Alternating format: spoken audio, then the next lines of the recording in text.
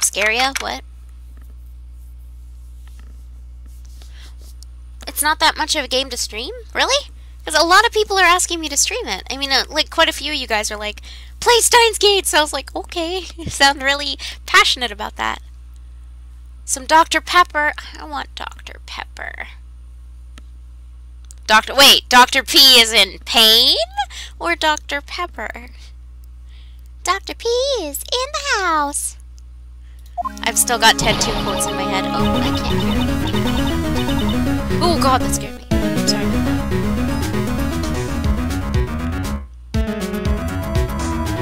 Wait. She's still crying about this? There. Oh, because, I forgot we left off on the case. So I was like, wait, did I start the right chapter? We did. Sorry. Dr. Pepper.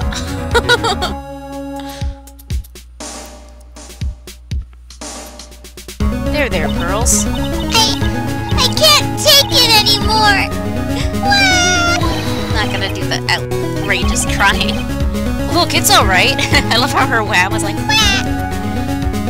Look, it'll be alright. Everything may still work out. The condition was that we had to get a not guilty verdict. And so far, the kidnapper has kept his word and hasn't hurt Maya. Yes, that's what happened last time. So Edgeworth said, "That, where did you get that?" And then, yeah. Oh, hello. Dr. Perky. Edgeworth was all like, "Where did you get that card thing?" And then that's where they left us, so we don't know what the card thing is. And he won't because Mr. On Guard hasn't been given a guilty sentence yet. Cheer up. We don't have time to stand around crying. We have to get going. It'd be like the Danganronpa playthrough without puzzles? Oh, interesting. So it's just straight up visual novel then. You're right. Mystic Maya's in much more pain than I am. Yes, that's right. So... Hey, you guys! Glad I caught you, pal. Mr. Scruffy Detective! Oh boy, looks like Detective Gumshoe has been dubbed Mr. Scruffy Detective in Pearl's book now. It's just plain old Mr. Dick Gumshoe now, and I came to talk to you, pal. But we're kind of busy right now. Hear him out. How bad can it be? So, what are you gonna do from now on? Yelling at me to check the phone? Probably. Yelling at me to check things in the game that you already know. What do you mean, pal? Well, you've been fired, right? So, do you have a new job lined up yet? Oh, that! What am I supposed to do now, pal? I don't have anything coming in at all until my next payday. What are you talking about? You don't have another payday. I guess that means I'm just gonna have to work here. Look how they spelled half. That's not even right. Who tested this game? I guess that means I'm just gonna have to work here at your place, pal. Say what? Oh, interesting. Yeah, I guess we should see how I play the first time around, how my playthrough ends up, and then maybe you guys can help me with other things. Unless I ask you for help, then by all means. You'll be searching for things that'll prove Mr. On Guard's innocence all day, right? I'm gonna half. Half what, Gumshoe? You know, pal. Well, yeah. So yeah, I'm gonna help you, pal. I've got lots of experience in investigating and watching over people's places. And I'm great at making really simple meals, pal. I'll take care of it. I'll take care of it all. Come on, Mr. Nick! Let's let Mr. Scruffy Detective take care of things! Okay. By the way, what's your best dish? Instant noodles, pal. Gumshoe, me and you. We got that in common. Why am I surrounded by people who only eat cheap, unhealthy foods? What's your best dish? Toast? That was the first time I've ever seen Mr. Edgeworth act like that. Never thought he'd say something like he didn't care if Miss Andrews killed herself. He said that? That's horrible! But because of him doing that, we got the truth, finally. Truth. It's Andrew's last testimony. I wonder if that was the truth. I'll give you that there was nothing strange in her testimony itself, but I still think there's something fundamentally wrong with the whole thing. You mean about that thing, pal? Why would she want to... No, I mean almost need to frame Mr. On Guard. I couldn't figure that out from anything she said all day. Then you're saying that testimony was a lie? Not a lie, per se. It just feels like there's more here than meets the eye. Or that's what Edgeworth would like us to believe. That's such a dirty trick! Even that woman prosecutor was better than that! Franziska von Karma. Speaking of Miss von Karma... Oops, it's Phoenix. Speaking of Miss von Karma, do you have any more information on her condition? Wasn't she shot... Oh, god damn it! Wasn't she shot this morning? The Ultimate Master of Justice. I think that's your ultimate title, Alter. I think you're Ultimate Justice. You started a kendo course. That's awesome. Are you gonna turn into George on this? Miss von Karma was shot today on the way to the trial by a pistol, pal. But she's gonna be fine, right? I mean, Edgeworth said she was in stable condition, but... Well, she was shot in the shoulder, so she's okay. It's still hanging in there. They should be done taking the bullet out, so she's probably resting at the hospital. Which one? What? Are you gonna visit her, pal? No. Well, I was kind of thinking about it. Hey, you've actually got a heart, don't you? She looked like she was being tortured to death not being able to go to the trial today.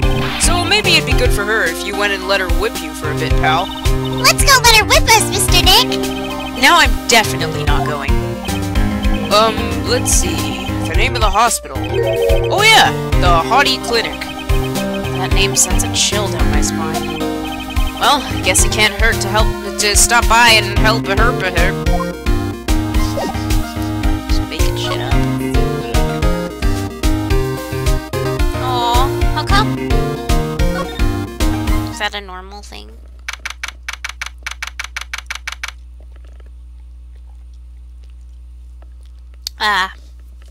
Hey, remember that time there was stuff in my cup and it was weird and gross?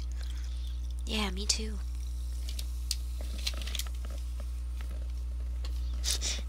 Well, she looked happy, didn't she? Never thought I'd ever come back to this place. Yes, are you here to visit a patient? Hi. Wait a second, you're... yes, I'm Director Haughty. Why are you still here? Yes, what is it? Can I help you? You can tell me. Yes. Director Haughty! I don't know who's talking. Oh, it's Edgeworth! He sounds like a woman. Edgeworth? Yes, I'm Director Haughty. Oh, you're the man from this morning.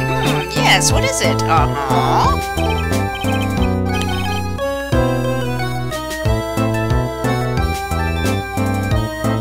Ugh. Maybe. Ugh. Director Franziska. How's Franziska? Director Franziska. Wow, it's pouring outside. Wow. It's really pouring.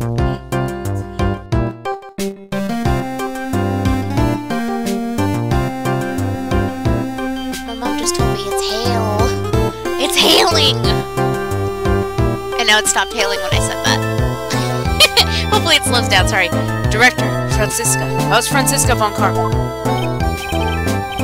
Sorry, Director, I had a voice crack there. You don't need to worry. Yes, she's in good hands. Because you see, I'm personally taking good care of her. Yes. Yes, and that thing, that surgery, it went well. You have my gratitude. It looks like Edgeworth doesn't know about this director and his secret. She looked so pitiful, absolutely terrified. Yes, but I understand. Yes, her opponent was a gun after all. And when I snuck up on her real secret-like, she would scream really loud. Yes. I see. But she's really cute, too. When I do that, she'd whip me with her whip.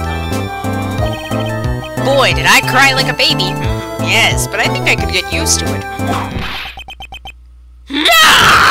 think he just got whipped again. Yep. Go back to your room.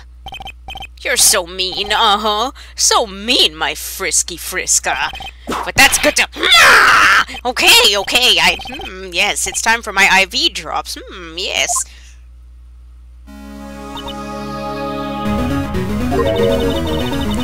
And what are those tulips doing in your hand, Mr. Phoenix Wright? I knew I shouldn't have come here. Aw, he brought her tulips. That's cute, Phoenix. I was shot in front of the courthouse in my right shoulder.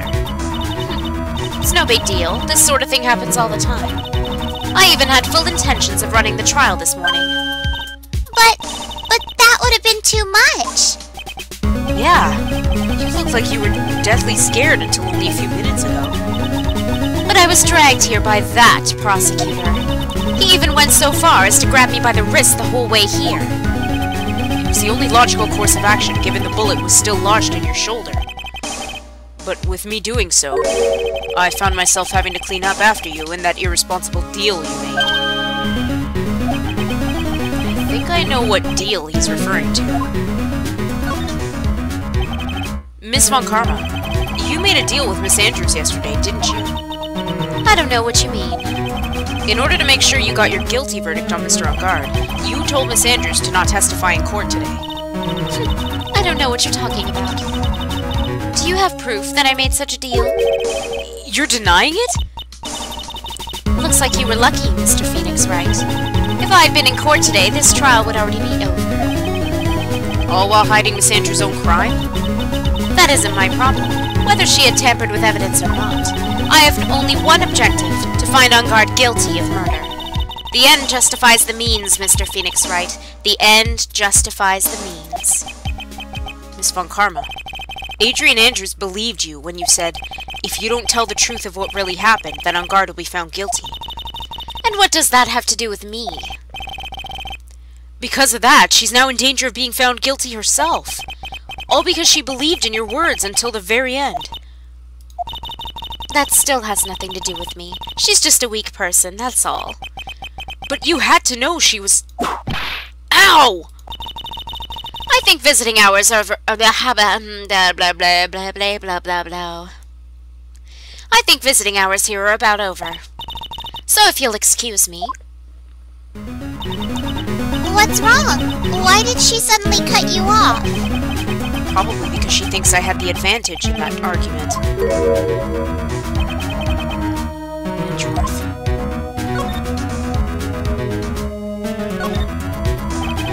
What happened today at the trial, Edgeworth? That was not like you at all. I mean, I know you knew about Miss Andrews' condition. You could have made her testify as many times as you wanted, but to go that far... but she wouldn't testify about that until I said something. Listen, Wright, the courtroom is a garden of judgment. I'm putting myself on the line when I stand in there, and that's why I made the witness do the same. It's only natural. By the way, Edgeworth, you were really angry in court today. That's rare for you. Witness!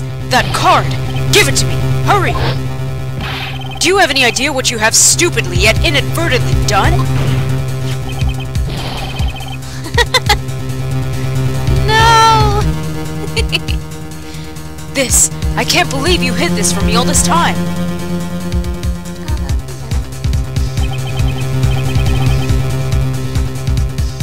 That card, what in the world is it? You mean this? Listen, Wright, this is top secret information. You absolutely cannot leak this. A special investigation team has existed for a number of years, but few know of it. I understand. Their task is to find the owner of this card, a man called Shelley the Killer. And just as his name states, he is a killer, an assassin, the best at that. An assassin? With a lame name. So who's this Shelley the Killer? The Killer is the name of a long-standing line of assassins. Long-standing? The name first appeared about 100 years ago, I hear. Shelley is the professional name of the third heir to the Killer name. So because his professional name is Shelley, he leaves cards with a shell on them? He has a habit of making sure to leave a card by the body of his victims. Why would he do something like that? We think it is a part of his duty to his clients. His duty? If he leaves a card, then his clients can be assured it was he who killed the victim. It also serves as insurance against any charges being pushed onto his clients. I see. The killer values the trust between his clients and himself above all else. It seems that this is one honorable assassin with a moral conscience. I guess that even honorable assassins can exist. So, you think this assassin, you think he's the one who did the killing in this case? It would appear that way. The discovery of the card basically confirms it, wouldn't you agree? Shelley the killer. I noticed something at the trial today. You were behaving in a very strange manner. Is something the matter? I guess I should just tell him. Maya. She's been kidnapped. Kidnapped? What does the kidnapper want? An acquittal. I see. I had no idea. I'll prepare a rescue team as soon as possible and resolve this by tomorrow. Really? Did you hear that, Mr. Nick? Mr. Edgeworth is going to... Stop trying to console me, Edgeworth. I don't need your pity. Mr. Nick? There's no way you can find her. We don't have even a single clue to go on. There's only one way to save her. I have to get an acquittal somehow. It's the only way. Right. Listen, you need to know something. Juan Corrida was killed by Shelley the killer. And the client who ordered the job is Madame Guard. Your own client. Please, stop! I can't listen to you. I can't believe that. I see. Well, if you want to continue your investigation, you'll need this.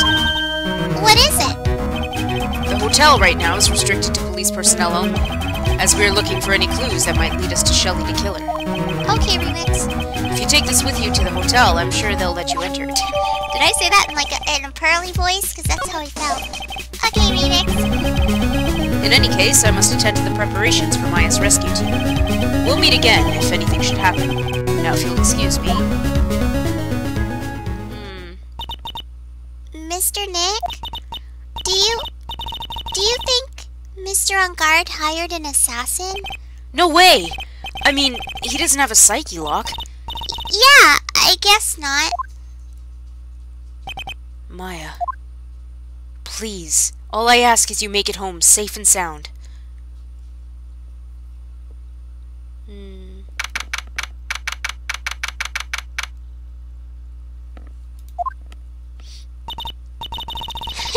I guess even kidnappers can be a little clumsy. Clumsy enough to drop a card like this for me. And even though he said he was an assassin, I bet he's just making that up, like how Nick does with everything in court. Anyway, let's try out the card trick with this card I just found. Sounds like I got the door open. Okay, time to go take a look around. Whoa, Maya, whoa.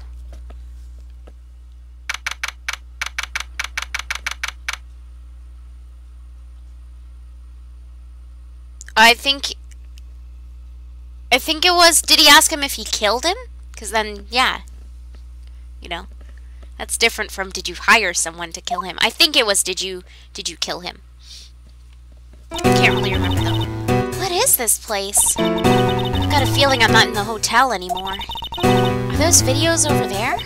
I read that really weird. Are those videos over there? That's what I meant. Well, I'll worry about that later. For now, I should be looking for clues. That way I can show them to Sis and maybe get out of here.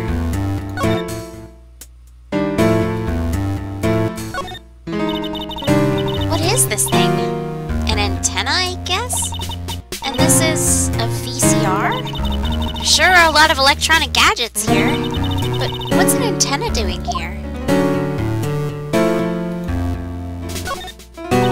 I can't see very well in the darkness, but it doesn't seem like there's anything there. Oh. I was hoping that... Oh, it's this I'm supposed to look at, sorry. There's a framed picture sitting on the coffee table. It's a picture of a woman. She's kind of pretty. Hey, looks like something's written here. Let's see. I think it says, with love, Celeste. I bet this could be a clue.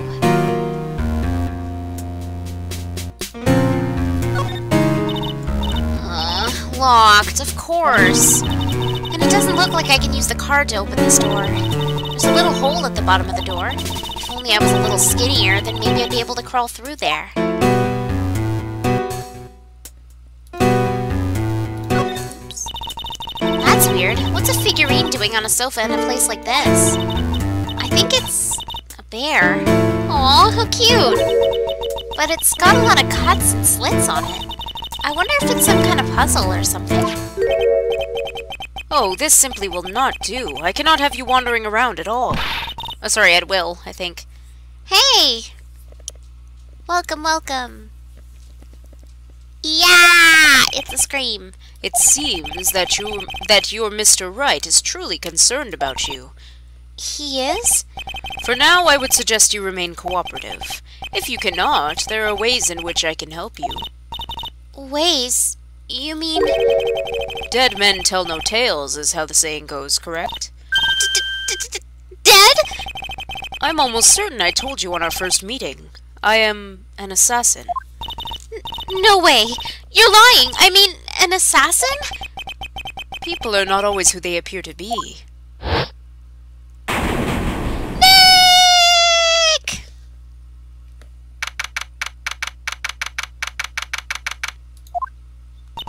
Mr. Nick? Hmm? Oh, yes, Pearls? Got caught up in my thoughts about Maya's situation. Mr. Edgeworth is left, you know. I guess for now I have no choice but to believe in Mr. On Guard. But I think I should listen to his story one more time. Alright, let's get going too. Okay. So we're gonna go to the... not here. Hey, Gumshoe, what are you laughing about? Silly Gumshoe. I'm gonna save.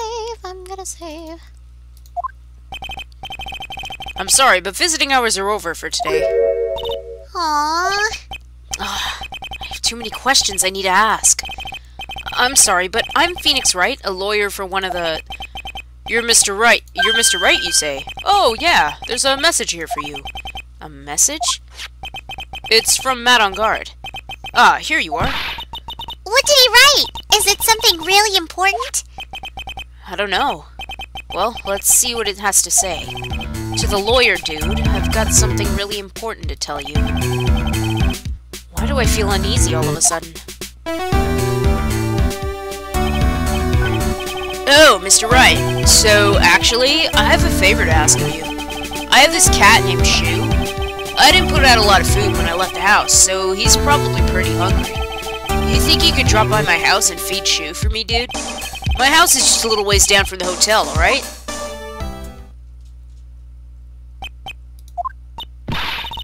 This is terrible! Let's hurry! We have to feed his cat! I'm sure poor Shu's stomach is growling by now. Yeah, I guess. Shu. A client's request is a request. Guess I should go check up on his cat.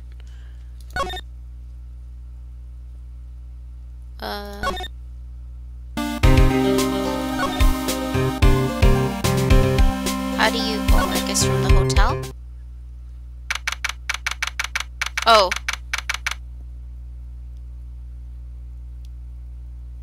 Oh, okay. I'm actually supposed to come here first.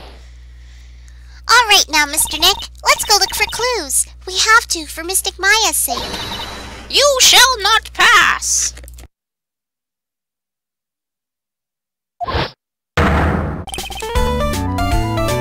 Miss Oldbag! Don't devalue my name and turn it into a gasp, you spiky-headed poof! Because of you, I've been made to look like the bad guy again, although I did get a piece of gum from Edgy Boy just as he promised. But what I really wanted was something much more valuable. I wanted Edgy Boo's heart. I want it all for me. It's all your fault. You've awakened the wild beast inside of this old bag. That's the first time I've read... That's the first time I've read all of it. It wasn't that much, but still. Ah, Miss Oldbag! Keep your hands off me! This helmet is airtight. No air gets in and no air gets out. What does your helmet have to do with anything? Don't think you can get me to move with silly questions. You're going to have to defeat me if you want to get by. I'm not hearing this. We only had to stop by here. We're not staying.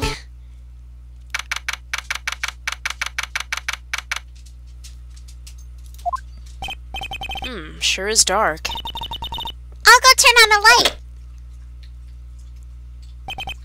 Wow, so this is what a star's house looks like. Must be nice to be rich. Come on, Mr. Nick. Let's find Shoo, the kitty cat. Shoo! So I guess this is Shoo. Look how cute! Oh, what a lovely cat! Hello, Shoo! Cat seems to like pearls. Pardon me. May I help you with something, Mr... Oh, we're lawyers. Actually, I'm Mr. On Guard's lawyer. We're lawyers? Pearl is a lawyer? The Masters... Then, you must be Mr. Wright. Yes. Oh, it's a pleasure to meet your wonderful self. I am the family butler, John Doe. Really? Really? Really? His name is John Doe. Uh-huh. Sure it is. Nice to meet you.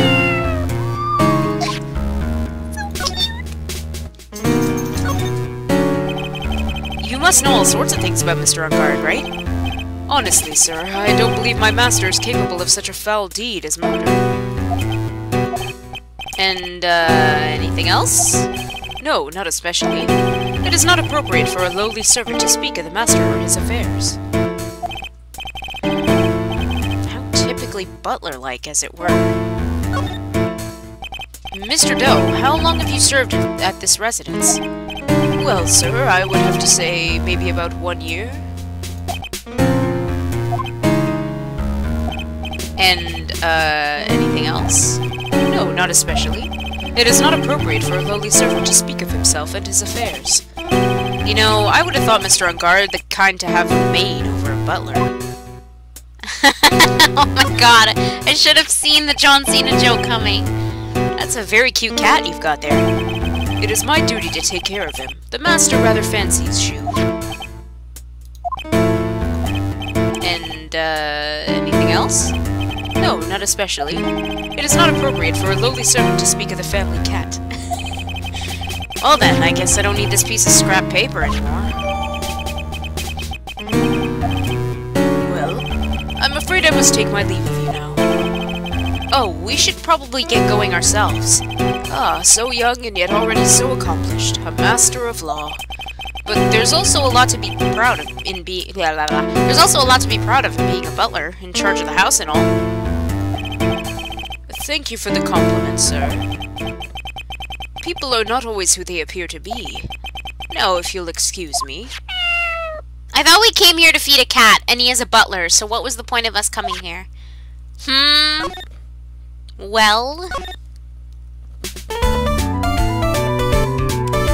A John Cena pops out. Let's look for... this. Maybe if I show her this letter I got from Edgeworth. Miss Oldbag, if you would look at... What? You want me to look at this worthless piece of... Edgy poo! Ugh, is that her perfume? Pheromone d'amour I smell? Ugh. Let's see here. Would you please allow this unsophisticated young person to conduct his investigation? Yours truly, Miles Edgeworth. Yours truly? That man's good at flattery. Fine, but only because Edgy Poo said so, you understand? I just thought of something I have to do. Remember, no messing around. You do anything bad and I won't let you off the hook. It looks like she has strong feelings for Mr. Edgeworth. That may be, but you know nothing's going to come of it. That's so mean, Mr. Nick. Feelings are meant to be told and shared. How? Every time we talk about love, I always end up with a handprint on my face somehow. So anyway, let's continue our investigation. Okay. What do you want, old bag? Ah! What? What now? One little thing before I forget. You can't go into On Guard's room today. Why? The police's main investigation team is going to be in there all day, you hear? I wonder if they're the team in charge of investigating the killer. So don't go in there! Set one foot in there and you'll face the wrath of Wendy, old bag! Nobody wants that, I'm sure. Let's go into the hall. Snowy, what's wrong?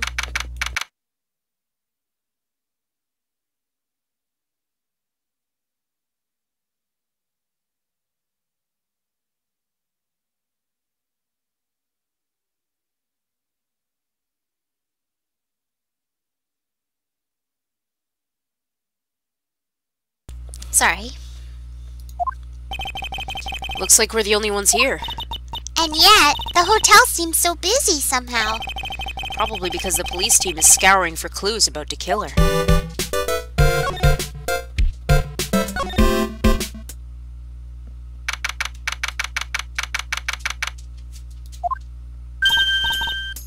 Hey, city boy! Lotta, you're still here. Reckon course! An investigation photographer eats or starves on her ability to snap up the scoop, yeah? And this hotel just has that aura of mystery. You know, like something's always about to happen. But, do you have a camera? Rick given! A photographer's gotta have cameras out the ear like corn to be a real pro, you know? So I'm hanging around here. Speaking of cameras and feet in the mouth, do you have mine, you bread thief? Why can't you drop that thief thing already?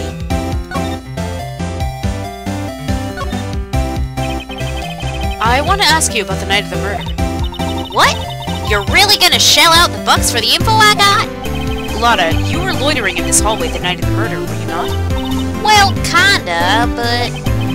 Brace yourself, right? Here it comes. I didn't exactly hang around here the entire time, you know. Followed a few stars around. Got a few autographs, shook a few hands, had a soda pop with a few of them too. Looks like she wasn't here the entire time that night. The security lady also wasn't in the hallway the whole time either. I guess this means there's no one who can tell us who came and went that night. So, about the note that was inside your camera case. Oh, that dirty, oh my god, that ditty I wrote? Yeah, can I believe what you've written? You mean the stuff about On Guard shoving his manager lady into corridor? I mean, onto corridor? Yeah. Well, I reckon you best not be believing that. What? Look, I sort of wrote that on a whim, you know? Writing whatever came to mind. Whatever came to mind? Yeah, when you get down to it, it's just a lot of random bulldooders. Bulldooders is one of the most ridiculous words I've ever said. One sec, I think I gotta let Snowy out.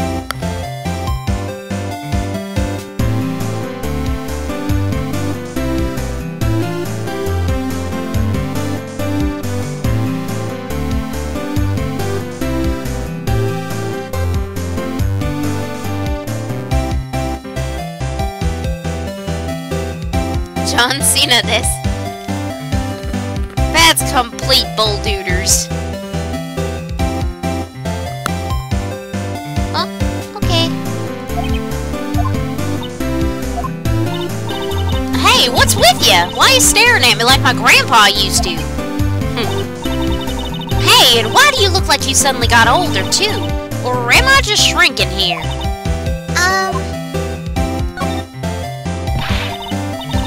My baby! My $1,600 baby! What's with that red-coated prosecutor anyhow? The guy told me it was evidence and refused to give it back to me. Well, that's kinda how it is. Hey, you're that redcoat's friend, ain't you? So put in a few good words for me and get me back my camera. You want me to do what? Listen, nag the guy real good for about 5 hours, and I guarantee he'll give it back. Why don't you do your own dirty work? Well, I reckon it's time for me to get going. A tabloid photographer without a camera is just a tabloid, huh? Yeah, I guess so. Keep yourself together out there, you hear? I'm coming to see you in court tomorrow. Okay, I'll see you then. And you too there, little one. Keep up the good work, okay? Okay. Don't be picky about your food now. Okay. And make sure you do all your homework, you hear? Okay. And if you happen to find yourself a camera, make sure you bring it right to me. Would you please just leave already? the sentry of the Heartland.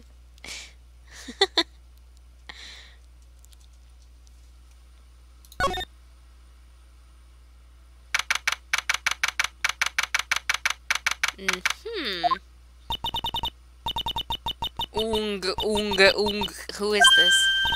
Mr. Nick! What is that otherworldly, ghastly moaning?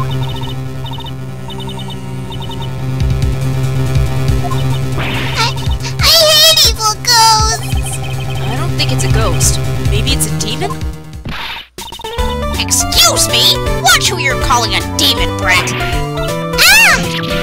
Zoinks! It's the alien! Who are you calling an alien? Oh, it's just you, Miss Oldbag. What are you doing here? What's wrong with young'uns today? I came down here to pay my respects to my poor Juan, and you're disturbing me. Jeez. Please talk to me about the night of the murder just one more time. I talked about it plenty at the trial. I was fooled, tricked, deceived by that fraud of a photographer and her note. She was loitering around here with that imbecilic look on her face. With that imbecilic look on her face. Okay, got it. Now hold on a second there, you little pipsqueak. If you're going to take notes, at least make me sound better than that. Oh, alright. Now I've seen everything. But you know, I was working that night too, doing my job, minding my own business, so it's not like I had time to waste standing around here the whole night. I was wondering if you could tell me a bit more about Mr. Cord. He was the most popular star, you know, especially when it counts, in my book. But I heard that he was lagging behind in the polls against Mr. Angard. Well, that's just a recent thing, bad luck and all that, you know. But he was going to become an even bigger star than he used to be. Look! Just look at his mountain of presents! It's a show of the mountain of feelings all his fans had for him. Yeah, the mountain's pretty big, and certainly nothing to shake a stick at. Mr. Nick? What is it, Pearls? The presents. They're all bears, right? She's got a point. There isn't a single thing here that isn't a bear. All of Mr. Corda's presents from his fans seem to be bears. Oh, that's because you can't think of one without thinking about bears. Bears? Why bears? You don't know? When my dear Juan was training, he fought bare-handed with a bear. He refused to give in and let the bear win, but after the fight, they became friends. Wow, what a heartwarming story. Look, it's just like in those young people's dramas. I can see those two tuckered out, down by a river, going, hey, you sure can fight. You too, bub. You too. Did all that really happen? It's in his biography, bub. A load of crock. So ever since then, fans have been giving him bears as presents. Yeah, nice. Bears. I'm Uncle Bear, and I say it's barely 8 o'clock. Aww. I got Danganronpa 2 feels. I'm sorry, that just hit me. Oh. You just save here. What is that infernal racket? It's one of the presents going off. Sounds like it's already 8 p.m. Way past your bedtime. That startled me. I thought I was gonna die for a second. 8 p.m. That's the time when the award ceremony ended that night, remember? Time sure flies. Hard to believe it's been 2 days since the ceremony. Transceiver! Hello? Hello? This is not a phone. Maya! How's Maya? You haven't heard her, have you? It seems you were not able to fulfill your end of the bargain, Mr. Wright. I have heard the news, so it would seem my present did you no good. No! Mystic Maya! Mystic Maya! One more day, please! All I ask is for one more day. I'll get a not guilty verdict for sure this time. Please! I suppose if I must. I need that acquittal more than anything else, after all. Please, please let Maya say something. I want to hear she's alright. Alright. Then... oh. A little... What is with this static all of a sudden? Hello? Hello? It seems... bad... Connect... Damn it! Did the transceiver just suddenly break? Excuse me. What happened? I don't know. All of a sudden it became nothing but static. Mystic Maya! Why did the transceiver suddenly break like that? I should probably have an electronics expert look at it. The sooner the better.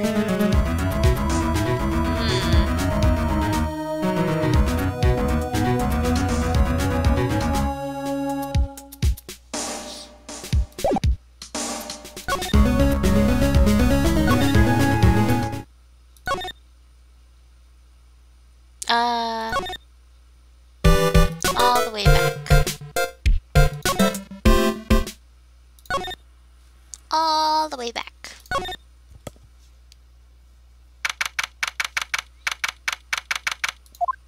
Hey, welcome back, pal. I thought I'd make you a little something for dinner. That's nice, thanks. It's a rich man's luxurious full-course meal. Out of a can, that is. I'm sorry you went through all the trouble to cook, but I don't have time to eat. Oh, hey, you don't have a can opener here, pal. You've gotta be kidding. And here I thought he had already whipped something up. Oh, I know! There's one way I know how to be helpful. Ask me about anything you want, pal. Go ahead. Well, since he's here and offering, I wonder what I should try asking him about.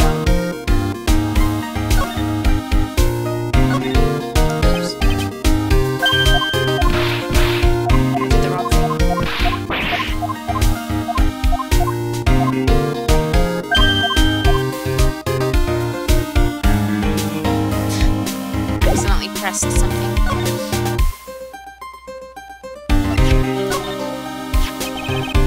The transceiver? Oh, Mr. Nick! You should ask Mr. Scruffy Detective about that thing. What thing? Oh yeah, this thing just up and broke all of a sudden. It broke, pal? When I was talking to the kidnapper, it just suddenly broke into static. Look, it sounded like this. I don't hear any static, pal. It's probably interference, Phoenix. Huh? Maybe it fixed itself? That's strange. I'm sure it was making a loud static noise. Interference. Maybe. Maybe what? Maybe it was electromagnetic interference, pal. Electromagnetic interference. Is Gumshoe a hobo at this point? Kinda, yeah. So what is electromagnetic interference? It's something that happens when a radio wave gets mixed up with another signal, pal. Oh, when you put it that way.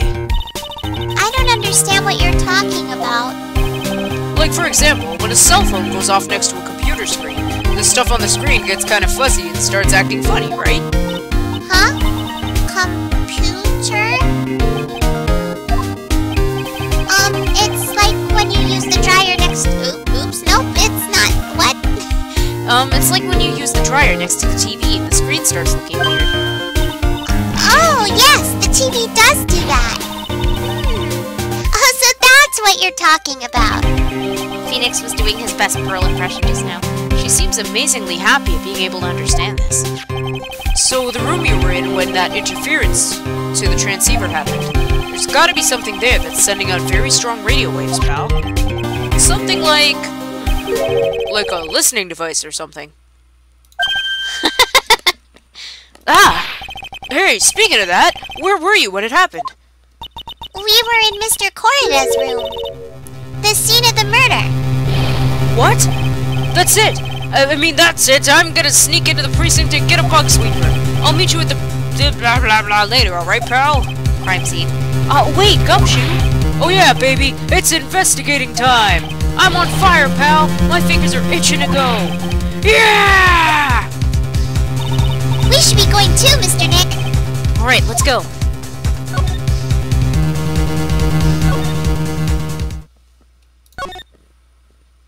He's on fire.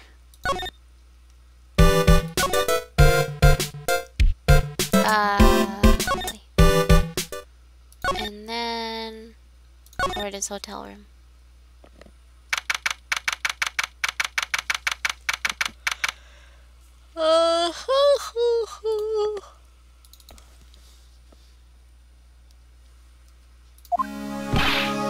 Hey, you're finally here, pal. Sorry to keep you waiting. Do you have the, bug sweeper? Well, you see... I didn't do anything to him, honest. I got busted trying to sneak in, pal. Then suddenly I'm staring at the precinct doors. From the outside, I mean. So, yeah, I couldn't get one of the police bug sweepers. What do you mean you couldn't get it? We need that item. Hey, calm down, pal. Didn't say I wouldn't... I didn't say I wouldn't... I didn't get one, just not the police's. Wow, so this is a bug sweeper. Looks a little broken. Hey, this was made when I was in elementary school, pal. Oh? By who? Me, of course. Seeing this sure brings back memories.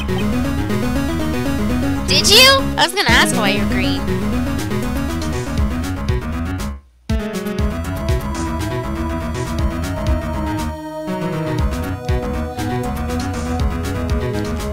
What is this?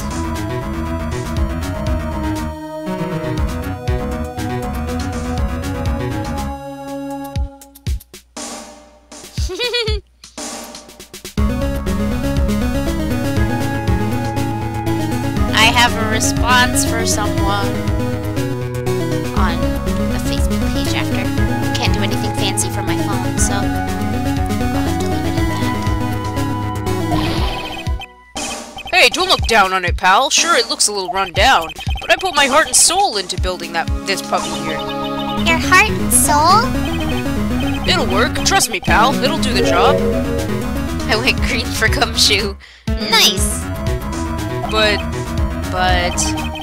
you can't set the sensitivity, so it's gonna beep at anything that gives off electromagnetic waves. But isn't it better that way?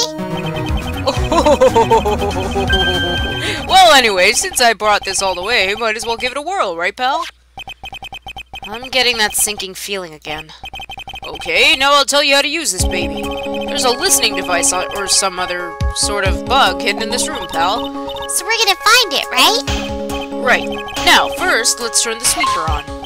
Next, touch the sweeper and take a real good look around the room with it, pal. You can see how strong the radio waves are in an area by looking at the check gauge. Once you find something that's giving off strong waves, the gauge will change. And when that happens, touch the gauge to really give this thing a long, hard stare. There's a lot of things here that's going to give off radio waves, so let's take a good look at anything and everything that seems suspicious, okay, pal? Alright, I'm gonna go stand outside and keep an eye out. Give me a yell if you find the bug, got it, pal?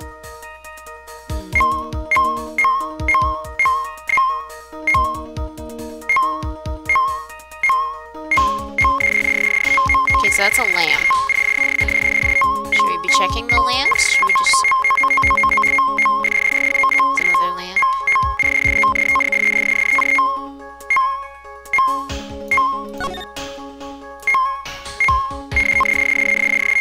Is that another lamp? Computer. Yeah. Good.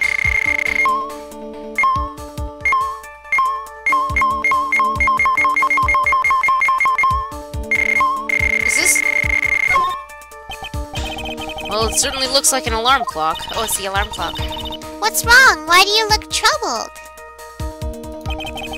I just can't imagine the listening device being inside this alarm clock. It just, sort of reminded me of something that happened a long time ago. Oh, Well, anyway, it looks like the listening device isn't in here. Where else could it be? I forgot that was an alarm clock. I thought it was just a teddy bear.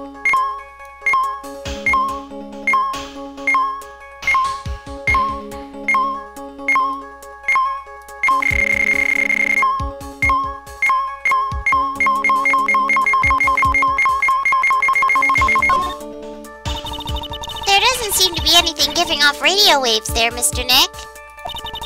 Keep a careful eye on the check gauge and let's try again.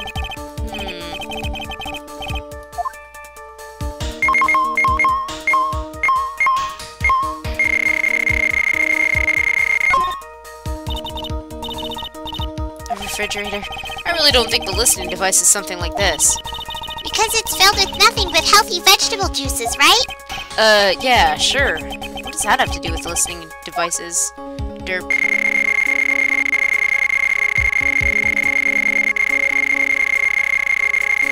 I know.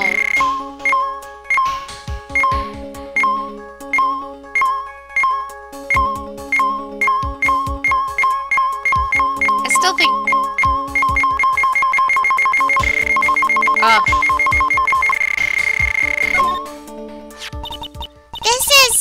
This is just a giant stuffed teddy bear, right? It's the biggest one I've ever seen. I know, I just didn't check the right area. That's why I was like, let me keep trying. Hey, so did you guys find it yet? The listening device, I mean. No, not yet, but this bear's eye is... Let's see.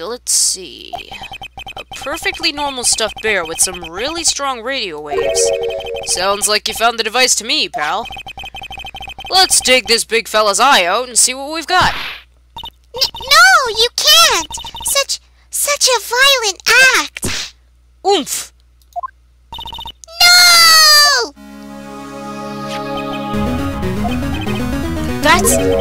It's a miniature camera, and it looks like there's more. There's a transmitter and a timer. A what emitter? A transmitter, pal. Oh, is this more of that high-tech stuff?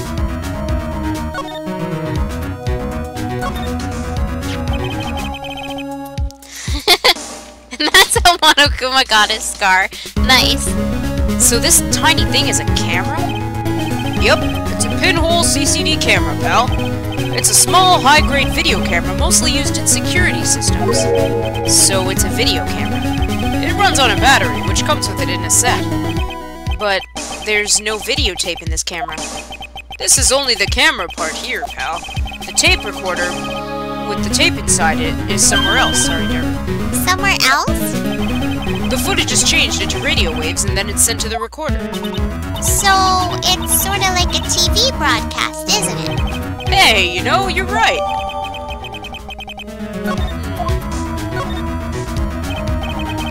Let's see.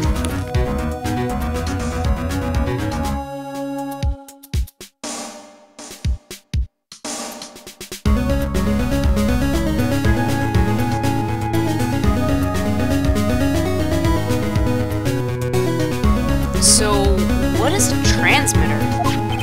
It's a device that sends footage the camera took to a specific destination. It's like a video version of a listening device, pal. It looks like it's attached to a small clock-like thing. Oh, that's a timer, pal. You can set it to turn the camera on and record at a certain time limit. You can set it for a certain time? Yep, let's see. This looks like it was set to start at 8 p.m. and go for 1 hour. 8 p.m.? That was the time the award ceremony ended. There's no date set, so it's been recording every night, I'd guess. Mr. Detective, how long has this bear been here? I'm pretty sure it's been here since the night of the murder. Hello. Then maybe... Maybe this camera caught the murder on tape. What? And if you think about the angle the bear is at, it's bound to have had a clear shot of the whole crime, pal.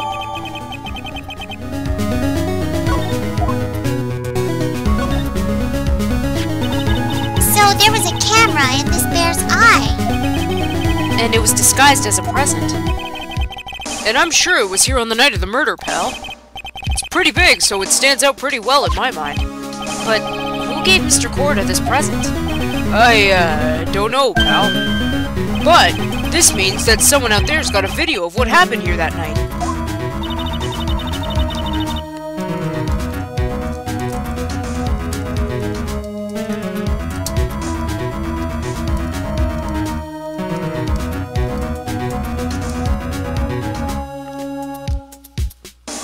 Isn't there any way we can find out who that person is? It's impossible, pal. Radio waves can be sent almost anywhere, so there's no real way to find out. Oh. Is there really no way to find out?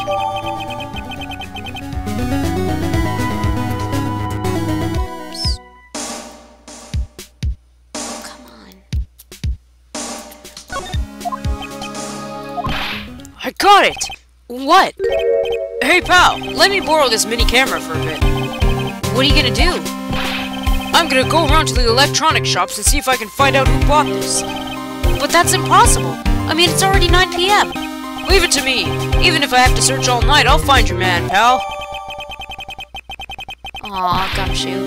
Oh yeah, baby, it's investigating time. I'm on fire, pal. My fingers are itching to go. Yeah! There he goes again. He's gone. Yeah. But Mr. Scruffy Detective sure is a nice man. He's pushing himself so hard, all for Mystic Maya's sake. Safe? Sake. I read something. I don't know. You always manage to do things in the most ineffective ways. Ah! Knew it. You'll have to excuse me. I heard your conversation just now. Edgeworth, what are you doing here? A rescue team has been created and deployed. I can't say I'm optimistic, but we have to move forward one step at a time. See. Thanks. Don't thank me yet. We still have to find her. So, there was a spy camera hidden inside this stuffed animal, huh? You're one lucky man, right? Do you know this stuffed bear? Blah, blah, blah. Do you know this stuffed bear, little girl? I have no idea. Of course not. The maker of this bear is a very expensive luxury brand from overseas. It's completely handmade, and there are very few that are exported here. What? The camera and transmitter that Scatterbrain Detective took with him are dead ends. Things like those can be bought anywhere. However, this bear is different. By tracking how it got into this country, this bear can tell us who the buyer is. Can you really do that? Mr. Nick, can he really? Well, I guess so. It's 9 p.m. I think I can still make it in time. I'll be taking this for now. I'm sure you have other things you have to do. I can't imagine. Can you imagine him lifting that thing out of the room? See you soon, right? Wait! What? Why are you doing this? I have no interest in explaining myself to someone who cannot comprehend. But besides that, right, until court reconvenes tomorrow, you should concern yourself with this question. Who was the person that murdered Juan Corrida? The real killer. Do you really still think it was Adrian Andrews? To be honest, I don't know anymore. You still have a little time left. Find the truth, right? Everything begins with the truth. Juan Corrida's real killer. Miss Andrews' past. The kidnapper whose sole condition is an acquittal for Mr. On Guard. And this card. Shelley the killer. Maya, the only way I can save you now is to find all the answers to this case tonight. I don't understand what your real intentions are, Edgeworth. But as you said, all I can do for now is find the truth.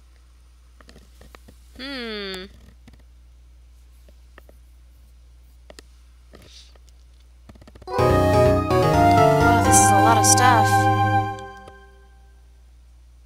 Interesting. Everyone okay?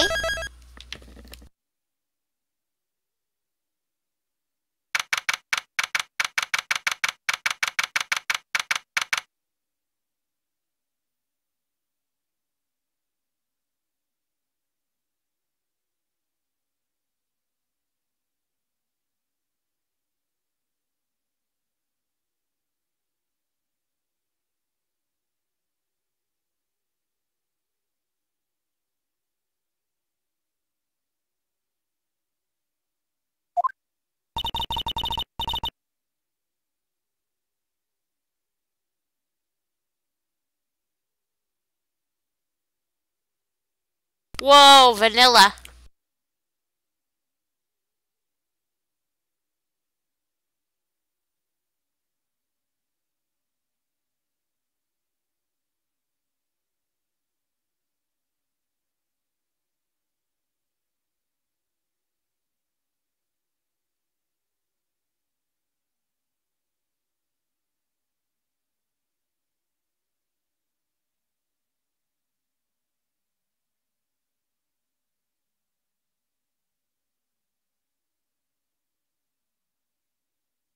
Sorry. It's past 9 p.m. already, isn't it? I wonder if Mr. Edgeworth has already found Mystic Maya. These things take time. I'd say probably not. Since my eye... Who knows? The police are professionals, Pearls. They'll find her, so don't you worry. And if we can win a not guilty verdict tomorrow, then everything will be okay. You're right. Whoops, sorry. So the real person who killed Mr. Corrida was... That assassin. Mr. Shelley the Killer, right? And the card Miss Andrews found at the crime scene seems to be proof of that. But if that's the case, then a new question comes to mind. Who was the one that hired to kill her to begin with? Who is his client? You mean, who asked for the murder? That person didn't want to dirty their own hands in blood. But whoever this client is, there's still a killer. Welcome back, Remix. Who could have hired the... Whoops! Who could have hired the assassin? Do you think it was Miss Andrews? I wonder. But if she was the client, then why go through the effort to stab the knife into the corpse herself? But if Miss Andrews wasn't the client, then... No, it can't be. Matt Engard himself? If Mr. Engard really did hire the assassin, then he's not innocent at all. Far from it. He'd be guilty of the crime. Sorry, I don't know if Pearl said that just now. But it can't be Mr. Engard, right? I mean, when we first talked with him... Mr. Engard, I'd like to ask you one more question. Did you kill Mr. Juan Corrida? And there's the difference. Alright, just so we're clear, dude. I didn't kill anyone, and that includes Juan Corrida, okay? I didn't see any psyche locks at that time. Because of the question you asked, it's not specific enough. He didn't actually do the killing if he actually... Like, assuming he hired the assassin, that has nothing to do with actually killing the person. Actually, that reminds me. Did you remember something, Mr. Nick? Yeah, something Miss Andrews said at the trial today. She said something interesting. So what is this interesting thing? Oh, that's right. You didn't hear it, did you, Bruce? Juan had bet everything on the Gem and Ninja this year. And if he lost the Grand Prix, he was going to make sure Matt was going down with him. That's what he thought, anyway. It looked like somehow Juan had in his hands a secret so powerful that it would destroy Matt's acting career had it been revealed. Mr. Engard's secret? What is this secret? I don't know yet. But for now, let's think about it this way. Mr. Corrida was going to reveal this secret. That means Mr. Engard had plenty of motive to have Mr. Corrida silenced. Which means we have to meet with Mr. Engard. There's no way around it now. What a load of bull dooders. That was perfect claims, thank you.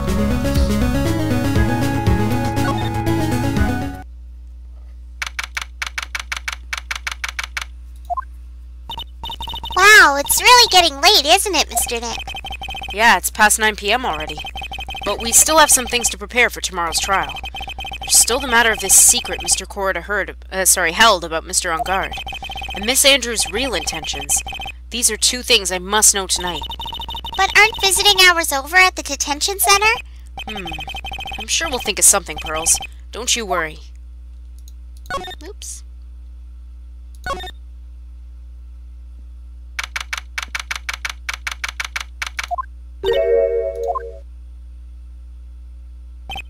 Hey, wait!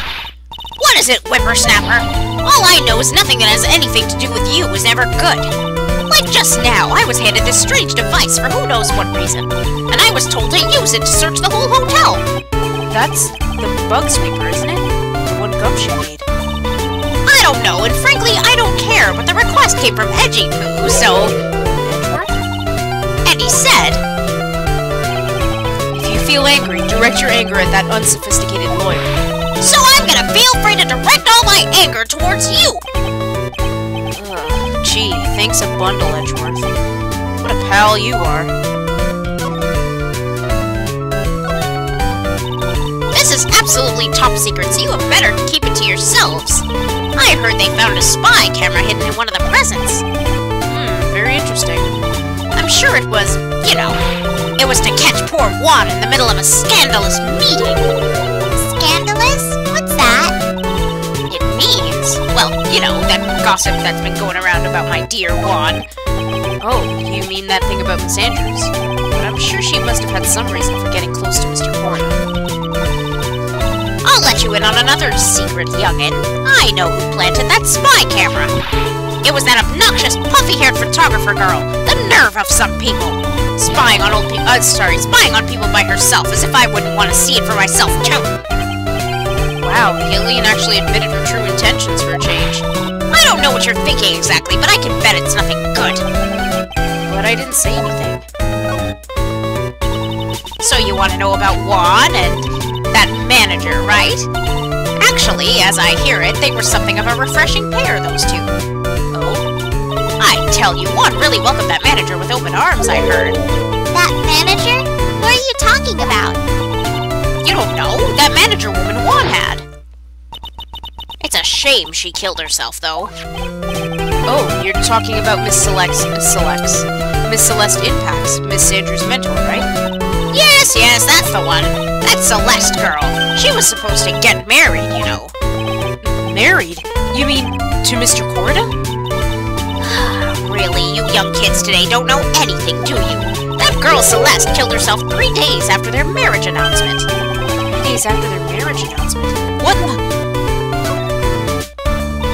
Why would Miss Impacts want to kill herself? She was gonna get married. Well, that's because she was thrown away, you see, by Juan. What? But they were going to get married, right? They promised each other, right? They held a grand announcement session, but 3 days later, Juan suddenly canceled their marriage. Is that true? It was in the weekly magazines. But why? Why did he do that? That was not in the magazines, unfortunately. I see. That night, after Juan called off the wedding, that manager, Celeste, killed herself. How terrible. I wonder what happened between those two. Oh.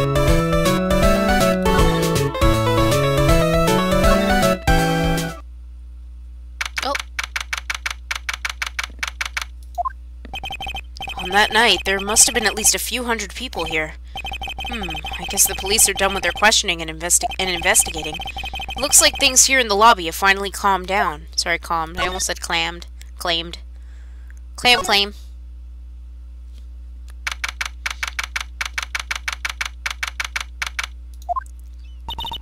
It feels sort of tense in here, doesn't it, Mr. Nick? Yeah, it does. I wonder if something happened. You're Mr. Unguard's lawyer, right? Yes, sir. Well, we finally found just the person we've been looking for. A real decisive witness. Decisive witness? You mean for Mr. Unguard's case? We're taking the witness's statement right now. Gotta hand it to Mr. Edgeworth. What's Edgeworth up to now? Who is this witness? I think you know this person quite well, Mr. Lawyer. Mr. Nick? Between the kidnapper's demand and now this, I can't see any way to win here. Oh, yeah. Mr. Edgeworth wanted me to tell you something. He did? Even though visiting hours are long over at the detention center, he wanted me to grant you special permission, so there you go. I've already called them, so they know. Go on, go talk to your heart's content. Thank you very much. This is such good news, Mr. Nick. Go talk to your heart's content. It sounds like the police are pretty sure they have tomorrow's trial in the bag. Let's go.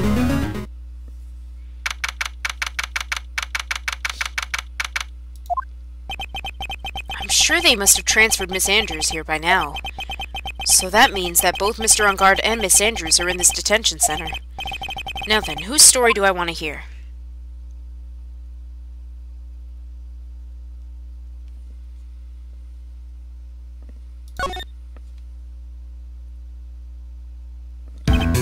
Dude, it's Mr. Wright! I hope you can get me off the hook tomorrow. I'm counting on you. I hope so too. Edgeworth just dropped a bombshell on me and said that Juan Corda was killed by an assassin, and that assassin's client is this man, Matt on Guard. What's wrong? Mr. On Guard, there's something I must know with 100% certainty. You seem kinda different. You're totally not like your usual lawyer dude self.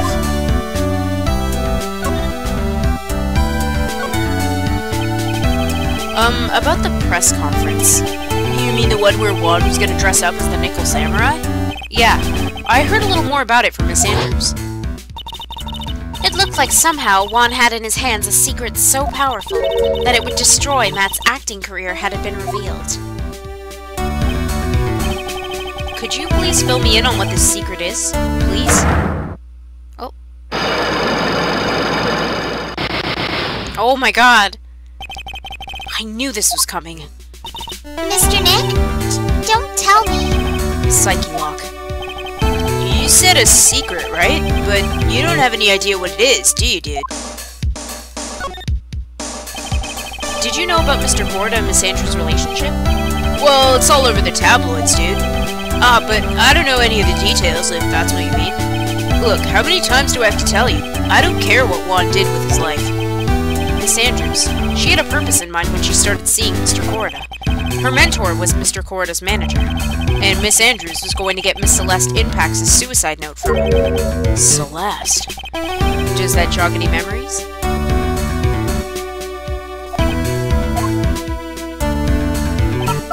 Dude, I suddenly just got totally hungry. You up for a pizza? My treat. Mr. Nick, what's a pizza? Is it like a kind of pea, like green peas? Let's go eat one later, okay? I got cut off by the pizza dude at the shop. That's too bad. Well, how about we get our minds off this topic and talk about something else, okay? Mr. On Guard, are you connected to Miss Impax's suicide in some way?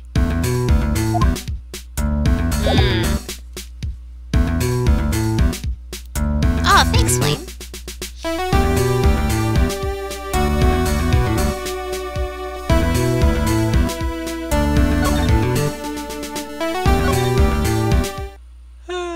Oh. It doesn't look like Mr. Scruffy Detective is here. Well, he's out there with that camera asking around at all the electronic shops. For something that's supposed to be nighttime, why are they using a daytime background? Then I'll make some salad for him for dinner. Looks like Pearls really appreciates what Gumshoe's doing for us. Mr. Nick? Yes? Where's the lettuce? I don't think I've ever bought lettuce before. Aw, I guess I have to give up on making a salad then. Guess the lack of lettuce is kind of a problem.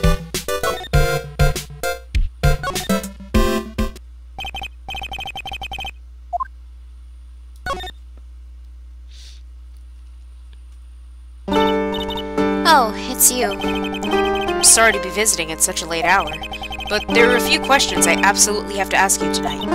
Me? I thought your client was Matt. I'm sure Miss Andrews knows something. She can't be clueless about the secret Mr. Corda had on Mr. On Guard. I'd like to ask you about Matt On Guard, if you don't mind. Mr. Wright, you still don't know, do you? The real him, I mean. You seem to bear a lot of resentment towards Mr. On Guard. If that's the case, then why did you become his manager? And why would you become intimate with his rival? That has nothing to do with this case. Nothing. About Miss Celeste Impax. I had finally put her death behind me. And now, thanks to you, it's all come back to the surface. I'm sorry. Yes, I was shocked by her suicide. And it's true that when I heard the rumor that Juan was the one who had hidden her suicide note, I began to draw close to him. I wanted to get her suicide note back, and to burn it. You wanted to burn it? But why? I didn't want it to spread like just another piece of gossip. But I never held any murderous intent towards Juan. I would never do something so stupid. A suicide note, huh? I wonder what it said. Why did you try to frame Mr. On Guard? That's simple. Because he's the killer, that's why.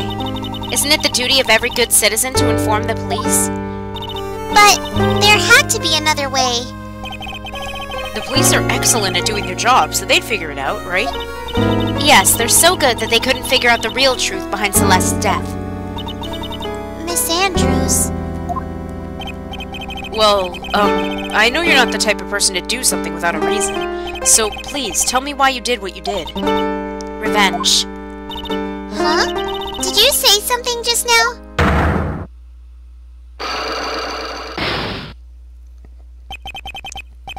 Psyche lock, huh? Don't you understand yet? You're not my lawyer. To be honest, you're more like my enemy. But I'm sure I just heard Miss Andrews say revenge. Mm-hmm.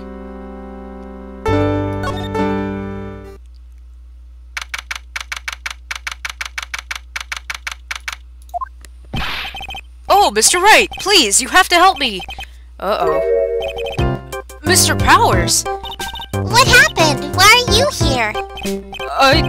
You see, I got roped into this somehow. What? And now I'm going to testify at tomorrow's trial. So the decisive witness is Mr. Powers? I was talking with a detective until a little while ago, and I was on my way home, when all of a sudden, you there, you're under arrest, and I was brought back here. Oh.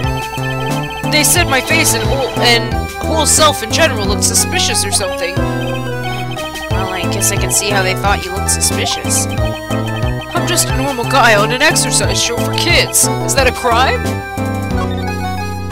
Poor guy. So, about this testimony you're giving, what are you going to talk about? I really don't know yet. But it sounds like I saw something pretty important from what they tell me. You saw something important? What was it? Well, the detective told me not to talk about it. You can't tell anyone, and especially not that lawyer, he said. Who do you think is that lawyer the detective was talking about? I'm gonna take a wild guess and say it's me. Yeah, you got it. Mr. Nick! Mystic Maya and myself are your only two allies in this whole world, but it's alright. Ouch. I don't really have a lot of friends, do I? This is gonna do a lot of damage to Matt, you know. Because he's got that refreshing like a spring breeze image going. What is he really like? Well, let's see. Matt's always been kind of a player with women. He would never really turn on a pretty face away, if you know what I mean. He'd always say it's just a game to justify himself. What? How horrible! That's unforgivable! Oh, sorry, didn't mean to offend you. But, you know, he said once that there's only one person in the world who won't swoon over me. One person who wouldn't swoon over him? His manager, you know, Miss Adrian Andrews. Why is Miss Powers suddenly looking kind of energetic? Sorry, Mr. Powers, I think I said Miss Powers. You see, I'm actually a sucker for gossip. I mean, celebrities in their world have this dazzling sort of image, right? Dazzling sort of image? But aren't you a part of that dazzle, Mr. Powers? No, I'm more of a hairy, sweaty, smelly, brutish kind of guy, you see. But it's okay, really. I get to hear plenty of gossip about a lot of the other stars around me as things happen. Well, that's true. Oh, hey, so did you hear about this yet? About Miss Andrews' mentor and her suicide? You mean Miss Impacts? We heard something about how her wedding was canceled. Yeah, that's what I'm talking about. I thought about it a little the other day, about that mysterious death. Hey, Mr. Wright, why don't you ask me about that? Go on, go ahead. Mr. Powers is so charged up, it's like his skin is practically glowing with electricity. Hey, so have you heard this? Celeste left a suicide note. And they say that Juan went and hid it. We heard about that in court today. But there wasn't any actual proof that she had left a note. Well, this is what I think. I think that something bad was written on that note. Something bad for Juan, that is. Something bad for Mr. Corrida? Why do you figure so? Well, before she died, Celeste talked with a few of her friends. And she said, it looks like I may have been caught by an insidious man. I don't know why I said between. An insidious man? Did she mean Mr. Corrida by that? Well, there's no one else that fits the bill, right? And that would be reason enough for him to hide the suicide note. I see. Well, that's some good info, thank you. You're welcome. Mr. Ungard and Miss Andrews. They're both at the detention center right now. There's still things I don't understand or know about, I'm sure. I have to get the two of them to tell me everything.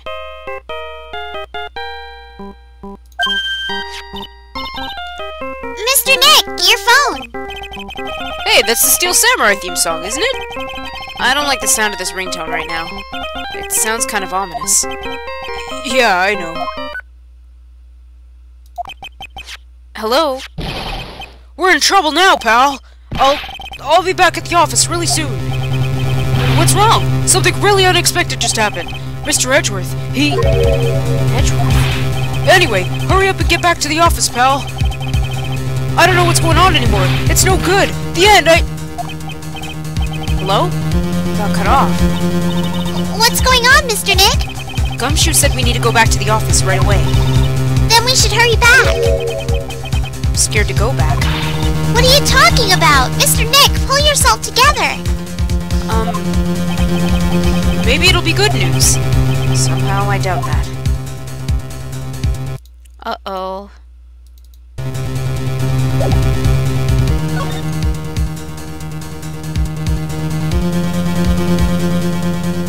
Let's go.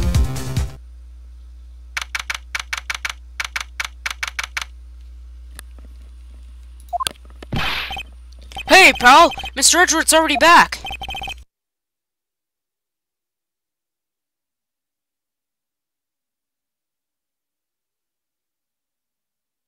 No, I'm running out of drink. Well, what happened? We got him! We know who bought that spy camera! Eh? This quickly? And this bear is what gave them away, pal. The bear. I figured it out, pal. I figured that we should have been looking into the bear instead of the camera. Wasn't that Mr. Edgeworth that figured... Shh, Pearls. And? Go on.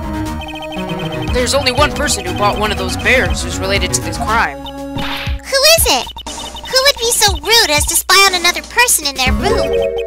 Madame Guard. Huh? Madame Guard.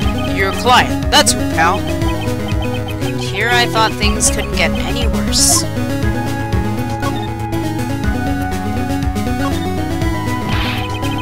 Are you sure you heard right? That the person who bought this bear was... I heard it from the department store clerk, pal. This is the credit card receipt for the purchase. It's for $3,800, pal. That's an exact match to the price of that stuffed bear. Receipt? That's all you have? Nah, it's not just the receipt, pal. The store clerk said so himself. He told me, I'm sure I sold the bear to Mr. Ungard. I mean, the clerk even got Mr. Ungard's autograph out of it, pal. So I'm sure the person that bought the stuffed bear was Mr. Ungard himself. My sight is failing me. This can't be. So what about the spy camera we found? Ah, that was a dead end, pal. I mean, you can get this kind of thing from anywhere. But for now, I guess I can give these back to you for the file... Sorry, to file away into evidence. For the file of evidence.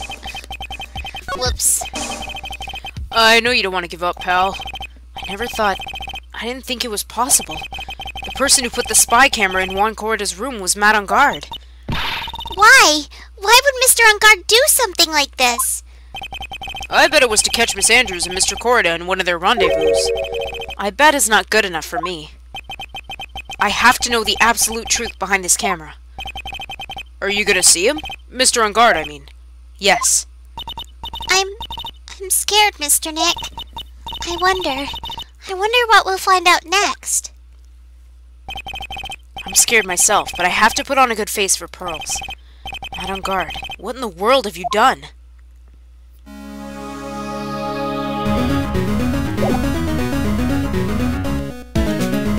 Okay.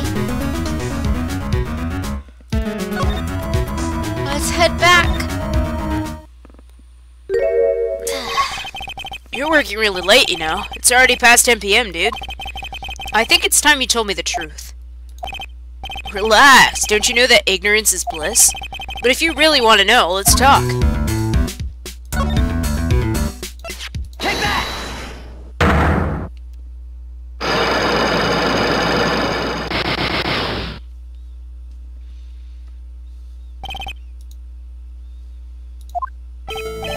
Now, let's hear what this secret of yours is.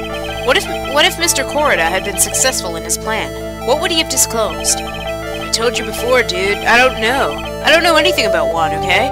Look, Mr. Wright, I can keep on saying it until I'm blue in the face, but I totally didn't pay Juan any attention the whole time that night. I mean, come on. I was in the middle of a nap. Don't lie to me. Huh? I know you paid close attention to Mr. Corrida, especially on that night.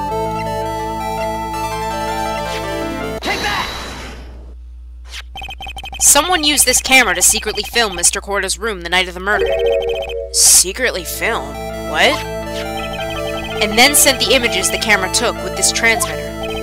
Wow, but dude, where was this camera you're talking about hidden? Take that! The spy camera was hidden in this bear's eye. A bear that was supposed to be a present from a fan. I guess Juan had a few of those kinds of fans too, huh, dude? Actually, I wouldn't say this bear was a present from a fan. You sure, dude? Who else could it be from? The person who gave this bear to Mr. Corrida was... You dum-dum.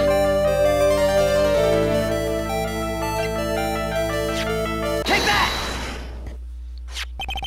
Mr. On Guard, don't you know this bear from somewhere? I don't think I've ever met Mr. Bear before, dude. Aw, but he says he knows you. How could you forget such a great friend? What else did the bear tell you? He says that the one who put the camera in his eye was you, Mr. On Guard. If I didn't know how you work in court, I'd think I was in some serious trouble.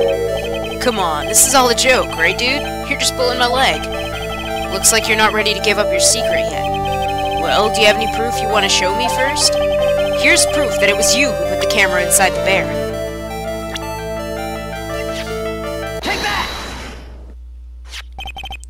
I have here one credit card receipt, Mr. On Guard. It's from when you bought that stuffed bear.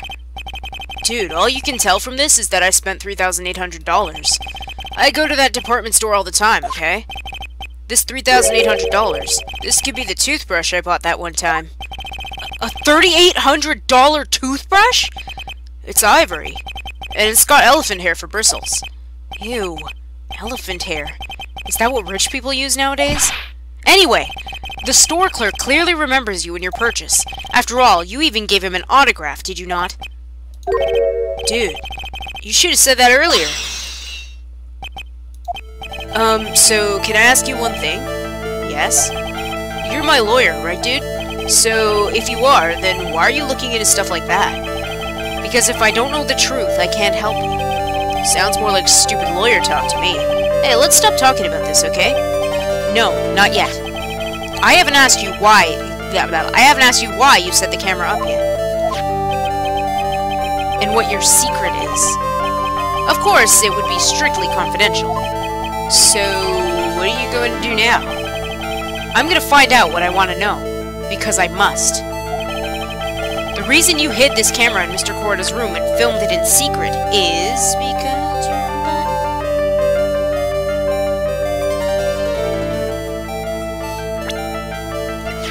Take that! Adrian Andrews? There's a rumor going around that Miss Andrews and Mr. Corrida were having secret meetings. You, who was keeping tabs on Mr. Corrida, you were going to reveal this as fact and turn it into a scandal. Isn't that right? Dude, you could be such a moron. Huh? Oh man, Mr. Lawyer, dude, that kind of scandal? That's the good stuff. That's what we in the industry call juicy. The good stuff? Juicy? Look, we can get publicity without spending a penny with that kind of stuff. I mean, if people stop paying attention to us, then it'd be the end, dude. Too bad that wasn't your intention. What are you talking about? I wish your reason for spying was something so innocent, but it wasn't. You didn't spy on Mr. Corrida because of Miss Andrews. And there's only one reason I can think of for you to do such a thing. The real reason you set that camera in Mr. Corrida's room was...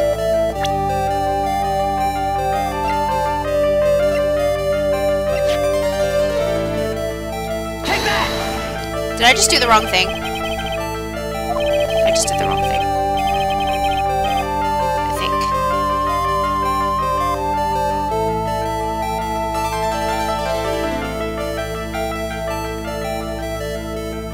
Or maybe I didn't. I wouldn't have set it up in Juan's room. It would be in your office, dude. Huh? My office? Well, dude, you're always saying really absurd things, right? It'd be like getting the Comedy Channel for free. Yep, definitely did that wrong.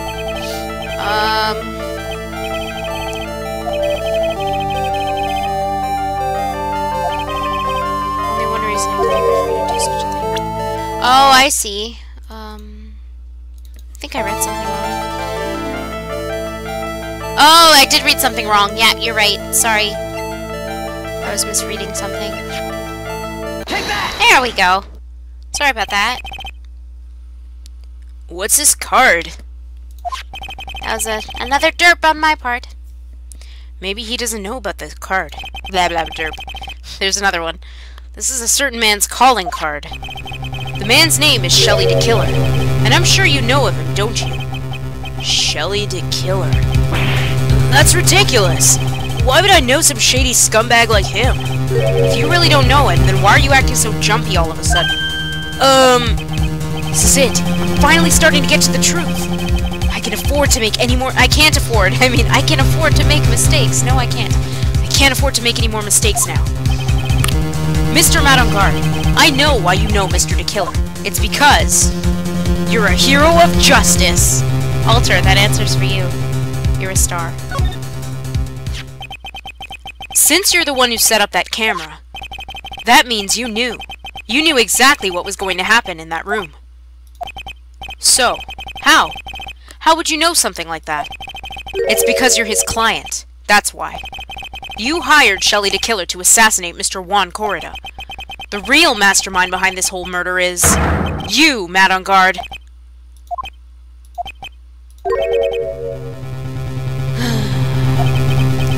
Here I was, trying to be a good boy for you, dude.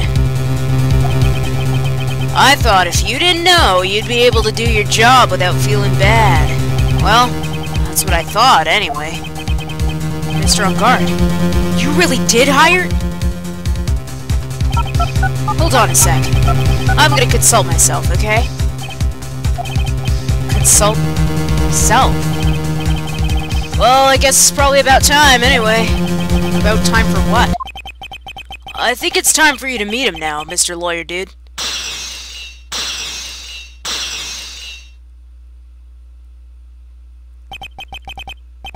How do you do, Mr. Lawyer? I'm Madame Garde.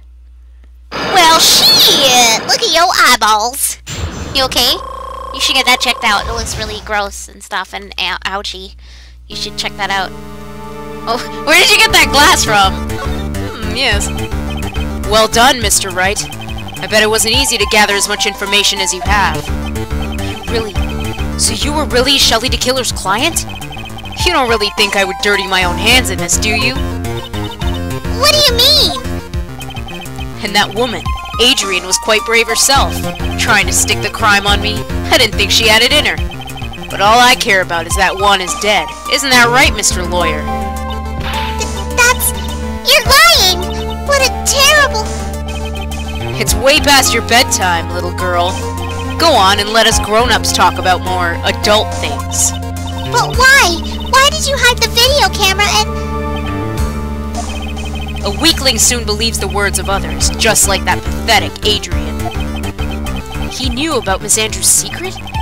But I'm no weakling. I don't believe anyone. Least of all assassins. What? Oh, come now, Mr. Wright. Assassins aren't above blackmail. They turn their clients into cash cows by holding the sinful deed over their heads. And a superstar like me? How much do you think I'm worth? Care to guess?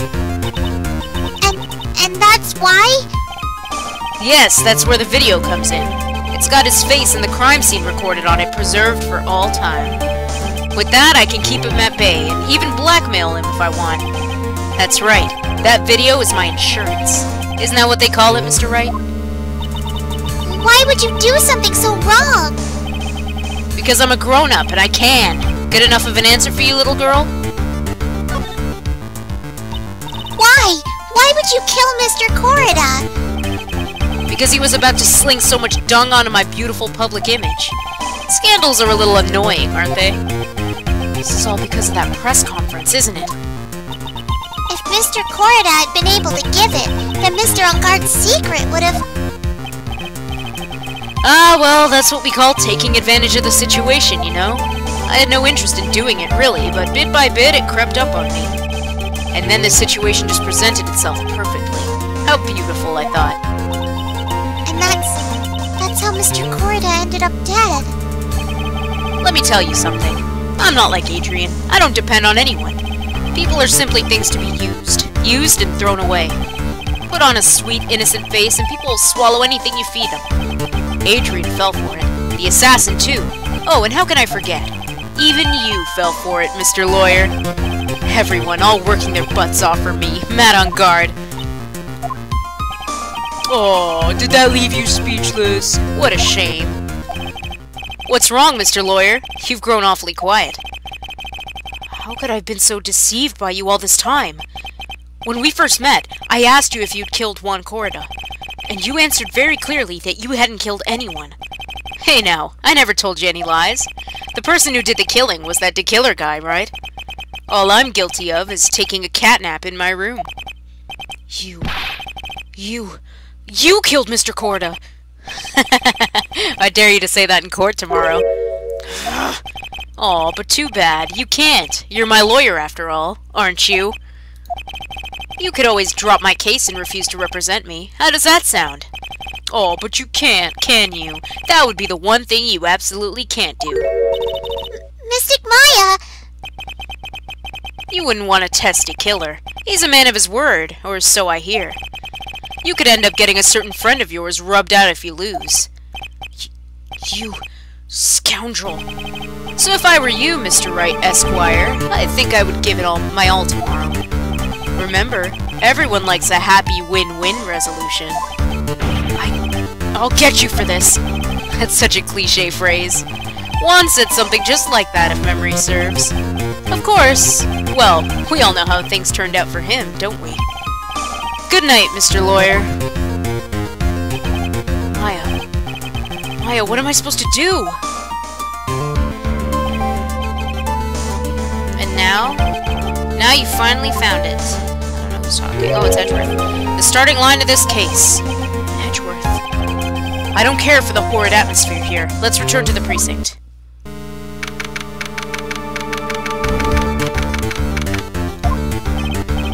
Well, Wright, what are you going to do, if you plan on changing your defense? No! We can't do that! That's right. He's holding Maya hostage. What should I do? That's not something I can answer for you. Mr. Edgeworth. Right. Only you can decide where to go from here. 1 year ago, at that time, I didn't truly understand what a prosecutor was, and that's why I had to leave the prosecutor's office. I felt that I couldn't stand in a court of law until I knew what a prosecutor really was. And now, Wright, it's your turn. My turn? What is this thing called a lawyer? What can you do as one? You must find the answer, and you must find it on your own. He loves chocolate milk? What?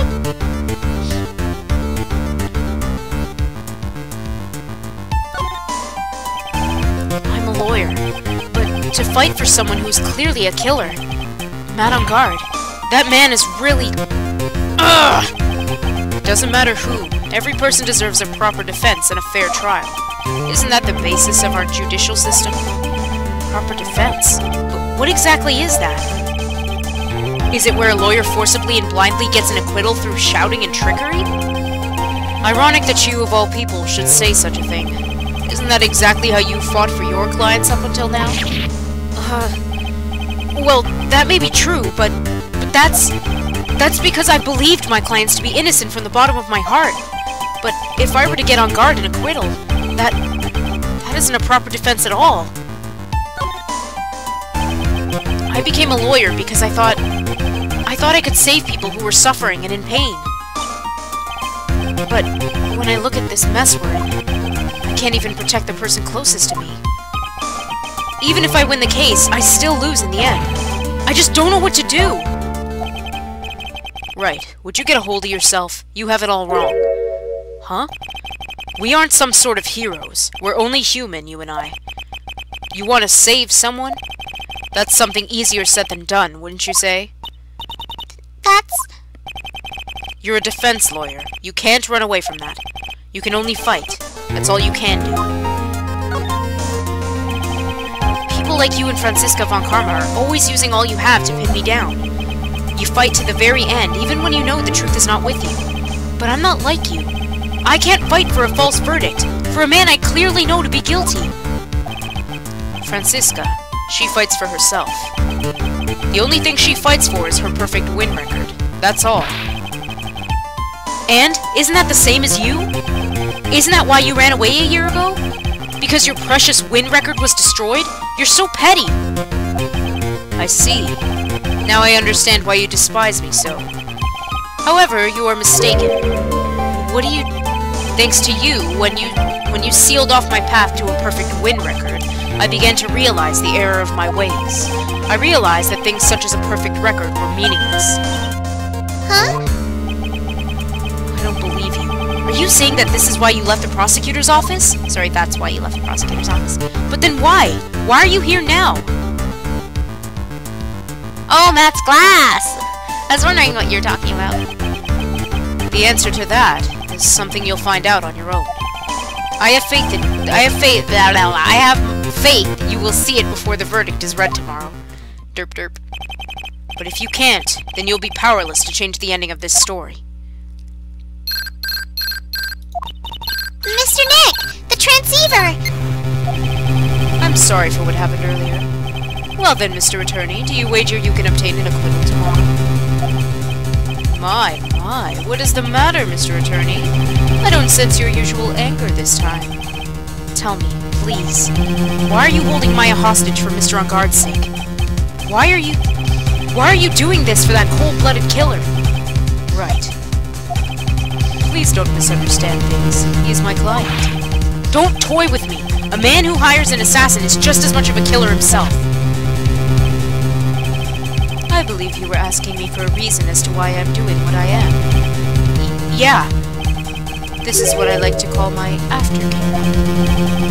What the heck is aftercare? My name carries a certain amount of honor and dignity, Mr. Attorney. I take great care to ensure that no suspicion falls upon my clients for my handling. That is what is called client relations, and it is part of the assassin's duty. Assassin's duty? We were unlucky this time, and my client was arrested as a suspect. As a result, I did what I had to do to enlist your expert help, Mr. Attorney, and to ensure that you would do everything in your power to the very end. What's your name? I believe I told you once before, however... You did, but... My name is... DeKiller. Shelly DeKiller. You're Shelly DeKiller? Please keep in mind, you do not have much space to maneuver with me. As a DeKiller, I always finish what I set out to do. If you fail to keep up your end of the bargain... Maya! It would be my duty as an assassin to see to it that she receives a nice long nap. No! Now then, if you'll excuse me, if someone were to trace this signal back to me, it would be quite troublesome. Mystic Maya! Mystic Maya! I don't know what to say. Edgeworth! Hmm? Did you hear that? At the end of that transmission! Huh? Oh, that. It sounded like a cat. A cat?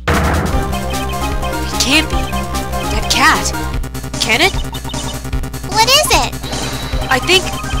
I know where Shelly DeKiller's holding Maya hostage. Edgeworth, have all police units head for On Guard Mansion immediately. Alright, you hurry over as well now. Don't lose hope yet, Pearls. The fight has only just begun. Yeah! Oh my goodness. Things are getting good, huh? I think we have to get there from the hotel. Allow me to meow through those words. That's perfect.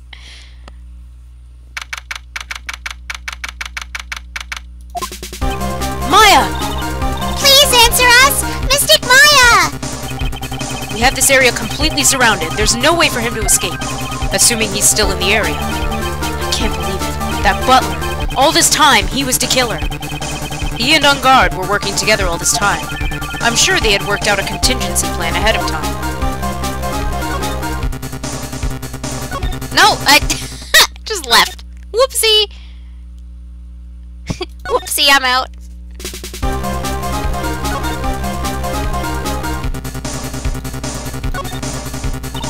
There's a small door at the bottom of this bigger door, Mr. Nick. I bet it's for the cat to use. Oh, you mean shoe? Thanks for that. That was perfect. Oh, I didn't even see this. Oh, it's a figurine of a bear. But there are a lot of cuts in it for some reason. A bear? Isn't that more of a thing for Mr. Korda? Why would something like this be here? Right, look down. There's a little pet door installed here. Ah, I'm sure that's for shoe. Do you think that this came through that little door?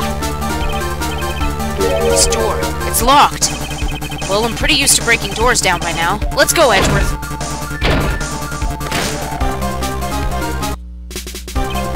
Ah! There's no one here! From the looks of this room, I would say this is on guard's private lounge. Look at this, right? An antenna for sending and receiving radio signals and a VCR. Check inside the deck. If there's a tape, it would be an important piece of evidence. If we're lucky, it'll have the moment the crime was committed recorded on it. I'm sorry, but the tape deck is empty. There's no tape to be found. No. Oopsie. I clicked away, sorry. But there's no mistake that someone used this to record something. It looks like someone took the tape we're looking for and escaped with it.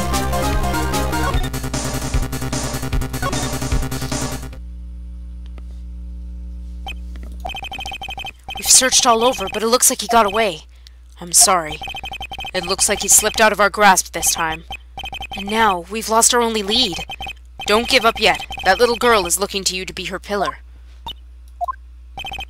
Yeah, you're right. We're close, I can tell. We've already set up checkpoints along every route leading out of this district.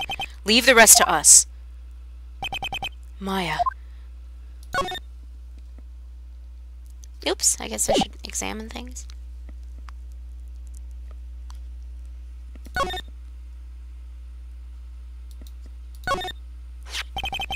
This looks like a picture of Miss Impax. With love, Celeste. Miss Impax? You mean...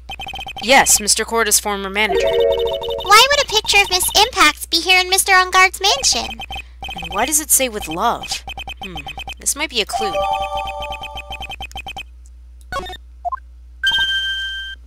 Ah! What's wrong, Pearls? Please let me see that picture frame. Huh? What's so special about the frame? On the back. There's something written on the back of the frame. Maya. It's Mystic Maya. She left us a message. What? I thought you'd come. I knew you would. Now listen up. You'd better get on guard a guilty sentence, okay? If you get that creepy slime bag and not guilty, I'll never forgive you, ever. I'm fine, so you don't need to worry. There's so much I want to write, but I don't think I have a lot of time left. Pearly, you're there too, right? Make sure you help Nick, okay? Someone's gotta watch out for the helpless lunk. That's it for now, Nick. I guess I'll talk to you guys later.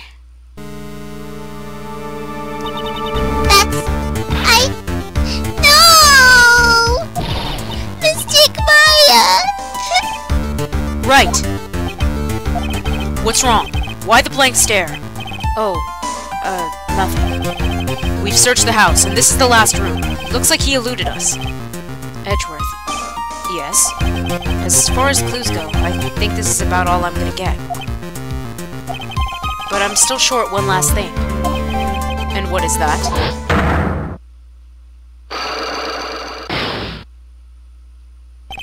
Miss Andrews' psyche log. If I could just find out what secret she's hiding, then I think I stand a chance in court tomorrow. To blow this case wide open and expose the truth. I think I know what you're thinking. I'll contact the detention center. Thanks, Edgeworth. Well, let's go, Pearls. It's time to open that last lock.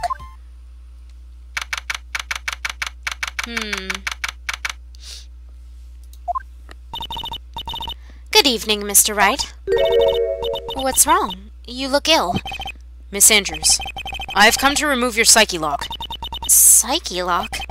I want to know, and you will tell me, your secret. Fine, go ahead. Try to break me if you can. Oops, move sleeves.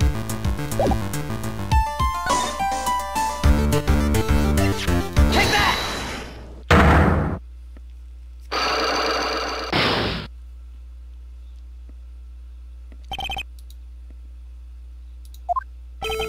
Can you please tell me why you framed Mr. On Guard for the murder? I've already told you countless times. It's because I thought Matt was the killer. No, that's not it. I know you have a personal reason to dislike Mr. On Guard.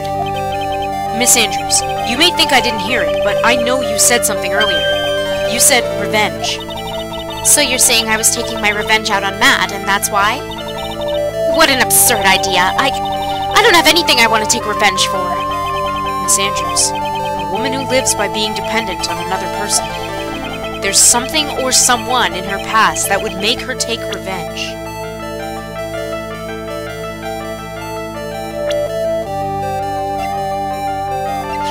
Take that!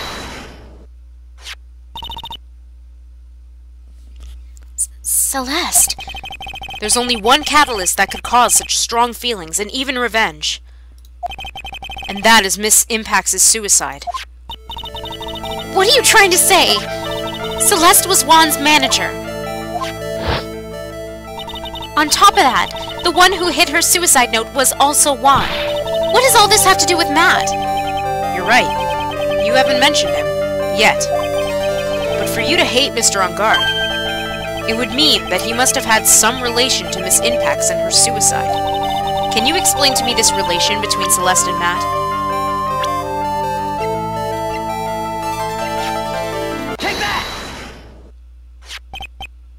This is a photo of Miss Impax, correct? She looks younger than when she passed away, though. With love, Celeste. This is Miss Impax's handwriting, isn't it? Where did you find this? No, that's all right. It was a rhetorical question. Yeah, it is. I found this at Mr. On Guard's mansion.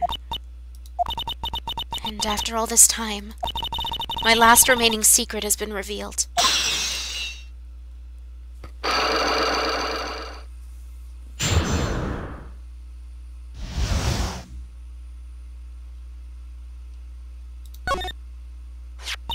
Celeste. She was supposed to get married to Juan. Yes, but I heard that it didn't work out. Because Mr. Corda didn't want to get married to her anymore, right? Yes, because of Matt. Because of Mr. On Guard? What do you mean? I think I can see where this is going. Celeste. She was Matt's manager a long time ago. She was the happiest woman in the world at that time. I was working part-time back then, and I often saw the two of them together. So that's why, with love, Celeste is written on the frame of that picture.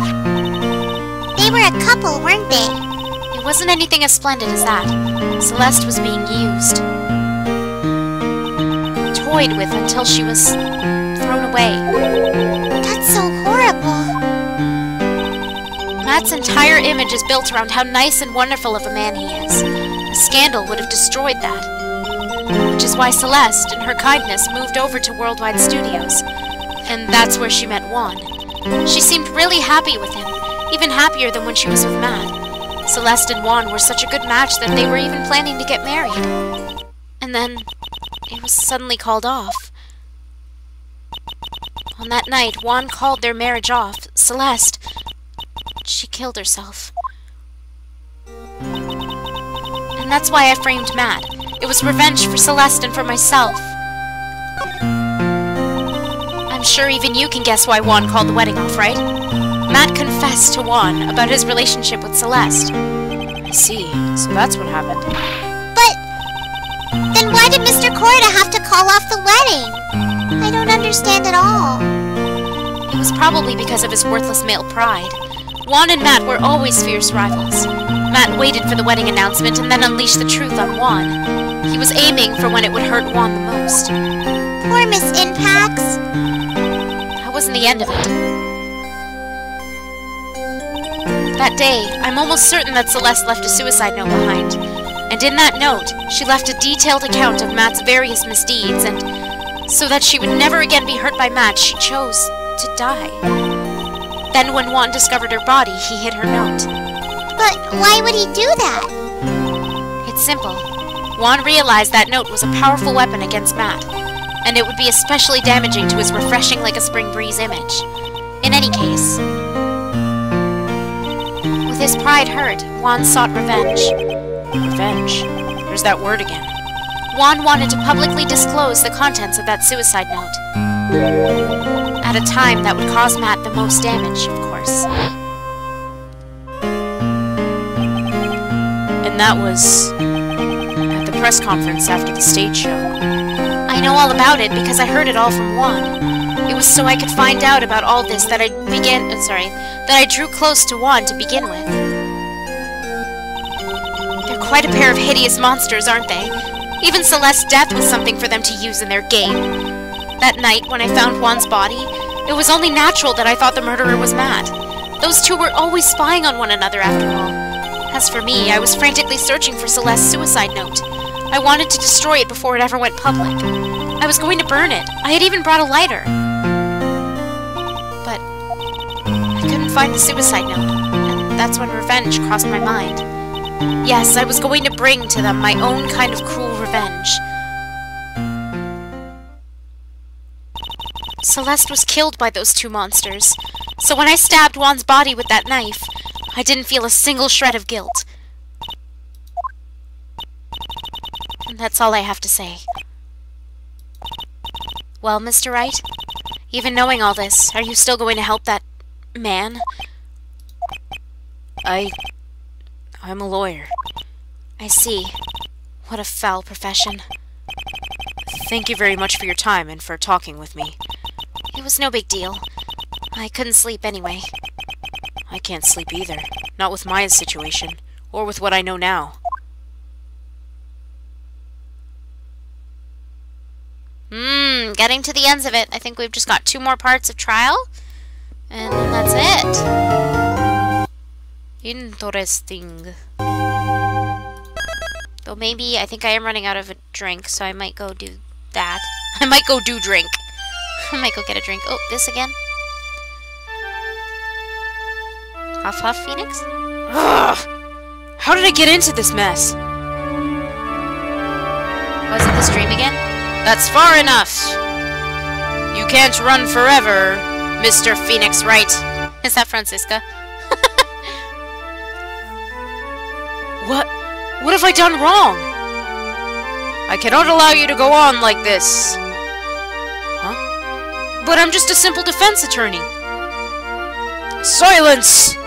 You are no longer worthy of your title.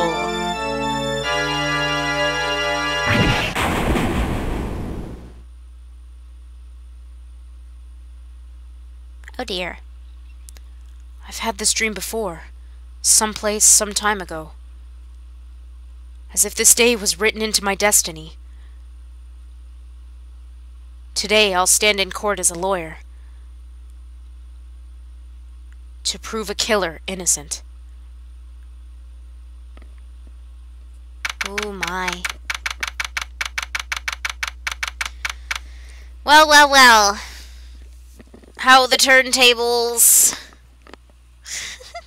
I'm gonna grab something to drink after I stretch. I need to stretch. Okay, maybe you guys can grab stuff too if you need a snack or a drink or something. I'll probably just end up grabbing water right now because I have nothing prepared to drink. Anyways, be right back, guys.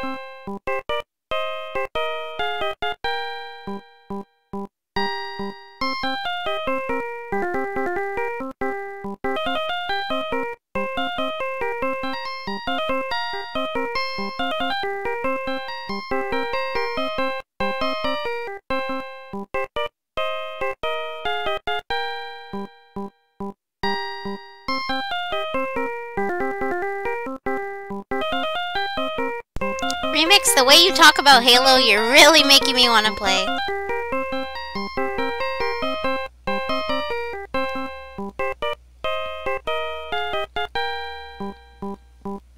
Sorry.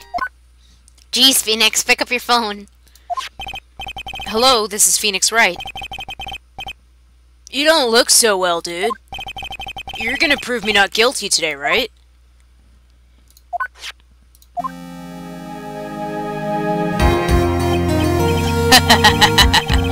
If you please, Mr. Lawyer.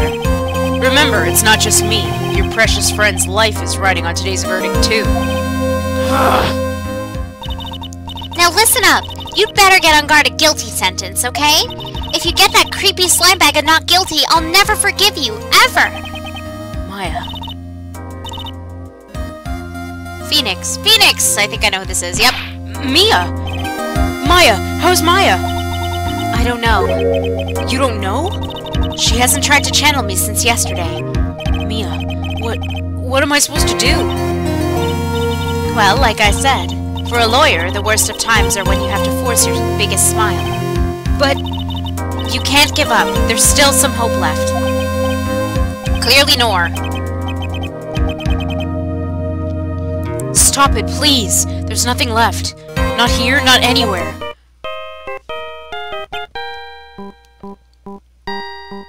Take another 5 years to answer your phone.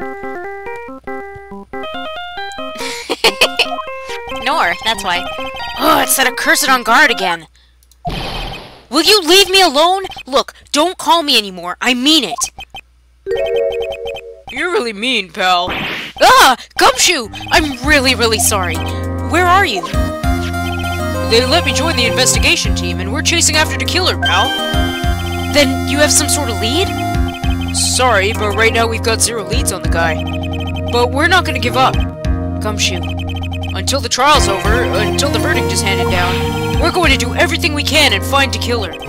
If we can get Maya out, then you can get on guard the guilty verdict he deserves, pal. It's true. I could do that if they found Maya first. You got that? So you have to do whatever you can to make the trial last longer. I have to make the trial last longer? If you go at Mr. Edgeworth with everything you've got, then you two can draw it out. Oh, now I get it. I believe in you, pal. You and Mr. Edgeworth could do it. So, believe in us. We're gonna give it all we've got, just like you. Got it. Thanks, Gumshoe. Hey, Phoenix. You understand now, don't you? You have something money will never be able to buy. Friendship. It's the strongest weapon in the world, and you have it in abundance. Yeah. Looks like we're coming to the end. I have to make the trial last as long as I can. Gumshoe will come through. I know it. Oh, Gumshoe, he's so great. Such a great character where he doesn't deserve those pay cuts. He's just so great. Ah. Okay, sorry, I had to clean my glasses. Okay.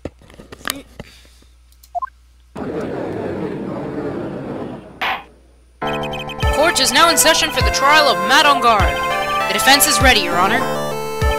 The prosecution has been ready for a while, Your Honor. Now, as I recall, we concluded yesterday's session with a big mystery on our hands. The mystery being what exactly was Miss Adrian Andrews' role in this murder. That is to say, is she really connected to the crime itself? Mr. Edgeworth, if you would please inform the court of today's proceedings. Adrian Andrews. She forged evidence that threw suspicion onto Mr. Angar, and then proceeded to escape the crime scene by wearing a nickel samurai costume. The guilt of these actions are those from which she cannot escape. Then you're saying that she's guilty after all? Confirmed Meg on it. Yep. I'm not finished, Your Honor. Miss Andrews has nothing to do with committing the actual murder. I'd like to direct the court's attention to this card. What is that? It looks like a shell. This is the calling card of a certain assassin. Assassin, you say? Yes, Juan Corda was killed by a professional assassin, and the person who hired the assassin, his client, so to speak, is Matt Ungard. What a surprising turn of events! I would think it's become commonplace by now, Your Honor. I know what's going on this time, so I know that everything Edgeworth has said is true. But we still have to hold out as long as we can. At least until Maya's safe and sound. I wonder how the trial will turn out today. Now then, please call your first witness, Mr. Edgeworth. The prosecution calls the defendant's mentor, Mr. Will Powers, to the stand. Now then, witness, your name and occupation, please. Okay. I'm, Will Powers. I'm a poor, underpaid action star. And what is your relation to the defendant? Well, that's... I guess I'm sort of a lousy mentor to him in a way. Yeah. Mr. Powers, please, you don't need to put yourself down so much. Oh, sorry. Well, but I'm just kind of a nothing sort of guy. On the night of the murder, you visited the defendant's room. Is this correct? Yes. I didn't know that. But, you know, I didn't actually get to see Matt when I went. All you need to do is answer what you're asked. Now then, I'd like you to please testify about when you went to Mr. Ungard's room. Okay, sure.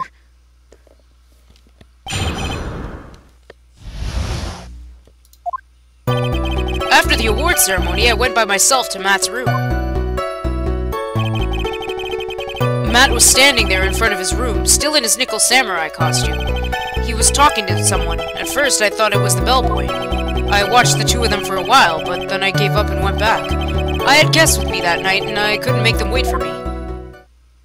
I don't think he has. Or maybe he has, who knows. Nothing sounds out of place in Powers' testimony. Sorry, Mr. Powers' testimony. And talking with the bellboy's no big deal. If one assumes that the person Mr. Ungard was speaking with was an ordinary bellboy. What are you implying? Well, Mr. Wright, let's have your cross-examination, shall we? Looks like we're in another sticky situation. Huh? A trap. Can't you smell it, Phoenix? But for us to find out more, we're just going to have to charge in head first, right?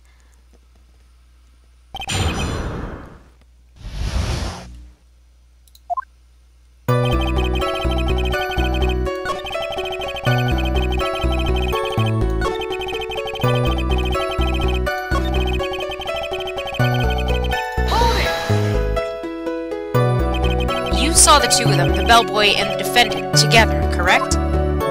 Yeah, the bellboy just wanted to say congrats. Now, while you were watching the two of them, did you notice anything strange? You know, I did feel something weird. I think it was because Matt, well, he gave the bellboy a tip. A tip? That's a perfectly normal thing to do. So how long did you watch the two of them? Not more than a minute or two, I think.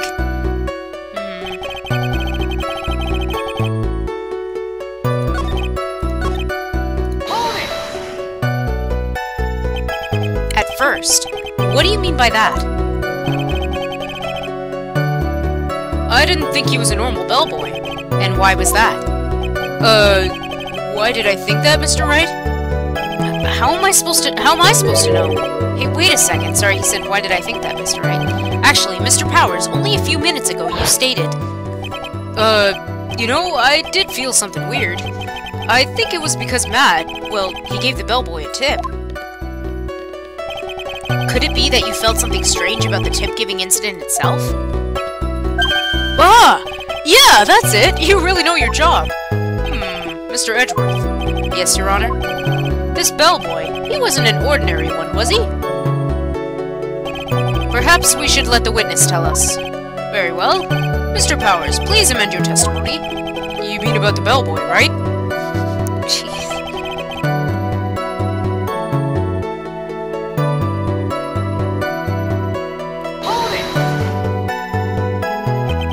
So he gave the bellboy a tip. What's so strange about that? Well, you see, Matt's not a poor penny pincher like me. I was trying to figure out how much it was because the tip really shocked me. How much it was? But that's when something even more surprising happened. Aw, nice. Sounds like a good idea. I want Dr. Pepper. The bellboy was putting the tip he got in his pocket, and that's when I got my first good look at the guy's face. I was really shocked. I'm afraid I don't follow at all. It sounds like Mr. Powers was surprised twice by this event. I wonder which of his shocking moments I should ask about.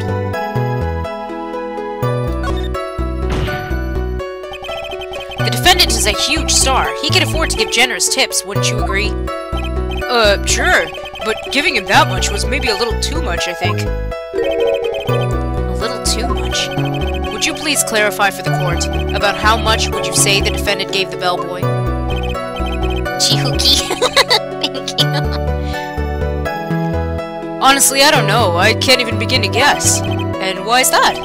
Because he gave the bellboy a really, really fat roll of cash. A roll of cash?! I read that really weird.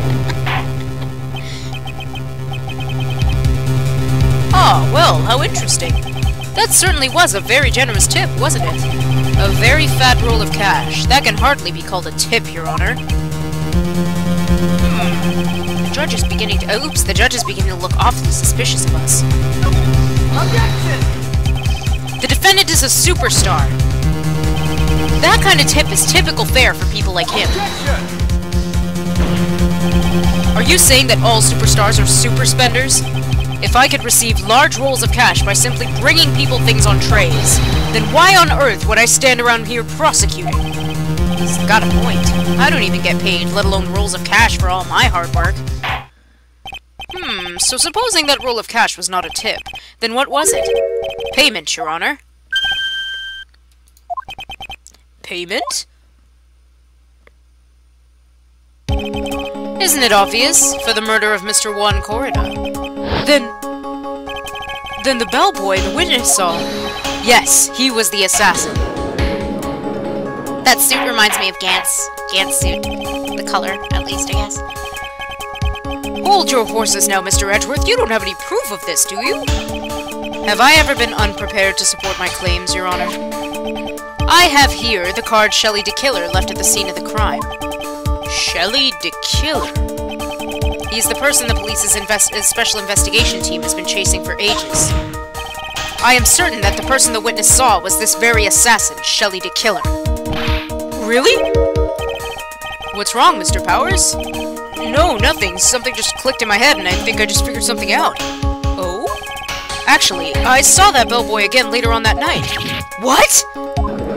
Yeah, when he, you know, it's gonna be when, he called Maya for a phone call.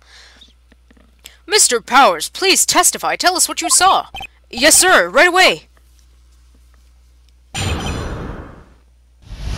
Unless that's not the time, but he was there, too. This time, I was in the hallway because I had to go to the bathroom. And that's when that bellboy I saw earlier come out of the room. Of course, when I say room, I mean Juan Corrida's room. Now that I think about it, that bellboy did seem kind of out of place. Yeah, so he had to be the assassin, I'm sure of it. I mean...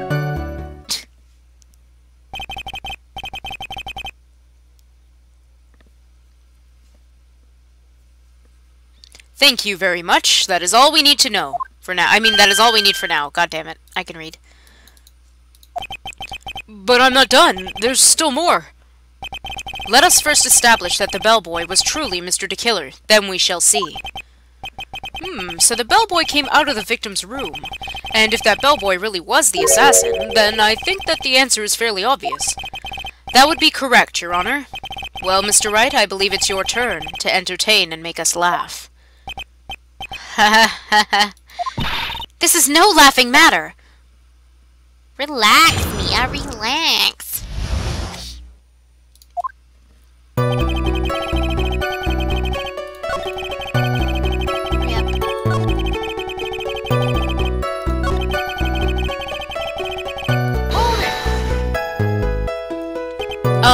So what exactly was out of place about him? Right. Why the insipid grin? Maybe because I have no idea what damaging thing he's gonna say next. Well, the bellboy was empty-handed. Empty-handed? That bellboy was one of those room service people, right? But he wasn't pushing a cart, and he wasn't holding a tray, either. You'd call that a little strange, too, wouldn't you? I agree, that is a bit strange, Mr. Powers. But is it really that unusual for a bellboy to be empty-handed? What should I do? Should I let Mr. Powers' testimony slide, or... There's nothing strange or unusual about an empty-handed bellboy. But there really, really is! There really, really isn't! If you two are done being school children, bellboys are for room service. There's no reason for them to be empty-handed, ever. Your Honor, I ask that the witness' previous statement be supplanted with this new one. Edgeworth? Are you gonna do whatever you can to make the bellboy look suspicious? I see. Very well. This court recognizes and grants the prosecution's request. Mr. Powers, if you could amend your testimony, please. Yes, sir.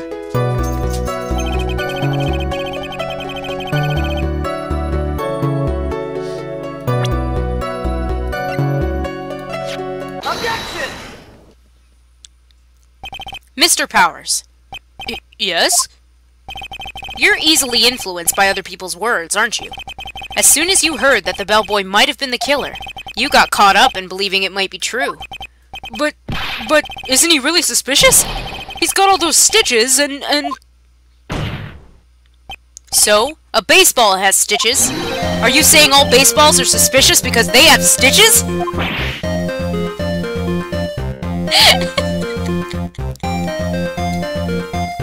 Phoenix, you're killing me here. Well, there's also... I mean, what about him being empty-handed? I would like to ask the court to please take a look here. As if I thought he was gonna say the baseball commit murder. Or do you think baseballs are assassins? This is the crime scene. There's a wine glass sitting next to Mr. Corda's body. The liquid inside this glass is tomato juice. And now, if you would look at what is on top of the table in the lower right corner here. Anyone can clearly see that it is a tray with a bottle of tomato juice on it. Nice job, Phoenix. The bellboy had just brought this to Mr. Corda's room. He left the tray in the room, which is why he was empty-handed when he left. Oh! But that would mean that the bellboy had seen and left a dead body in that room. Ah, but can you prove that Mr. Corda was already dead at that time? Mr. Edgeworth? Yes? I blame you for leading me down this route. I'm terribly sorry. What is with him? Why is he laughing? Witness, isn't there one more thing you would like to share with us? Is there? The bellboy was empty-handed, or should I say empty-handed. I recall you had something interesting to say about his hands. Oh yeah! I almost forgot! Huh? What? That bellboy, he was wearing gloves! Gloves? Yeah, pitch black, leather ones. All the other bellboys don't wear gloves like that, right? The ball boy. Black leather gloves. Why didn't you mention them earlier? Sorry, it slipped my mind. Boy, does this make the bellboy look really suspicious. Alright, gotta focus. I can't get lax here. So what if he had gloves? A lot of bellboys wear gloves. Come on, Mr. Wright. That bellboy was wearing black leather ones. So? A football is made of leather. Are you saying all footballs are suspicious because they're made of leather? But that man, he received a large roll of cash from the defendant, and then he was seen leaving the crime scene wearing black leather gloves. I don't think that even someone like myself can believe he was just another bellboy. It seems that we have finally come to an understanding. Now then, witness, please continue with the rest of your testimony. The rest? Oh, yes, please tell us more. Okay. Why is he so happy about it? After leaving Juan's room, the bellboy went and knocked on Matt's door, just like that. He gave something to the person inside the room. Then the old guy just left without even going into the room. After that, I went to the bathroom, not the ballroom, and then back to my seat.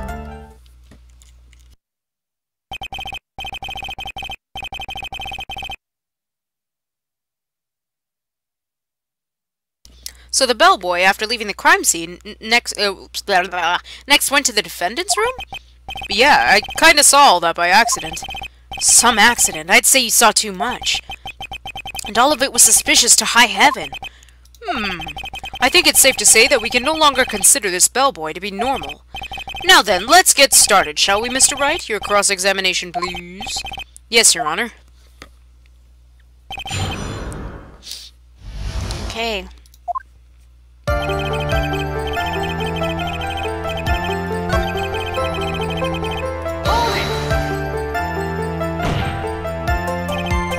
I said hold it! Okay. That's better. What kind of statement is that? Please elaborate and give us a few more details. Welcome back, Alter. Okay. I should probably ask him only one question at a time.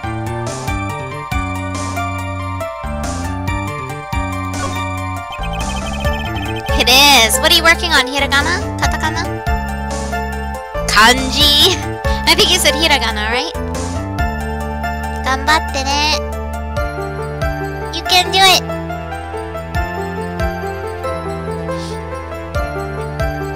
And then after that, just practice. Lots of practice, and you'll be reading it like it's nothing. I read it like it's another alphabet to me, so... The only really difficult one is kanji. So who took this something the bellboy handed off? Actually, I don't know. What do you mean? Any advice? Not really. Just lots of practice. Just write them out over and over in a notebook, and it'll help you like memorize stuff. Well, if you work that way. If your brain works that way, yeah, just write them all out. The whole akasatana hamayarawan. All of those letters and their counterparts, you know, kaki kukeko sashi suseso. Write them out over and over and over and over, if that helps you memorize. And yeah, just practice a lot. Like, I've learned hiragana and katakana when I was, like I said, when I was 14. So, by the time I went back to Japanese classes now, I already knew those two. So I kind of skipped over that part in class, because I was like, I know this already. But you gotta keep practicing. So even when you have it down, still practice once in a while, because it's easy to read them, but to write them, sometimes I forget how to write characters, but I can read them fine. So yeah, I don't know what else to say in regards to that, but keep doing it. Just do it! Exactly. What do you mean? I'm sorry, but I only saw the person's arm. Only an arm? Then you're saying you didn't see the person's face? Yeah. Well, it was Mr. On Guard's room, correct? So it could have only been Mr. On Guard himself, I'd say. And then, what did the bellboy do after that? Oh, so after he gave the person inside the room the thing... Oh, kanji, I don't even... Yeah, that's a whole other monster to tackle. We haven't even started kanji in my class yet, but I know how to read a few of them just from playing Japanese games and seeing some of the kanji a lot. But it's still really difficult because there's so many of them.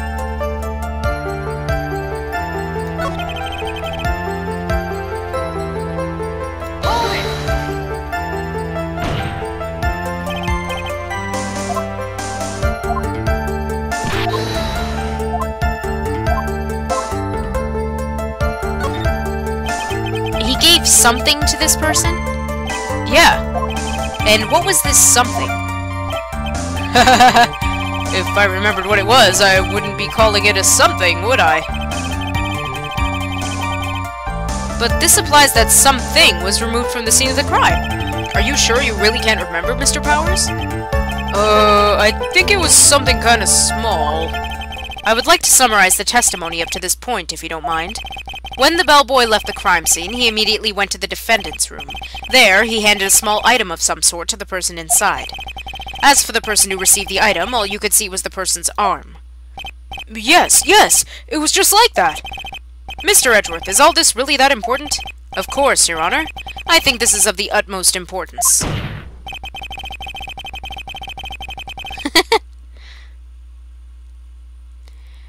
This is when whatever was removed from the crime scene was handed over to the client. Mr. Powers, please try to remember what it was the bellboy handed off. Well, let's see. I think it was... No. If you remember, please add it to your testimony. Yes, sir. If I saw it again, I could say for sure, but I think it was some sort of wooden statue.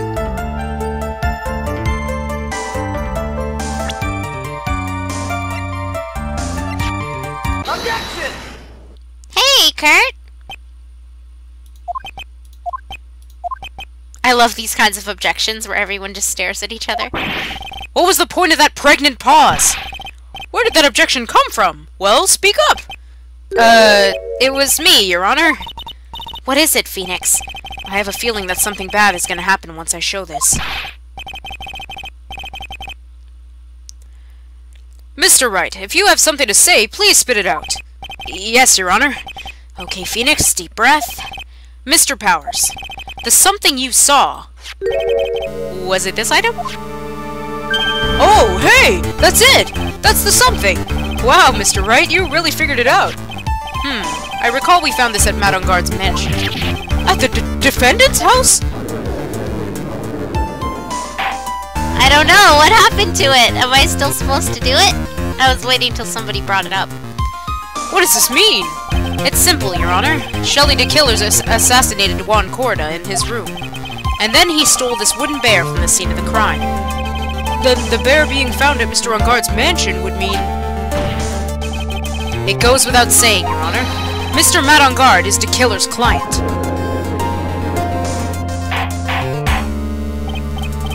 Order! Order! Order! I said order! Mr. Wright, this is a most unfortunate turn of events for you. Yeah. Sorry, Mia. No, it's alright. Your judgment was sound. Actually, I figured the bear would come up. If not now, then it would have later on. Even if you hadn't shown it to the court, I'm sure your friend Edgeworth would have.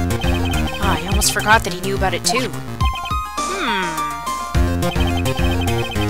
I think it is clear that there is no need for us to continue this trial. I can't let this happen.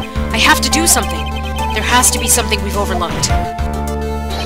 Your Honor, a minute, please. Yes, Mr. Wright? There are still a few points left that we have not fully explored. You want me to do it again? Random English accent for Edgeworth? What are you trying to pull? Oh, well, we can't have that. All right, Mr. Wright, what questionable would you like to explore?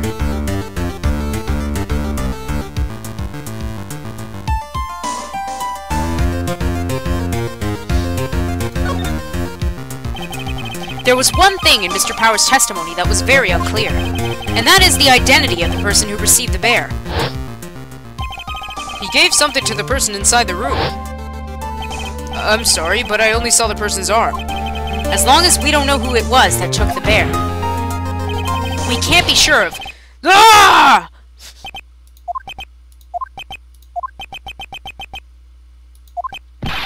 What is it, Mr. Powers? If you're going to scream like that, then at least give us a good reason why. Oh, yeah, sorry. Actually, so I remembered. I remembered who took the bear. What? Really? I mean, I only saw his arm, but the arm. It was the Nickel Samurai's arm, I swear. You've got to be kidding. Are you sure of that, Mr. Powers? Yeah, I'm sure it was the Nickel Samurai. Order! Order! It looks like you've dug your own grave, yet again. How many times is that today? I've lost count. So the person who took this little bear was the Nickel Samurai. And, as we all know, Matt Angard is the Nickel Samurai. Thanks to the defense, we've made that all the clearer. What am I supposed to do now? Mia, help! You don't have time to act lost. You've got to find another angle to attack this. You've got to find another angle to attack this from. Hurry! Now, I'll bring this cross-examination to... Your Honor! Again, Mr. Wright? We've already removed any and all questionable areas of this testimony. It's about time you were removed from this court, Mr. Wright. I have to find something. Even one more little point will do. There are still questions left unanswered. What are you trying to pull? Oh, well, we can't have that. Alright, Mr. Wright, what questionable point would you like to explore further?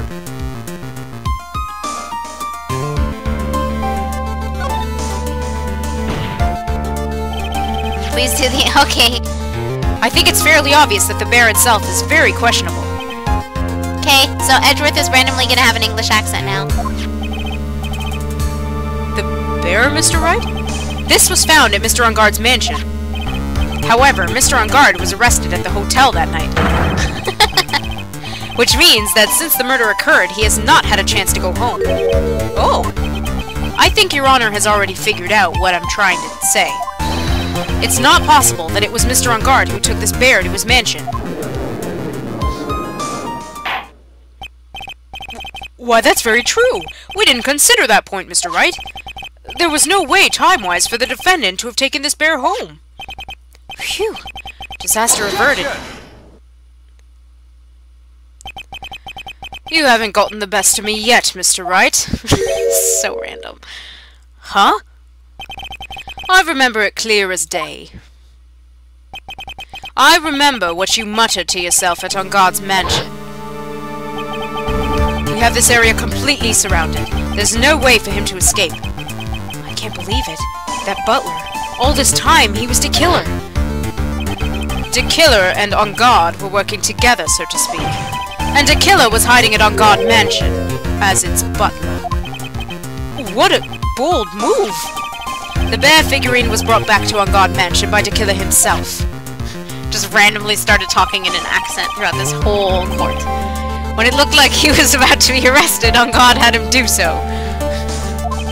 I assume because it would have been bad had the police found it during their investigation.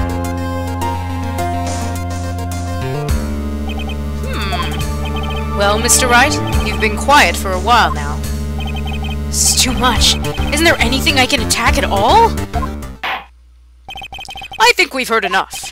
We now know why this bear figurine was at the defendant's mansion, as well as who it was that received the bear from the assassin in his room. Everything has become very clear. The client who hired the assassin to commit the murder was Mr. Matt Ungard.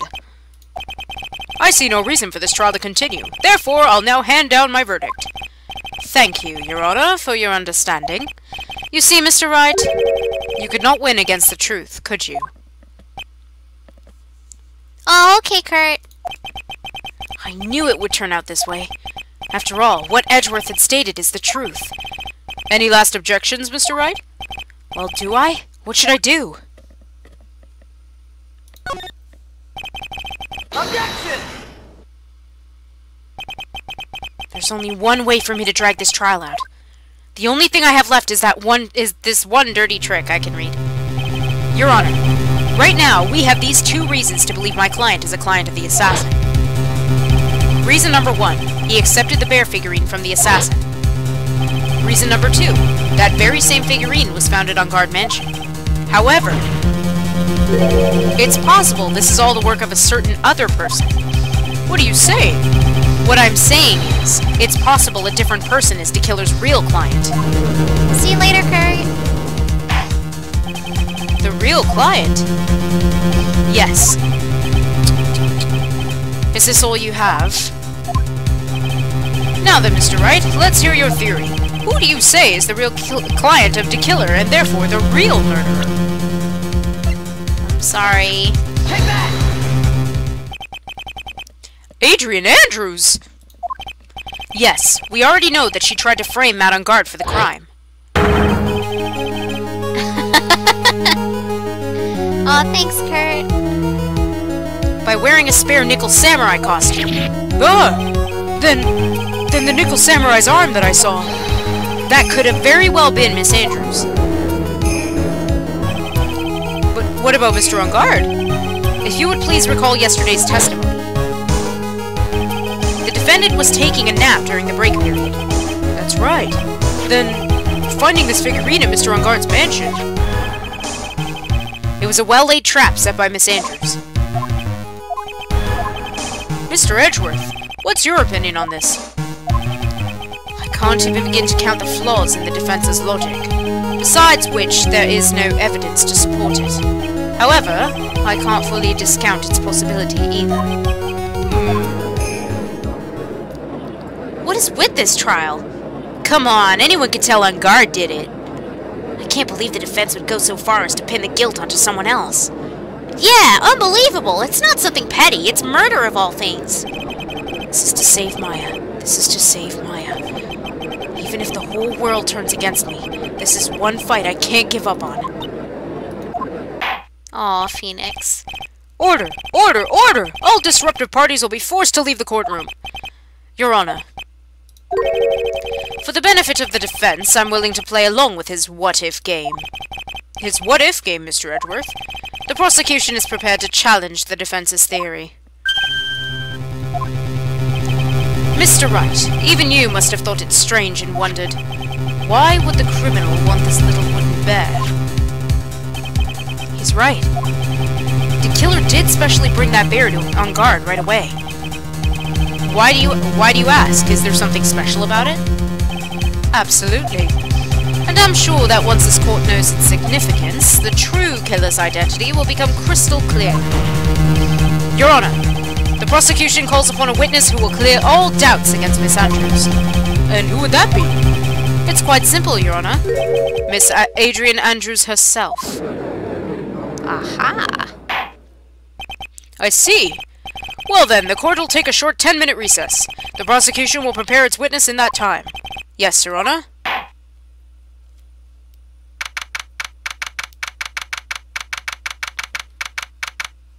Save really quick, because I haven't saved in a while.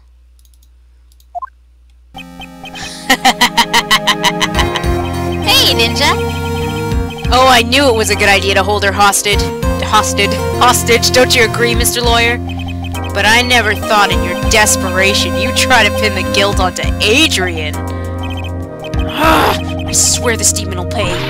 Mr. Nick! Pearls? Where's Mia? I don't know. A really strong power suddenly called her away. Really strong power. What's up, Ninja? Oh, Mr. Nick, your phone is... It's from Gumshoe. How's it going? Have you been hanging in there, pal? Yeah, sort of. We just barely found something to latch onto. Phew, that's good, pal. And what about you? Anything yet? Have you figured out where Tequila and Maya are? We still don't have any leads, but... What? We don't have any more time! If we just had one, even a single clue would be really helpful. Really? Happy birthday! I was only able to come this far because I kept thinking to myself, I've got to keep the trial going until Maya's been rescued. But have I just run out of luck this time? Is all our hope for naught? A tent! Huh? A tent? I could see a circus tent! What? Oh, it's Mia. Mia! It looks like Maya was unconscious until just a few minutes ago. As soon as she woke up, she called for me.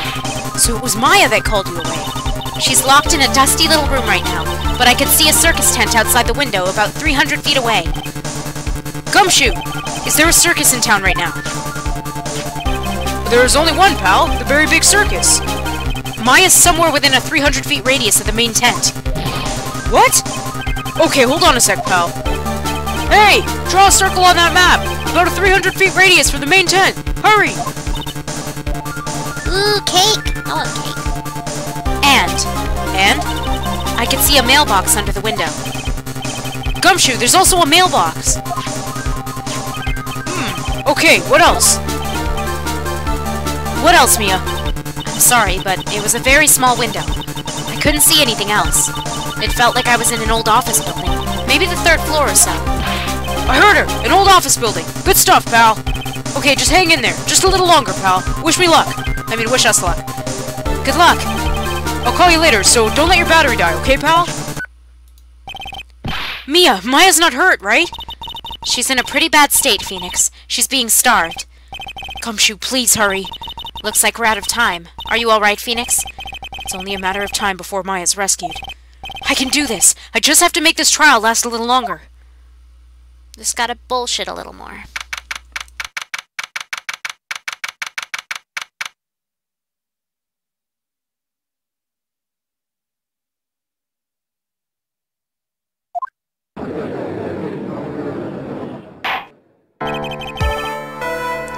Court will now reconvene.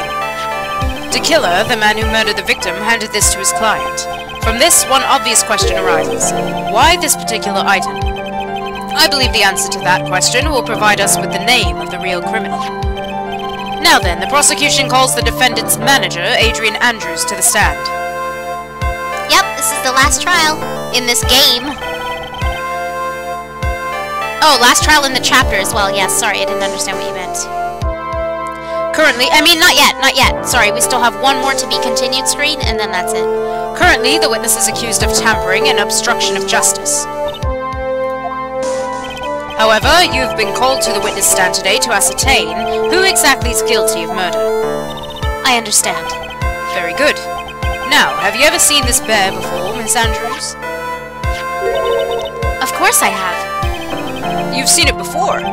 That's right. It's only natural that the witness has. Miss Andrews, could you please enlighten the court to this bear's secrets? All right. Why? Why does she...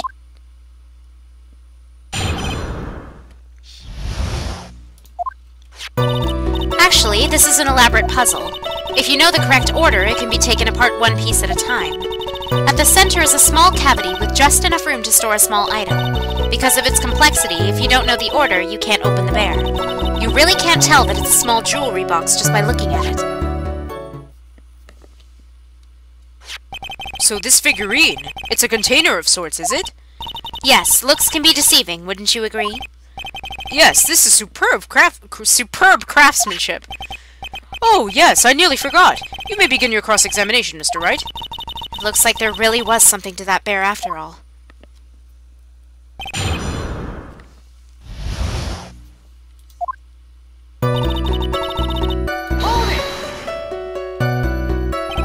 Puzzle? That's right.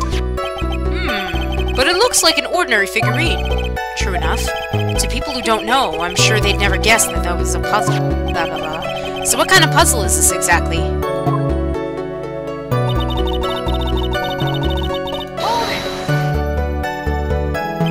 So you can take it apart? And how would one go about doing that? Well, you first turn its tail to the right and then push it in. Oh, yes, I see. After that, the arms and legs are free to move and can be removed. Oh, this is most interesting. A boy and his new toy. It's like he's 5 all over again. Oh, don't mind me. Go ahead and carry on. I think he's lost it. So what did you find after you take the puzzle apart? Sorry, what do you find?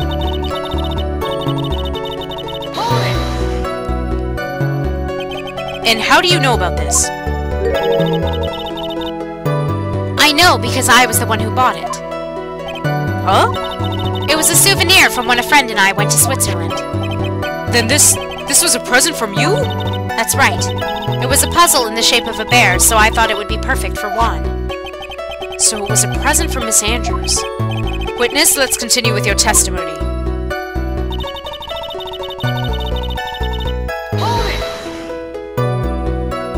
So who exactly knew how to solve this puzzle?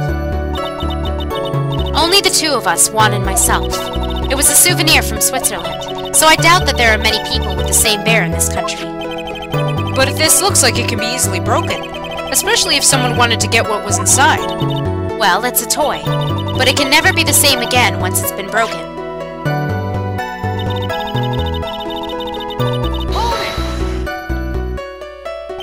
Who else knows that this bear is actually a small container or jewelry box?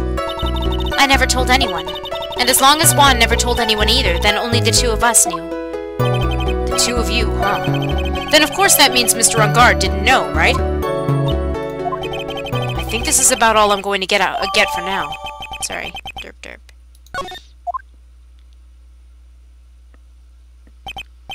Well, Mr. Wright? I think even you have come to realize that there's one very important fact we've uncovered, and that is this. This bear is actually a jewelry box. Now that we've agreed to this point, there's only one logical question that can come next, and that is this. What is inside this box? What's inside? That's right. That's what we're going to find out next. Witness. Yes? You're the only one who can open this. Please.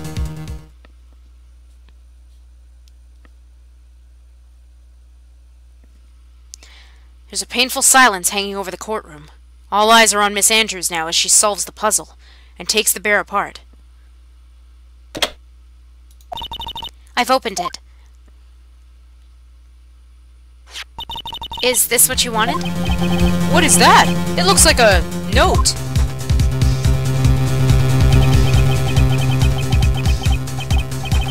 I don't think we need to guess what that. I don't think we need to guess at what that is, do we, Mr. Wright?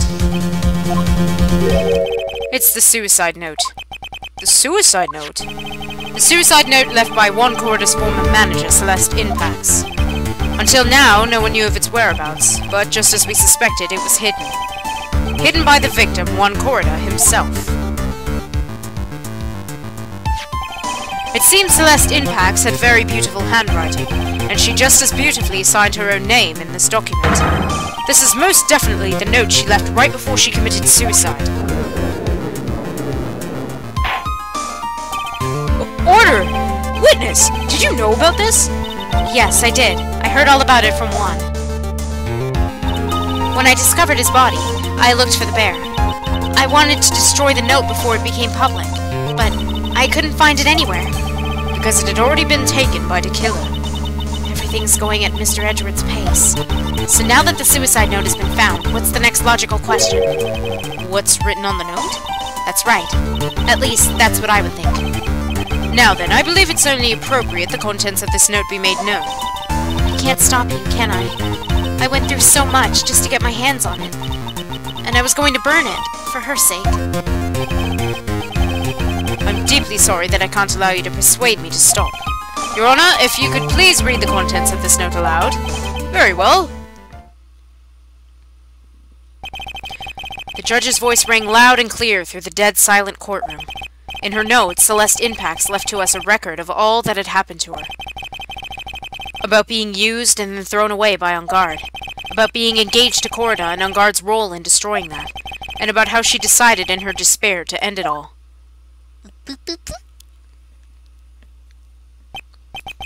And that's all Miss Inpax had to say. There's one thing I'd like to say here. The prosecution has no interest in slandering Mr. En Garde. Then what? Our intention, Your Honor, is to establish a motive for murder. Isn't that correct, witness? Yes. On the night of the murder, Juan was going to make the contents of that note public. After the post-ceremony show. He was going to hold a press conference. My word! Matt En Garde values above all else his refreshing like a spring breeze image, which is why he had to stop this note from being made public. At any cost! I don't know what you're talking about, Flames. It's En Garde's fault that woman killed herself.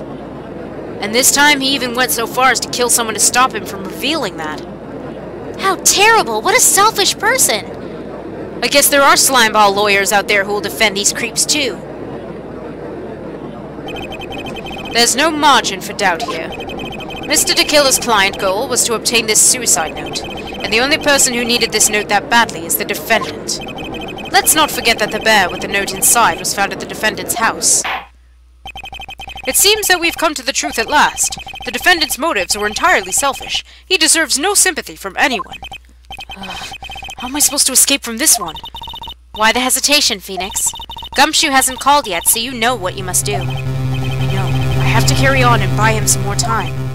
Okay, there are two deadly pieces of evidence. The figurine and the suicide note. Maybe somehow I can find a way out of this situation through one of those. The gavel's already in the judge's hand, Phoenix. Hurry! The suicide note or the figurine? Which one of these should I pursue?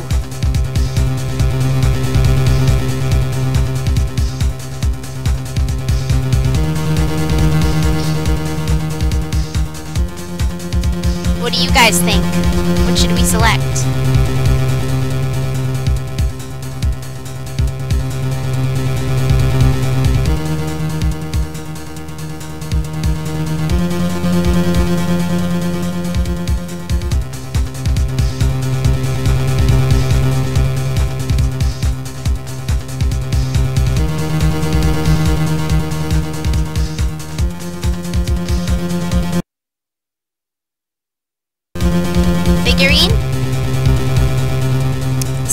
suicide note. Note. One person says the figurine, the rest of you are saying the note? Okay. Objection! Please wait, Your Honor. Oh man, look at that lawyer. He's still going at it? It's like he doesn't even care that he's trying to get a killer off the hook. I think Your Honor believes that Madame Guard killed in order to obtain this note. Yes, that is correct. But that seems a little strange. In fact, I think there's a contradiction here. This note was hidden by Mr. Corrida until the night of the murder. If that's the case, I say that Madame Guard could not have known what was written on this note. Oh! I didn't think of it that way. Exactly. But I did think of it that way, and I thought it was rather strange. Hello. No one in their right mind would kill for a note without first knowing what it said. Order! Order! Order! You make a valid point, Mr. Wright. Mr. Edgeworth, what is your opinion? It was just a flash, but I think I did rather well on this one. Unfortunately, I think he believes differently. I believe a show of appreciation is in order. Huh? The defense seems to be in love with wishing more despair upon itself. I would like to direct the court's attention to this. What is that? It's a very small video camera, Your Honor. This type of camera is commonly used as a means of spying. Spying? What the? I thought that spy camera was in my possession. Madame Guard and the victim both thought of the other as their biggest rival. They even went so far as to use this type of item to find each other's weaknesses. And the victim, Juan Corrida, was being spied on. His personal life was being watched by none other than Madame Guard.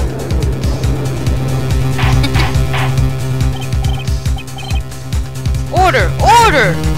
Mr. Wright! Yes, Your Honor? You don't tell me you knew about your client's spying activities! Well, sort of. Sort of is not an acceptable answer, Mr. Wright.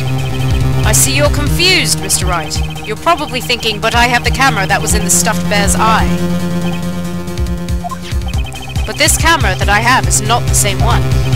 Last night, I searched the victim's house on a hunch, using this Gumshoe's bug sweeper. By the way, Mr. Wright, the defendant's fingerprints were found on this camera. Madame Guard's fingerprints were on there?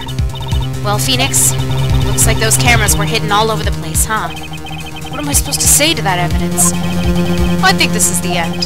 It's fairly obvious that Mr. Onguard's learned of this suicide note through this. He was watching the victim all along. He got me good this time. I don't have anything to counter that. Hey, now what's that lawyer thinking? Mommy, is that man the bad killer guy? Shush, stop, don't look at him! The way he's sweating is just so, ew, nasty. Phoenix, Yes, Chief? have you figured out what you're going to do next yet? What I'm going to do next? Does running away like a frightened child work? I know it seems like Mr. Edgeworth is very close to putting the lid on this case, but in his eagerness to prove his point, he forgot one very important thing. Well, what is it, Mia? There's a piece of evidence that he really should investigate. Something he should investigate? I would really hate to see the good prosecutor get scolded for not remembering to look into the item when he had the chance. Why are you speaking in riddles all of a sudden? Alright, I think this time we finally understand everything. Well, Mr. Wright, you don't have any further objections, do you? What is the piece of evidence that Mia's talking about? Can I figure out what it is that still needs to be looked at, or should I let it go?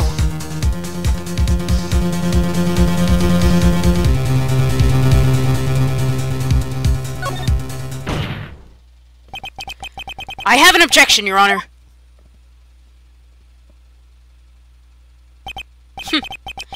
That was about the weakest objection I've ever heard, Mr. Wright. Objection! Your Honor, the defense has no intentions of letting this go so easily. You're beginning to sound desperate. That's just your imagination, Your Honor. Mr. Edgeworth, this is not like you at all. eagerness to prove your point, you've forgotten one very important thing. Hey, isn't that what I just said? So you're telling me that I forgot something? You're so close, Mr. Edgeworth. But there's something you really should examine about this piece of evidence.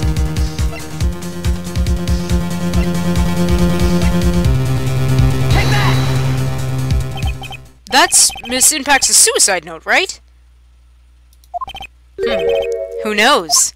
Okay, Komaeda, calm down. Who knows?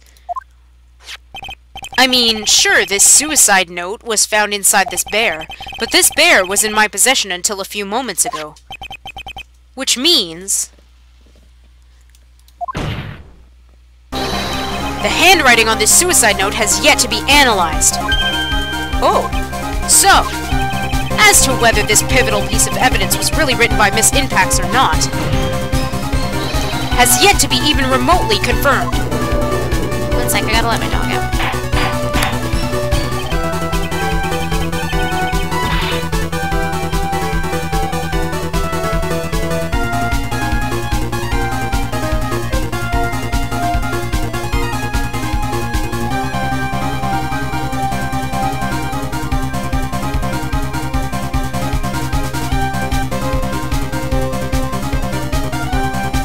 Phoenix Ultimate Line Stealer, sorry.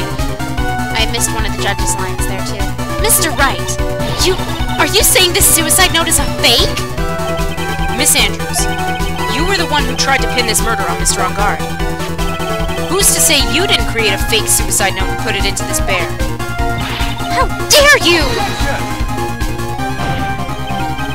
Your Honor, the defense is indiscriminately accusing the witness again. There's no evidence licking the witness to the suicide note whatsoever. Licking. Please don't lick the witness. But if this is a fake, then the witness is the only person who could have made it. What? Recall the witness's testimony concerning this figurine. The only person other than the victim who could solve the puzzle is the witness herself. Miss Andrews, you wrote this note, didn't you? You wrote it so you could use it to frame Matt Engard. I did no such thing! Right, if you're going to pronounce this suicide note fake, then show this court some evidence to support your theory. Legend of Lick Ocarina of Slurp. Mr. Edgeworth, you were the one who presented this scrap of paper as evidence. It's getting heated, man. That means the burden of proof lies with you, the prosecution. Ugh! That's enough! Mr. Edgeworth, can you confirm the handwriting on this suicide note? It is as the defense has stated, the handwriting has yet to be analyzed. If that's the case, it seems that yet again we've reached a point where a verdict is impossible. That's impossible! This isn't good, Phoenix. The judge is going to carry this trial over one more day. I don't think Maya will physically be able to make it another day. Stop licking evidence, guys.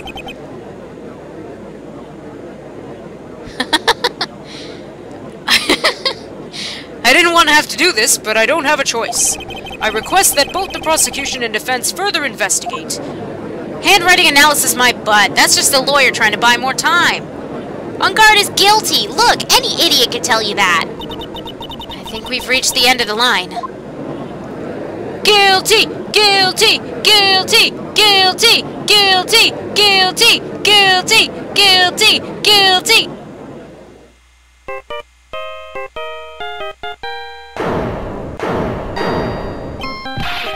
What is that sound? It's Gumshoe. Hello? Gumshoe?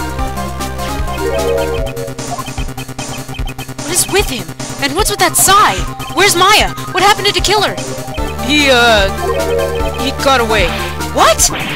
I'm sorry, pal. I really am. I don't know what to say besides I'm sorry. I wish there was some way to make it up to you. I really do. Anyway, what's going on? We found his hideout, pal. But the two of them were already gone. This is terrible. I'm gonna keep looking for them, pal.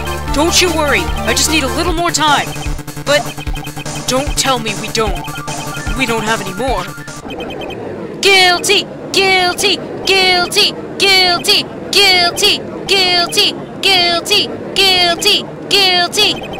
Do you hear that? They're calling for his head! Mr. Wright, I can't. For us to come this far and... Hey, Flames, whose side are you on? Oh! What is it? Let me talk to Mr. Edgeworth. I can't do that! Mr. Wright, would you please get a hold of yourself? Yes, Your Honor. I'm about to end today's proceedings. You may take your phone calls after. Hold on, Your Honor. Edgeworth, catch! There's a little picture. Mr. Edgeworth? Please, you've got to buy us some more time. Court is in session. I'm sorry, Your Honor. You were saying? Mr. Wright, this is a court of law. I'm sorry, Your Honor, but...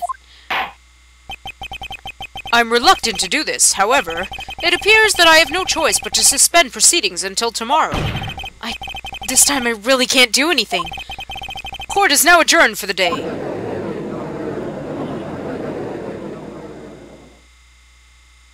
Objection! I knew it.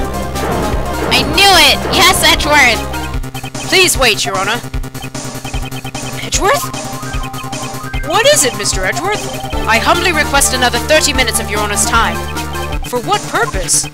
We can perform the necessary tests on this piece of evidence in that time. But can you really obtain your results in 30 minutes? I believe we can, Your Honor. But wouldn't it be better if we adjourned for today and then reconvene tomorrow? 30 minutes! Please, Your Honor. That's all I'm asking for. Please, Your Honor! Very well. At the prosecution's request, this court will now take a 30-minute recess. But be advised that I will not allow another recess today. Not sure if this is helping or hurting us. The court will now take its final recess of the day. Here we go, guys. I think this goes to the... Yep. Oops, I clicked the wrong thing. Shit. Right. Well, what's going on with my situation? The killer. Looks like he got away again. 30 minutes? We can't find her in that time.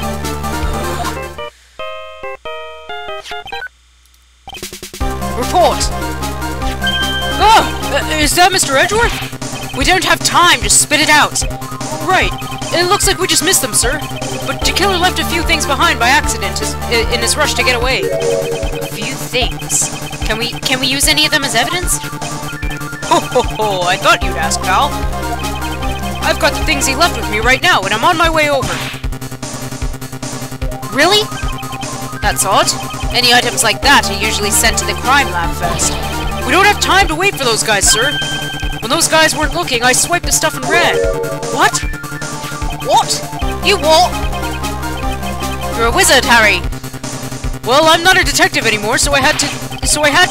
I'm really sorry, sir, but I've got to put this I gotta put the law on hold for now. Sounds bad. I hope he doesn't get in too much trouble over this. With my hunk of junk car, I'd say I'll be there in about 20 minutes, sir. Don't worry, I'll be there. Wait for me. Alright, just get here in one piece. I'm on a mission and no one can stop me now, sir. No one. I'm pulling out all the stops and running every red light. Items left by the murderer, huh? Maybe there's something among them that'll be decisive enough to end this trial. Whoa! What's going on? Earthquake? Hey, what's wrong? Detective Gumshoe, answer me! No one can stop.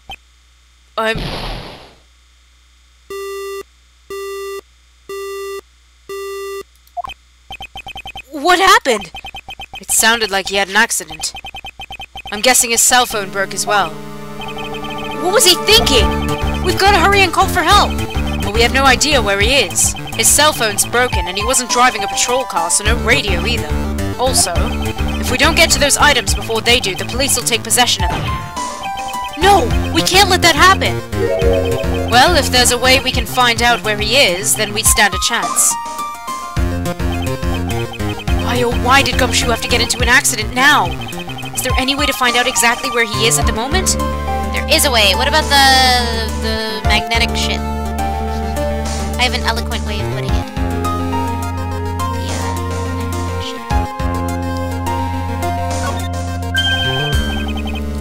That's right, there is a way! What? Oh, the voice acting? Yeah, I can do it. What? How?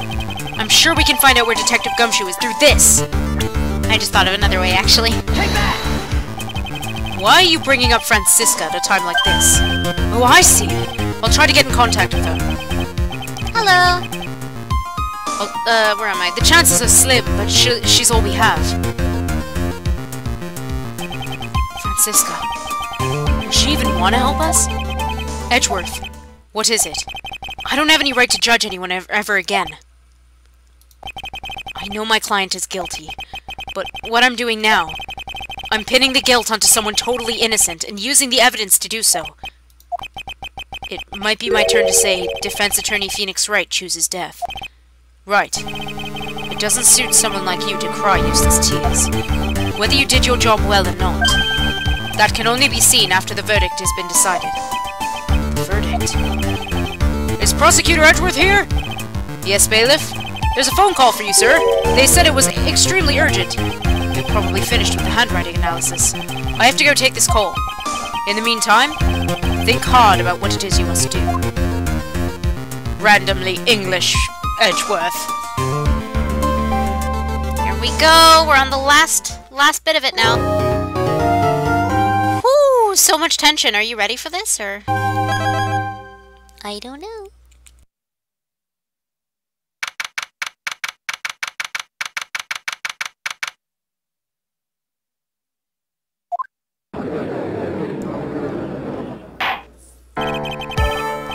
Court will now reconvene. I assume both sides are ready? Yes, Your Honor. Yes, Your Honor. I can understand the defense acting like this. However, why do you also seem distraught, Mr. Edgeworth? That is... it's nothing, Your Honor. What's wrong with Edgeworth? Looks like something unexpected just happened to him. Now then, Mr. Edgeworth, if you could please tell the court the results of the handwriting analysis on Miss Impax's suicide note. Yes, Your Honor. Unfortunately, we've discovered that this suicide note is a forgery. What? What do you mean, Mr. Edgeworth? This note was not written by Miss Impax herself. It's a fake.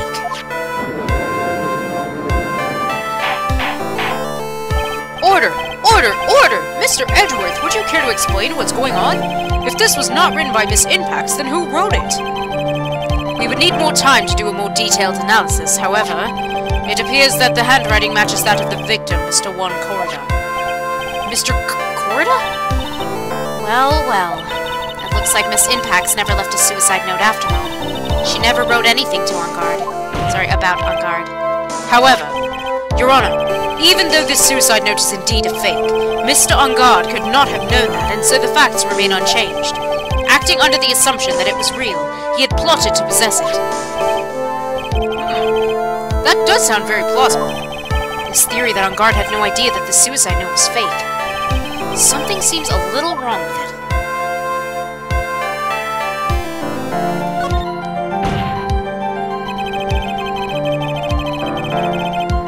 The defense believes that the theory the prosecution has stated contradicts the testimony. If everything the prosecution has proven up to this point is true, then it's impossible for Mr. On Guard to not have known it was a fake.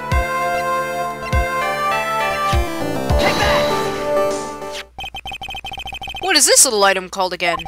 A video camera, Your Honor. Well, a very small one, but... Oh, that's right, a camera! Oh, you kids and your fancy toys nowadays.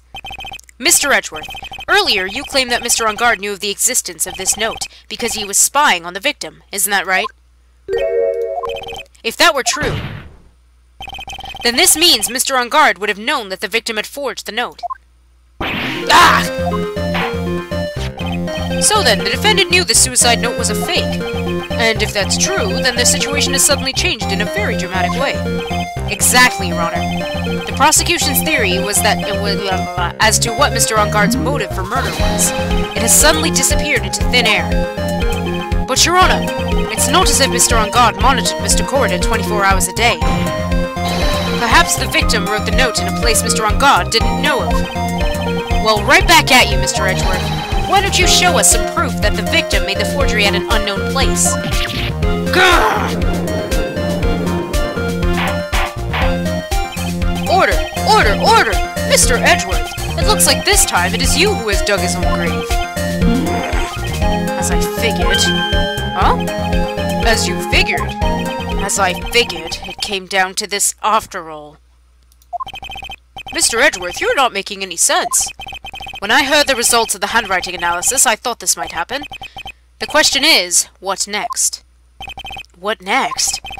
If the prosecution can't prove Mr. Engarde's motive through the evidence, then we must prove it from another angle.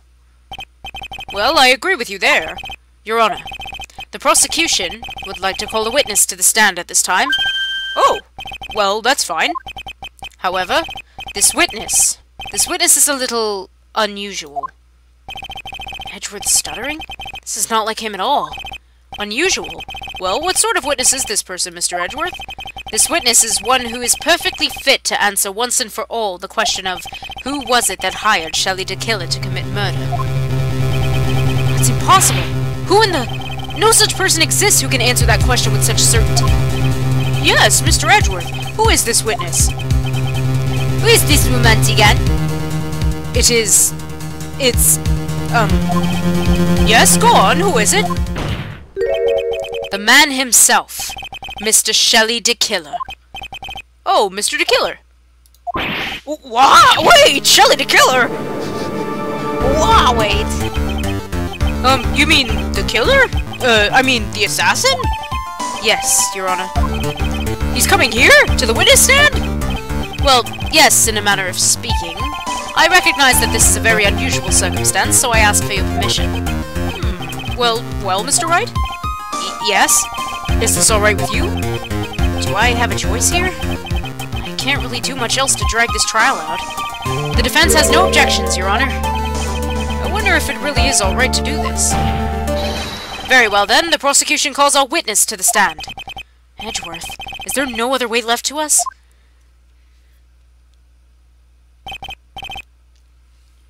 Now then, witness, your name and your, occupation, please. Very good, sir. My name is Shelley de Killer, and I'm a professional assassin. I say! What is going on here, Your Honor? How can you remain so calm? And what is the meaning of this two-way radio? Actually, Your Honor, it was delivered to me just now, and it came with a condition. As long as we do not trace its source, Mr. de Killer will testify to this court. So this must be what that urgent phone call he got earlier was about. Oh, no, this will not do. I cannot allow this in my court. First of all, we can't even be sure this is really Mr. de Killer himself. Witness, please present some sort of proof that you are in fact Shelley de Killer. I understand. Please wait a second. I'm so hungry. Maya! Maya! A voice! Mr. Wright, can you confirm anything from this? The defense has no objections to this person. We are satisfied that this man is indeed Shelley de Killer. It looks like we have run into yet another unexpected turn of events. Well, it doesn't seem like we have too many choices under these circumstances, so... Now then, witness, there's one thing I would like to confirm before we speak of anything else. And what would that be? At the request of a client, you killed Mr. Juan Corrida. Is this correct? It is as you say. I did indeed kill Mr. Corrida. Now that we have answered that, I said that weird, let's move on to the name of your client. Very well. This is all just a bad dream. Yes, that's it, a bad dream. Shelley de Killer. What is he gonna say?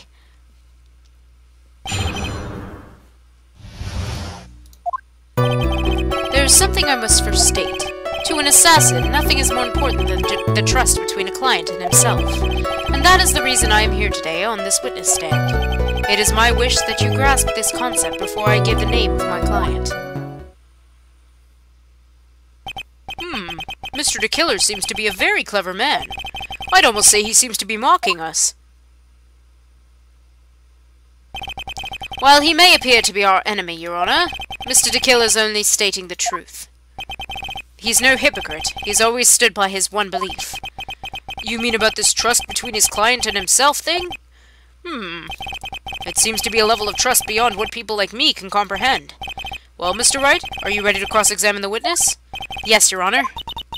There's no way to know what's coming next, so stay cool and collected, Phoenix.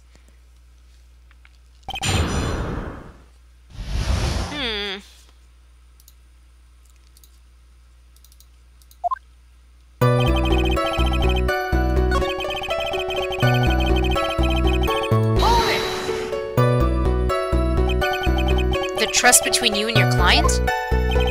I provide my services in a fast and efficient manner. In exchange, I trust that my clients are discreet about me and my identity. If too many people knew my face, it would be quite troublesome. And that's why you're testifying in this manner? This is the first time one of my clients has ever been accused of murder. I must preserve the killer name so my client can trust me. But couldn't someone stab you in the back and break your trust? It has never happened before, but if it ever did... Yes? That person wouldn't be my client for very long. They would certainly... That's enough! Please, no more! Very well. It was only a hypothetical anyway.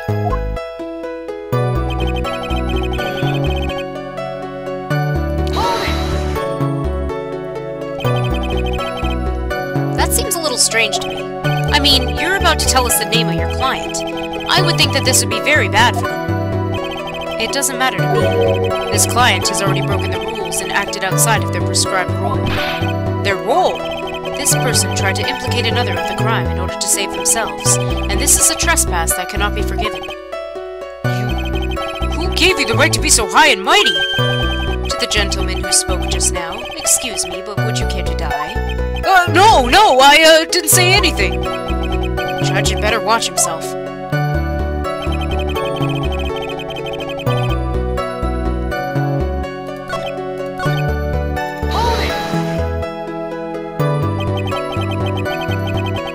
Trust between you and your client? I provide my services in a fast and efficient manner. In exchange, I trust that my clients are discreet about me and my identity. These are the roles and duties an assassin and his client are to carry out. I'm sorry, but I was wondering about something you just said. You said that your client had already broken the rules. A person who frames another is the worst kind of human. And that's why you feel you can betray this person? I have no trust relation with a client who can't understand their assigned rules. Okay, Remix. Have a good nap. Just my luck. An assassin with a conscience. Who would have figured? Now then, everyone, do you think you can understand my logic? This case just keeps getting better and better. Sorry, he meant that, like, sarcastically, but I read it like I was all happy about it. If you can't, then I'm afraid we can't proceed. Everyone understands your point, I think, really. In that case, I believe I'm prepared to disclose the information you seek. You've made it crystal clear that you value trust over all else. I believe we are ready. Excellent.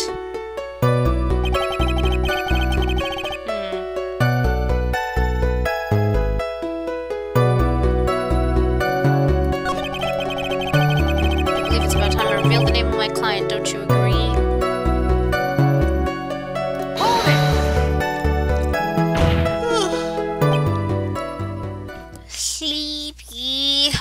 Sorry. What is it? Now I can't bring myself to ask the client's name. If you can't ask it, Mr. Wright, then I will. Witness! What is the name of your client who requested the murder of Mr. One Corridor? That person's name is... Adrian Andrews. What? What? Witness! That's not who you told me it was earlier!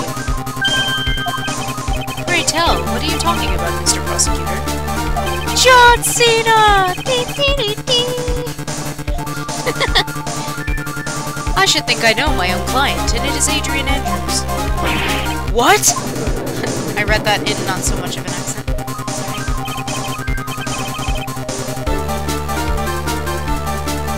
This can't be! On the phone earlier! What's going on here?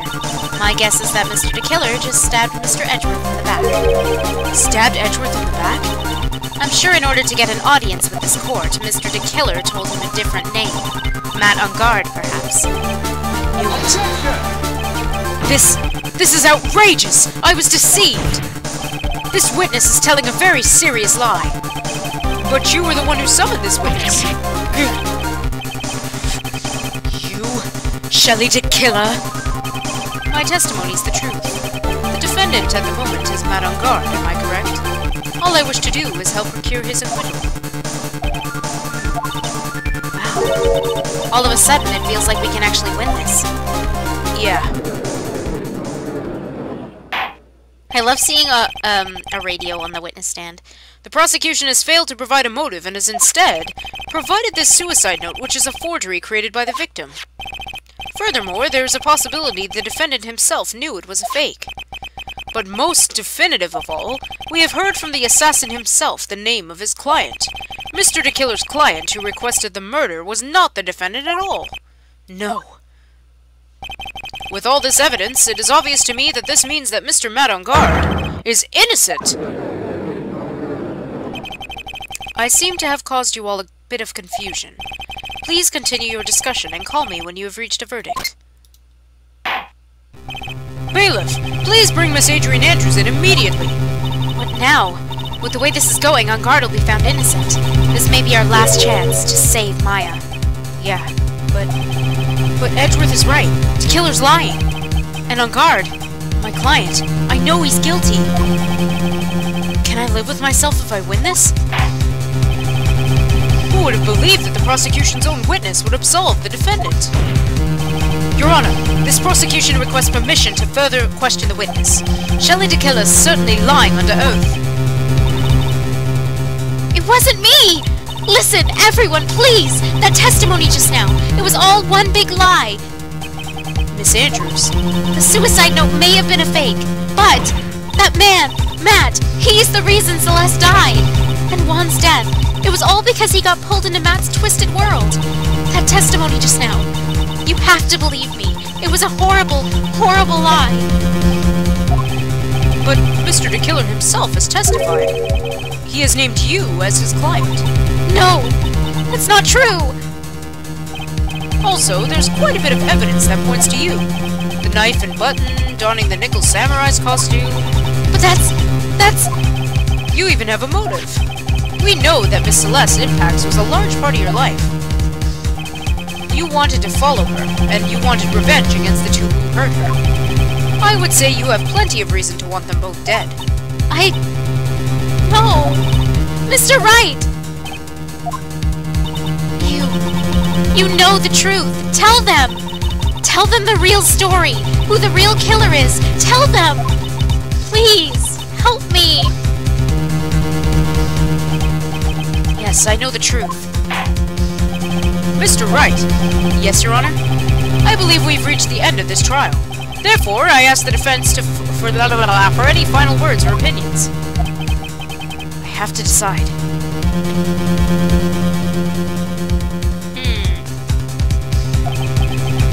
Do I take the not guilty verdict and save Maya? Or do I throw this chance away and wait for Gumshoe's new evidence? What am I supposed to do?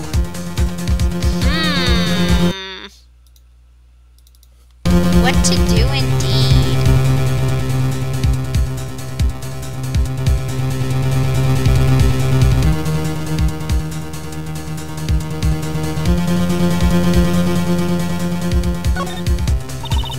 Phoenix. I can't do it, Mia. I can't accept a not guilty. You're a lawyer. I know. But Matt on guard is a killer, a murderer. I can't let him get away with this. I can't let someone else take the fall. If I let Miss Andrews be convicted, then I'm no better than on guard. And even though I don't want to admit it, I have to face the fact that it's because of Edgeworth that I now know the real truth. He could have gotten on guard convicted so many times over, but he never took a single one of those chances. If I take this verdict right now, I'd be betraying his trust. His trust? I never thought about it until now. I trust him? Yes, you do. Mr. Wright, your opinion, please. The defense requests that we be allowed to further question Mr. the Killer. Am I hearing you correctly, Mr. Wright? Right. But that witness has cleared your client through his testimony. Your job here is done. I'm not done yet. To see through this witness's lies and find the truth. That is my job, Your Honor. There's still more evidence to look at. And I'm sure that once those pieces arrive here in this very courtroom, a miracle will occur. Very well, the trial will continue. Mr. Edgeworth, please re-establish connection with Mr. DeKiller. Right away, Your Honor. Has a verdict been reached? Before that, we'd like to talk with you a little more. About? All you needed from me was the name of my client. What else could you need me for? Well, actually, we'd like to hear everything you know about this case. That is how things are usually done. What is he talking about? Usually done? But what shall we have him testify about now? Mr. DeKiller, if you don't mind, please testify about your client in more detail. You legal people and your procedures. Is it any wonder no one likes to go to court?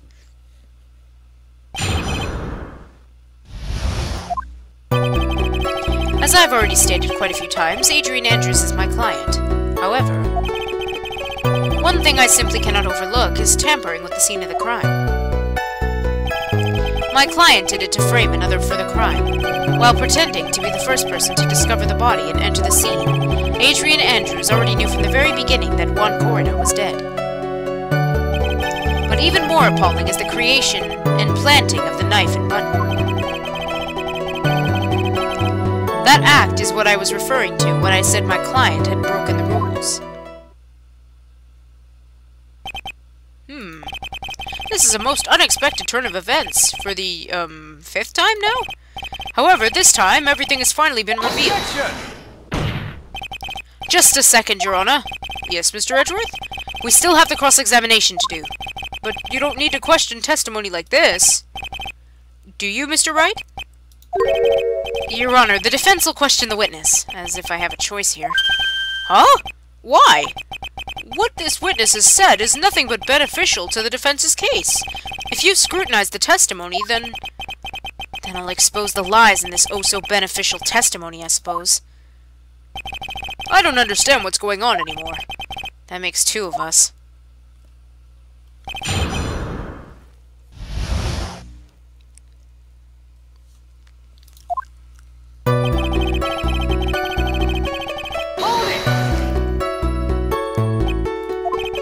What is it, Mr. Wright? If I press him the wrong way, it might raise suspicions on his end. But I have to do something to waste more time. Witness, about requesting a hit. Yes? How much is your fee? I see you are also quite a dark-hearted man, Mr. Attorney. Huh? If you would like to talk business, we can do so after the trial. Ah! No! I'm not thinking of hiring Mr. Wright! Yes?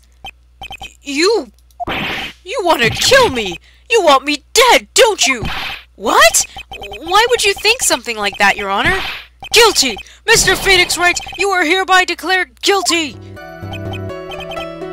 Witness, let's continue. Why'd you disclose the name of your client? They are your client, are they not? We just did that for lulz.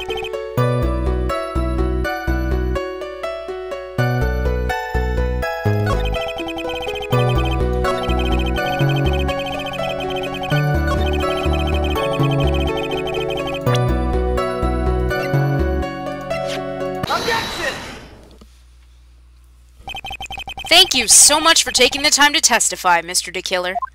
Hello. What is the meaning of that attitude? When Adrian Andrews entered the victim's room, your client had no idea what Juan Corrida that Juan Corrida had been murdered. But how? How do you know that? From this wine glass, Your Honor. The glass. Mr. DeKiller's supposed client thought Mr. Corrida had only fainted, which is why this glass of tomato juice was poured for the victim. But isn't that just a part of Adrian Andrews' calculated plan? That's not possible, Your Honor. This glass bears the fingerprints of that person. Had this been planned, they would never have left their fingerprints behind. I see your point. Mr. Edgeworth, what's your opinion? Strangely enough, I had the same exact thought just now. Witness, how do you explain this strange phenomenon? Isn't it a waste of time to ask about such a minor detail? It's not a very important point anyway, correct? I'm afraid you're mistaken. If Adrian Andrews really is your client, as you claim, then your client should have had knowledge of Mr. Coroner's death. If not, then that can only mean that Adrian Andrews was never your client at all. How strange. Yes? Why is it that the attorney has yet to raise an objection at this absurd situation? Phoenix, if the killer figures out what we're up to, we're in real trouble. Yeah, I know. Objection! Mr. Edgeworth, I'm surprised. You know you can't say things like that without any evidence. Ah, sorry. That sounded like an awfully weak objection to me. Anyway, I'm positive there was a contradiction in that testimony. The prosecution requests further testimony concerning when the request was taken. Very well. Right now, I have to buy us more time. While we wait for the items the killer left behind to get here. Hey, be nice. Don't call people names like that, please. Oh, I skipped that line.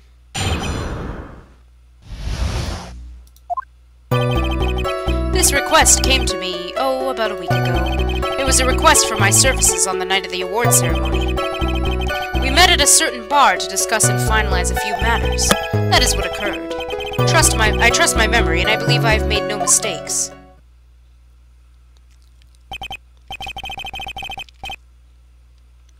So you physically met your client, huh? That's correct. Meeting one's client is the first step to building trust, in my opinion. I see. Well, Mr. Wright, your cross-examination, please.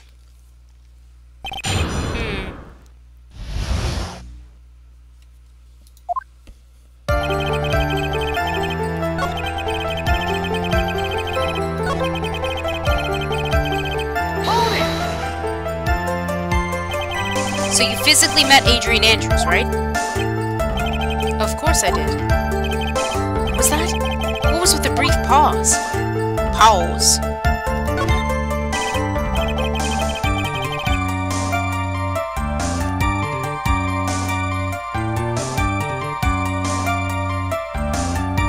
Witness, I would like for you to give us a few more details. I always meet my clients as a matter of principle. I have never taken a request by telephone or mail. And why is that?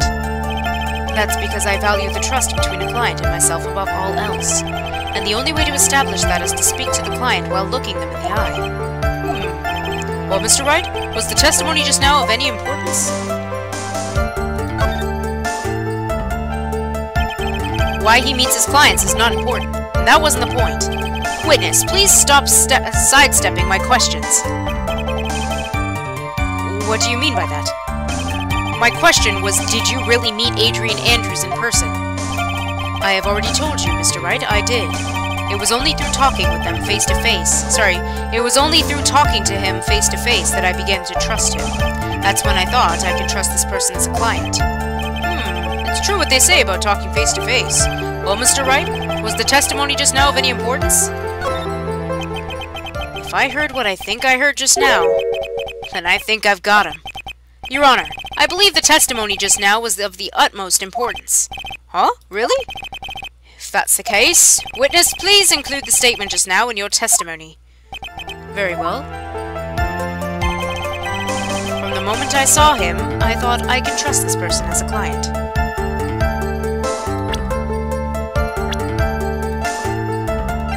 Objection! I'd like to go over this one more time. You met Adrian Andrews at a bar and took the request at that time? Yes, that is correct. And that's when you thought he was trustworthy? How many times must I repeat myself? Yes, that is correct. I'm sorry, but that's an impossible tale. What? Shelley the Killer. You've never met the real Adrian Andrews. Why would you say that? Because you made one very big slip-up. About her. So what is the issue? What did you say just now? About her? If you had ever met Adrian Andrews in person, one look would have told you that she is a woman. Oh-ho! Oh-ho! Order! Order in the court! Mr. Wright, what is the meaning of this? This witness testified to the following, that he always meets face-to-face with his clients when taking their requests.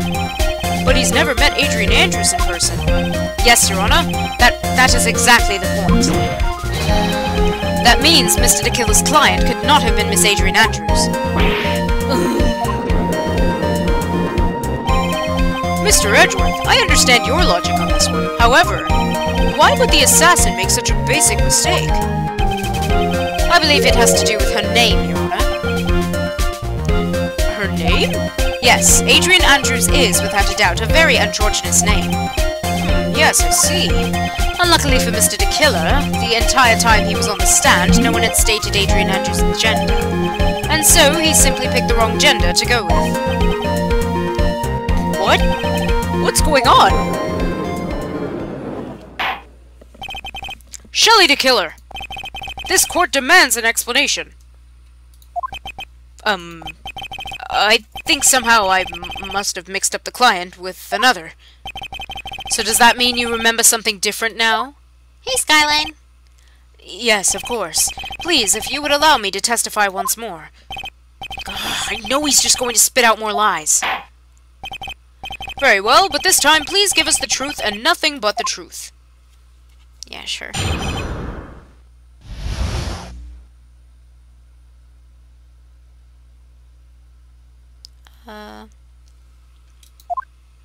Yes, now I remember. I took that request by mail.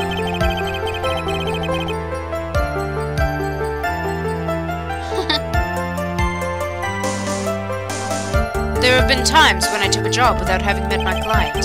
The request was for the murder of one coroner and 2 or 3 other small things. When I saw the name at the end of the letter, I thought my client to be a man. So you took this job through a letter? He didn't mention anything about a letter in his earlier testimony, which means he's definitely lying. Be careful, Phoenix. If you break the assassin's testimony completely, it's over for us. I know. I can't make him suspicious, but I think we're okay, like we can do this. As long as he's standing there across from me.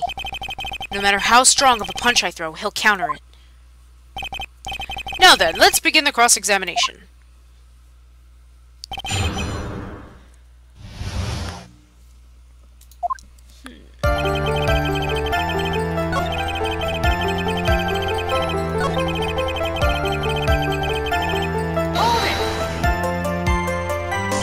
Two or 3 other things?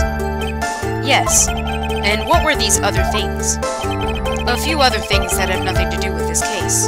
Sorry, I should save. I haven't saved it in a while. What should I do? Should I let him slide with that? It'd be really bad if I push his buttons the wrong way and he gets mad. Whether or not they're related to this case is for the court to decide. Mr. Attorney. Yes? Everything I have said from the beginning has been nothing but beneficial to your client, which is why I wonder what is pushing you to continue with this cross-examination.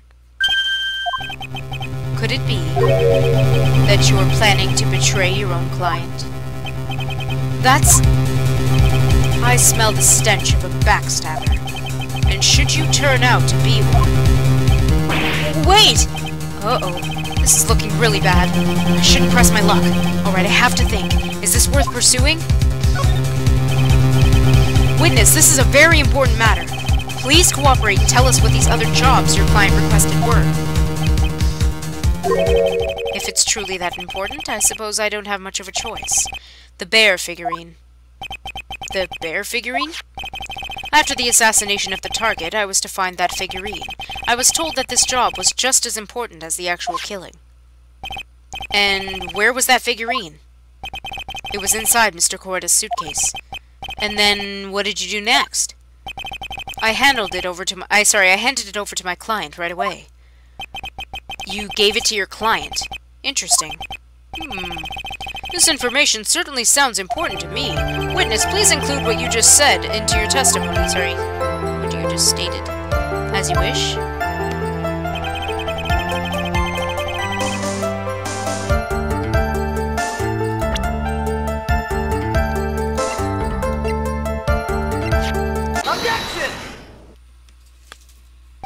Sweat and chocolate. Shelley the Killer. If you had really given the bear to Miss Andrews, then this item should not have been inside it. This item. I see where you're going. Yep, that's where I'm going. Where's everyone going? Do I need to pack a suitcase? Your Honor, please think back to Miss Andrews' testimony. And I was going to burn it, for her sake. If even for a single minute, this bear had actually been in Miss Andrews' hands, I'm sure she would have taken the suicide note out and burned it.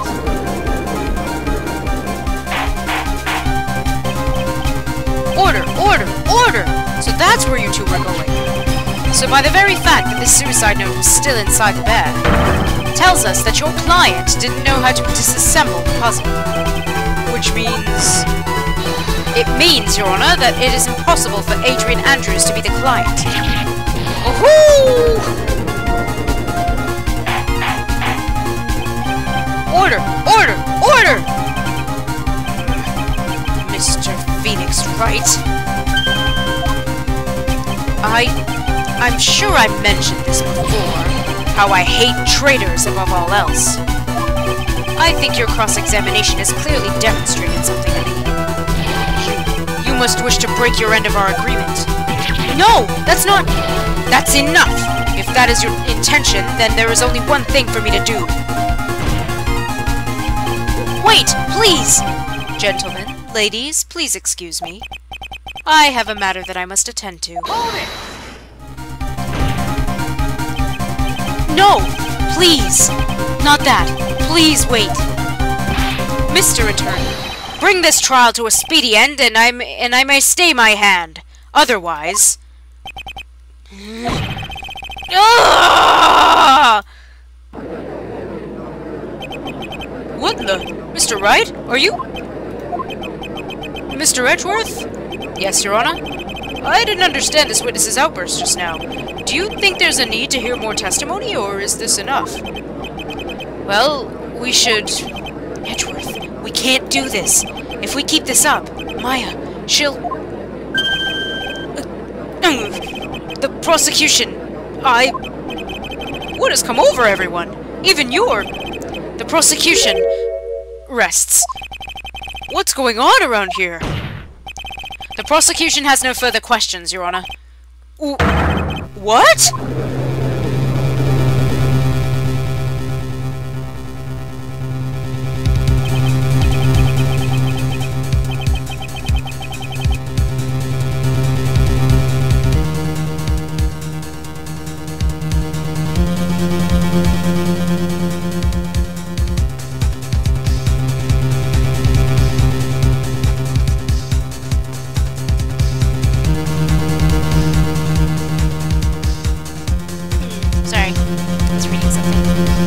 I never thought I'd see the day. This is a most unusual situation. If the prosecution rests with no further questions, then the prosecution has failed to uphold its stance. If that is the case, then even though I'm reluctant, I must believe that Mr. DeKiller's testimony is accurate. That would mean that Shelley DeKiller's client is Adrian Andrews. Mr. Wright. Yes, Your Honor? If I end the trial here, right now, then your client, Madame Guard, would be declared innocent, and in his place, Adrian Andrews would be charged with murder. Miss Andrews would be charged with murder? The prosecution has no further questions, so we'll now hear the defense's final remarks. Bailiff, please bring the defendant, Madame Guard, to the stand. The items from DeKiller's hideout didn't make it in time. We tried as hard as we could. Looks like our time has run out. I can't believe it. The outcome now lies in your hands.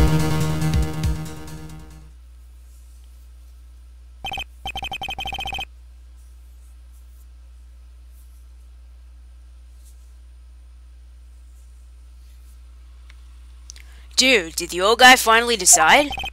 To be honest, I can't think of you as a truly innocent and good person. You've done enough evil to drive a woman to suicide.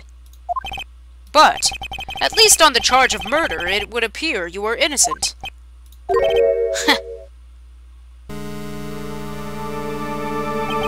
So, I guess even the old fuddy-duddy figured me out. Fuddy-duddy. It's okay, Alter. Mr. On Guard? You were atrocious as a lawyer, weren't you? Giving your client away like this. And that refreshing like a spring breeze crap, it's just as atrocious, don't you agree? Anyway, get on with it and pronounce me innocent already. Right, Mr. Lawyer? Should I side with justice?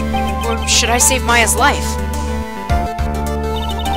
You'd better get on guard a guilty sentence, okay? But if I did that, Maya will die. But if I say he's innocent, then Miss Andrews will be charged as a murderer. Do I say he's guilty or not guilty? Either choice I make, someone's life is going to end. It all hinges on what I choose. Now then, Mr. Wright, let's hear the defense's final statements on this matter. If the person who hired the assassin was Adrian Andrews, then your client, Mr. Madongard, is innocent.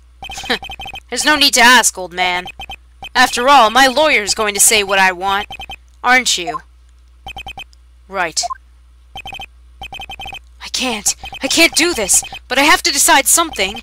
I can't count on the evidence to help me anymore. I have to listen to my heart. My client, Madame Guard, is... What do you think? What do you think?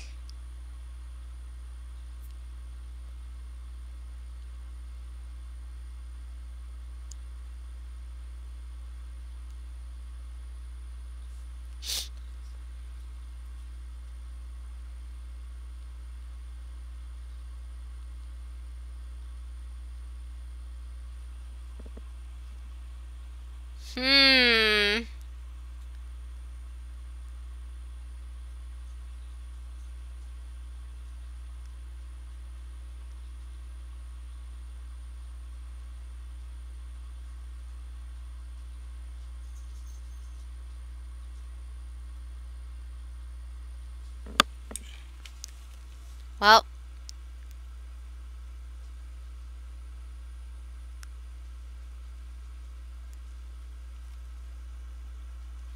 so one vote for guilty. Anybody else?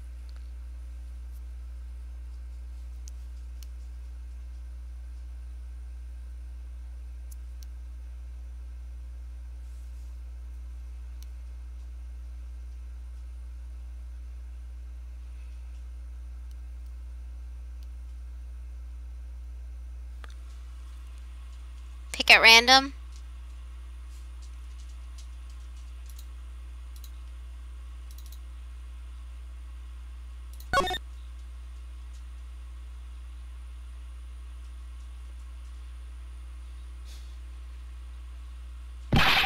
We're waiting for your answer, Mr. Wright.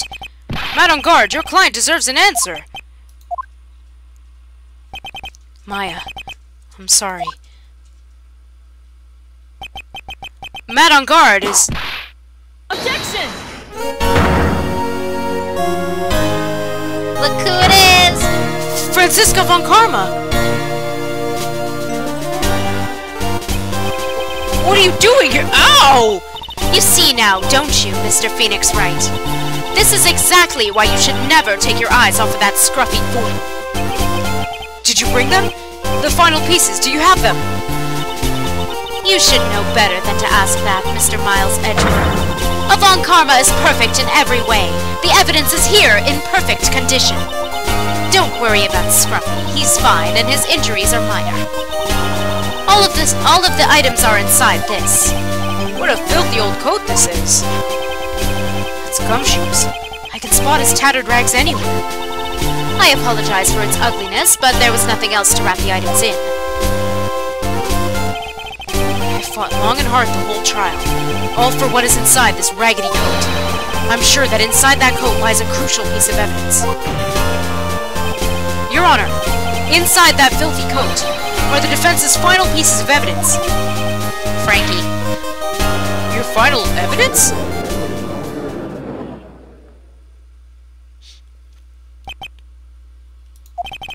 This trial is already over. All that remains is for me to hand down my verdict. I do not believe that any evidence presented now would change the outcome of this trial. What? Objection! Your Honor, it is our duty to examine every piece of evidence down to the last. I request that Miss Von Karma be allowed to present these pieces of evidence. I suppose you're right, Mr. Edgeworth. I grant permission to do so. However, this one obvious rule applies here. If these items do not bring up any new points, then they will not be accepted by this court. Now, Miss Von Karma, if you please. These pieces of evidence are items left by the killer during his escape from the police. You must have been in quite a rush. Yes, Your Honor. The killer left 3 pieces of evidence.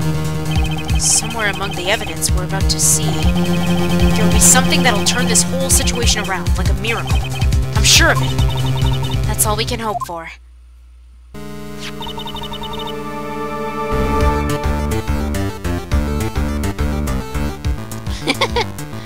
The first item is a pistol. Does the killer's pistol have anything to do with this case?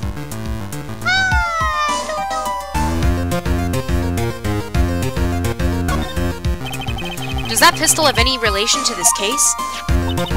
We have yet to perform a ballistics test, so I can't say anything for certain. However, I believe it has something to do with this case, at least to me. That's the pistol he used to shoot you, isn't it?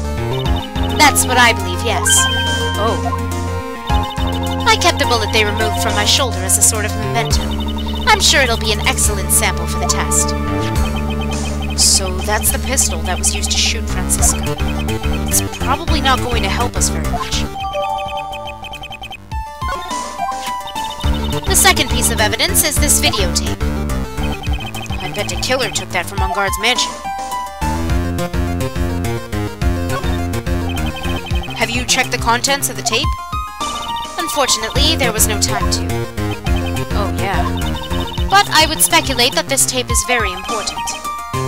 Why would you say that? Because he came back to his hideout for it. Did Killer went back for it? That's right. It looks like he was trying to recover it. He injured 3 of the officers at the site. But somehow it looks like they managed to protect it from DeKiller. Shelly DeKiller is no ordinary man. The last piece of evidence is this bellboy's uniform. Is that a uniform from the Gatewater Hotel?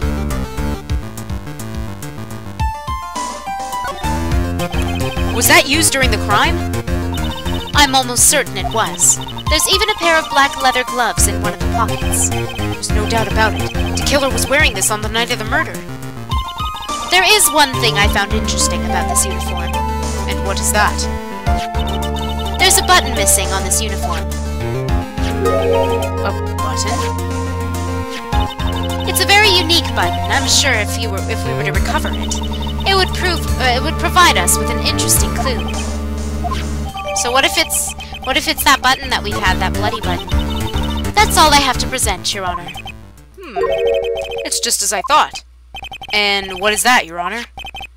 I'm sure, were we under normal circumstances, these items from Shelly DeKiller's hideout would be very important clues. However, our question is not who did the killing. It is who is the client. Yes, that is correct. And these these 3 items do not tell us anything about that. Thank you for your hard work, Miss Von Karma. You may step down now. Wait, Your Honor. Please allow me to examine this new evidence. Overruled.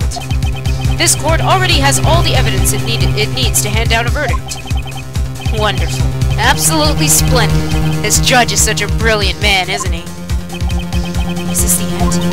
Phoenix. I knew it. There's no such thing as a miracle in this world, is there? I think you're wrong. I think they do exist.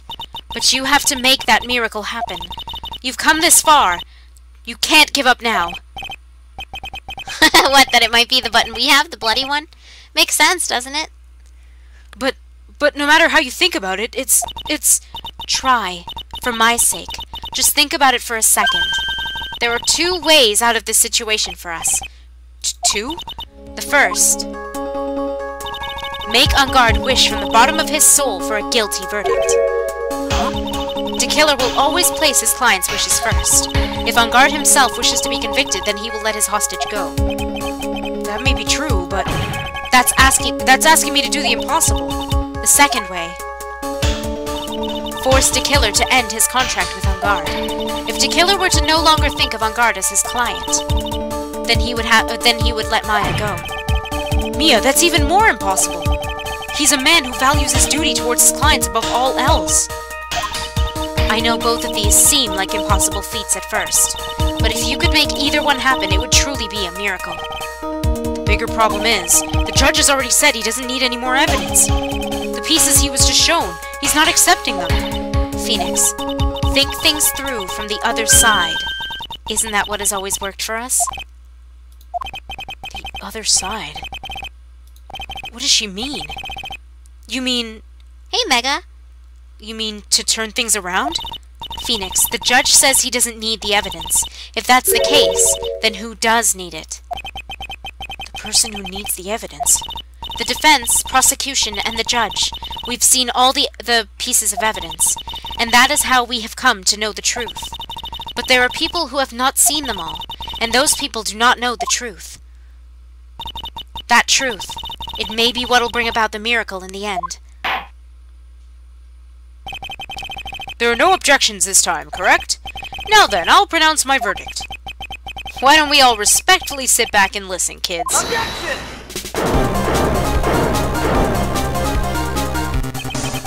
I've already told you, Mr. Wright. This court does not need any more evidence. I'm not saying it is us that needs the evidence, Your Honor. Then, you want to show the evidence to that person? Yes, Your Honor. Please, Your Honor. Mr. Wright, for you to ask with such passion, I'll grant you one chance. One chance. Please show your evidence to who you think is the right person. That's impossible, to turn this situation around in one try. One try. That's all I will permit. I have to try to remember everything that has happened up to this point. Think, Phoenix, think! There must be a way to save Maya while taking Engard down at the same time. Now then, Mr. Wright, let's not waste any more time. Who would you like to show evidence to? Anybody? I gotta turn my room light on, it's getting dark in here.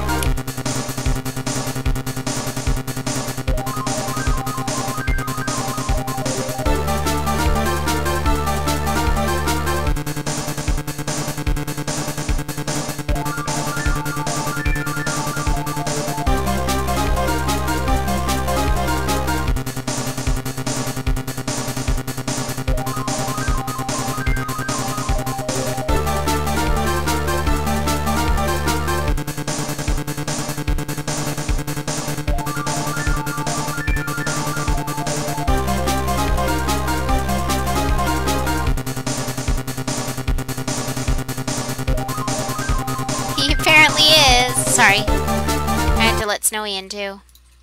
Did I save already? I think I did. When did I save again?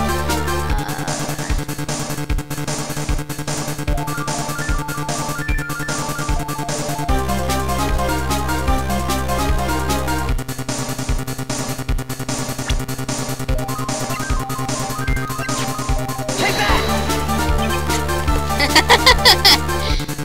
I see.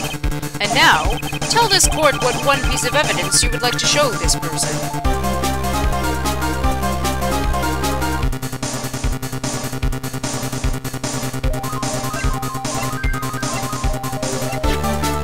Take that!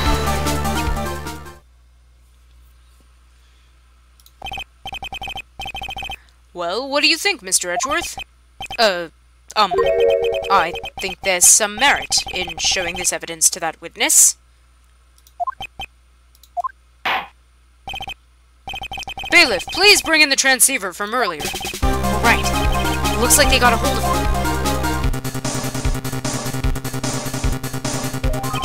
Maya, she's okay, right?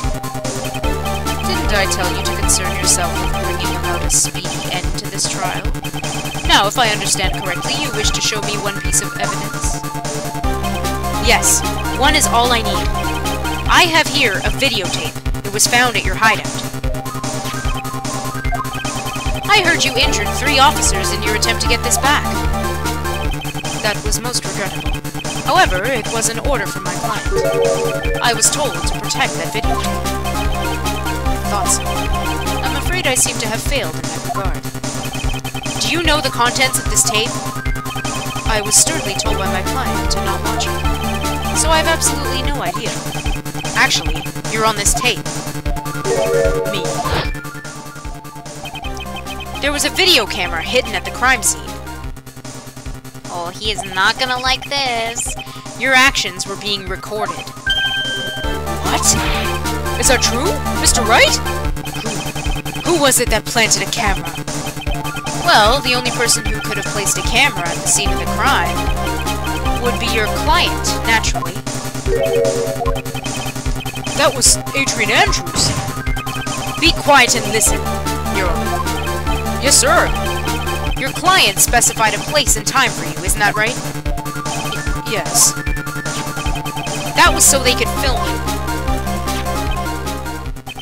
I had no idea. Mr. Wright, why would my client do such a thing? I would like to know why.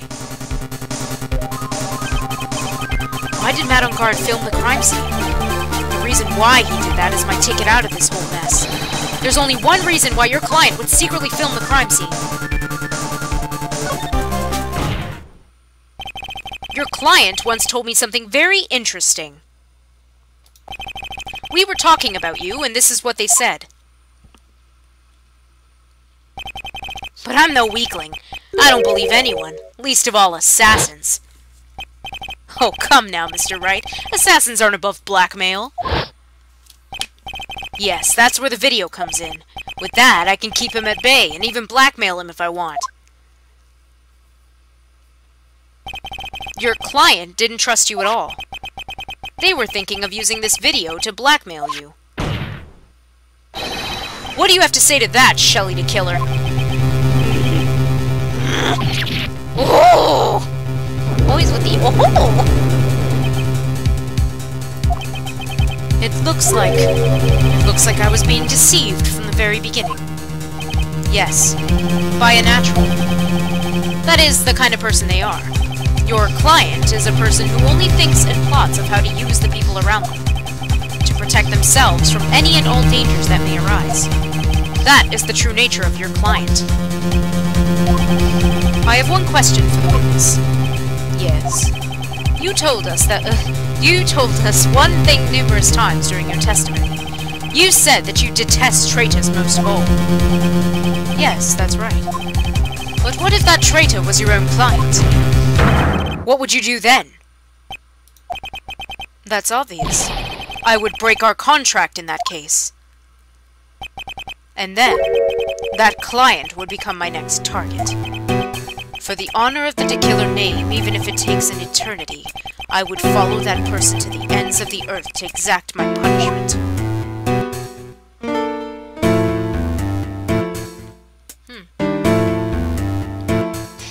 You guys.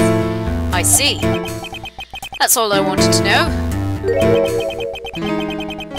So the traitor becomes the Killer's next target. Ah, I get it.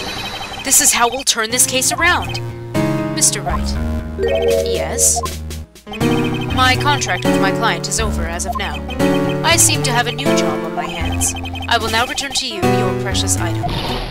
What the? I'm not an item! Maya, I thought I'd never see you again. Oh, thank goodness.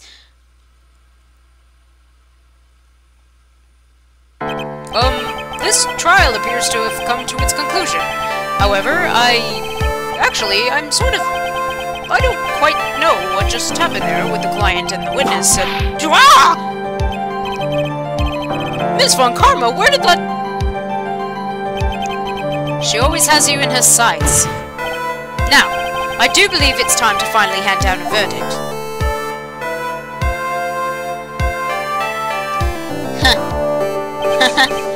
Mr. On Guard, it looks like somehow you got what you wanted. You'll finally receive the acquittal you wanted so badly. You should be happy.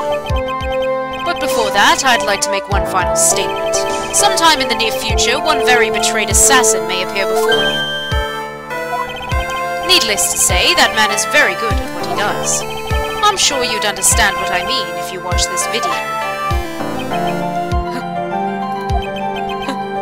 Help me! Now then, Your Honor, the verdict, if you please. Is this alright with you, Mr. Wright?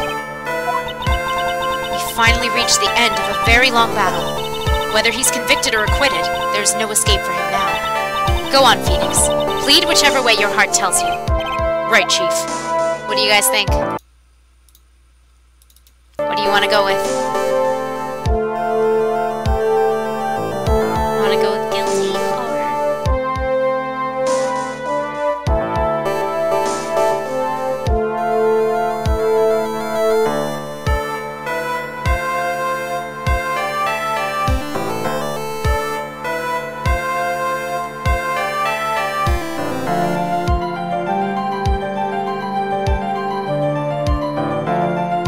Not guilty, guilty.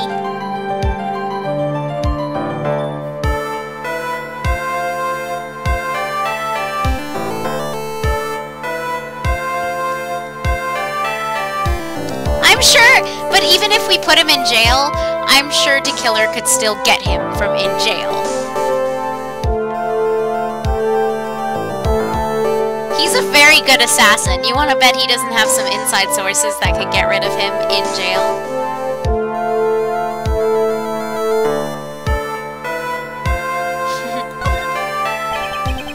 Matt on guard.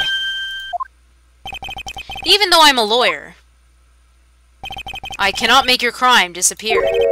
I think a guilty verdict is appropriate here. Me? My wonderful self? Guilty? Even if you got an acquittal, the instant you set foot outside the detention center, your life would be in danger. No matter which way you look at it, you can't run away from your crime anymore. No! Guilty! Guilty, guilty, guilty! Look what you did to your face. That's not good. As always, it looks like we have uncovered the real truth. We? I don't remember you helping out much in this. Mr. Edgeworth, that was Matt on guard. I've left Miss Von Kama in charge of his incarceration. I'm sure he's getting a full-course meal of whipped leather right about now. Very good. Is it? That was a close one, wasn't it, witness? Yes. I plan to pay my debt to society for my own crime, Your Honor. This trial was the first time I had stood on the witness stand, and when I did, I really felt hopeless. She must be talking about the time Edgeworth really went after her.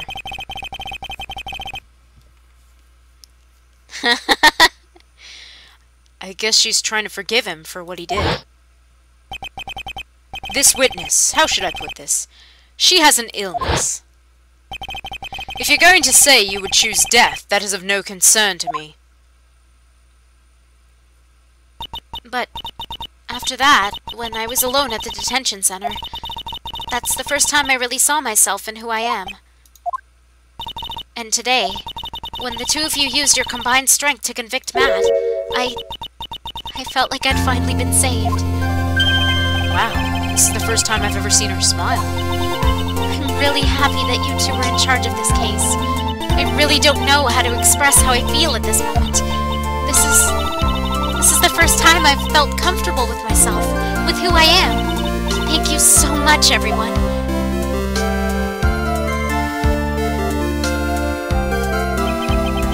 It looks like we've resolved everything at last. As for myself, there are still a few things I'm confused about. But everyone seems to be in good spirits, and that's good enough for me. That is all.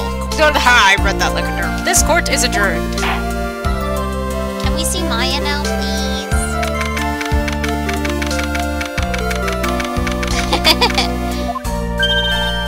You were great out there, Phoenix. What I did out there was right, wasn't it? This is the first time you've not gotten your client off. You got them a guilty verdict this time, but you have to look past all of that to what's really important. You now realize that there's something more than just getting a not guilty, right? Yes, I understand now. Phoenix, think back for a second. Think to the moments before Miss Von Karma arrived with the final pieces of evidence. Think about the incredible decision you had to make.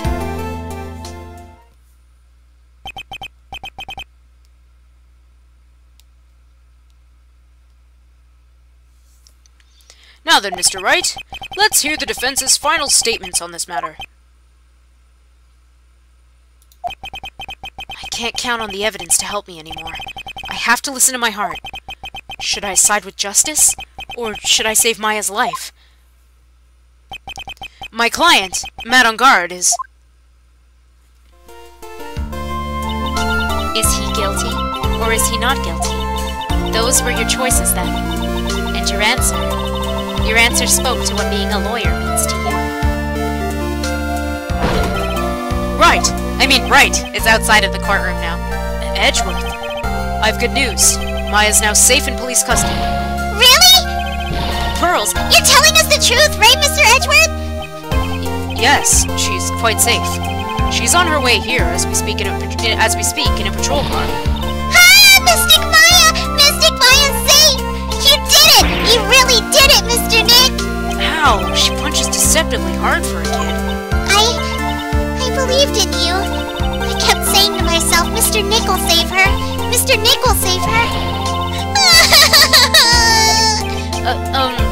Thanks. Oh, What's wrong? Miss Von Karma. About earlier. Thanks. Ow! Why are you still smiling, Mr. Phoenix Wright? You lost! Your perfect win record has now been crushed. And yet, you are still happy? I don't think you'll ever understand, Miss Von Karma. How dare you!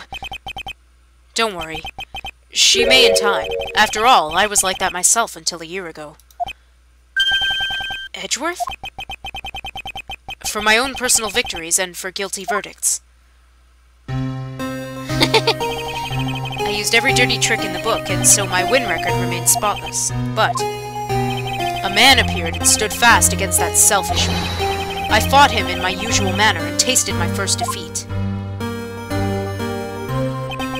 I felt like I had lost everything because of that. Get good, noob. Okay. And then it was my turn to sit in the defendant's chair. And I was saved by that person I called my enemy. I couldn't forgive myself for all that had happened, so I left the prosecutor's office. And I left that note. Prosecutor Miles Edgeworth chooses death. As well you should have. A prosecutor who has shamed himself with defeat should crawl into a hole and die. But that was not what happened. After I left the prosecutor's office, I finally came to realize something. And it was in that moment of clarity that everything began to change. What foolish nonsense! We prosecutors use anything we can to attack the defendant, but every time we did so,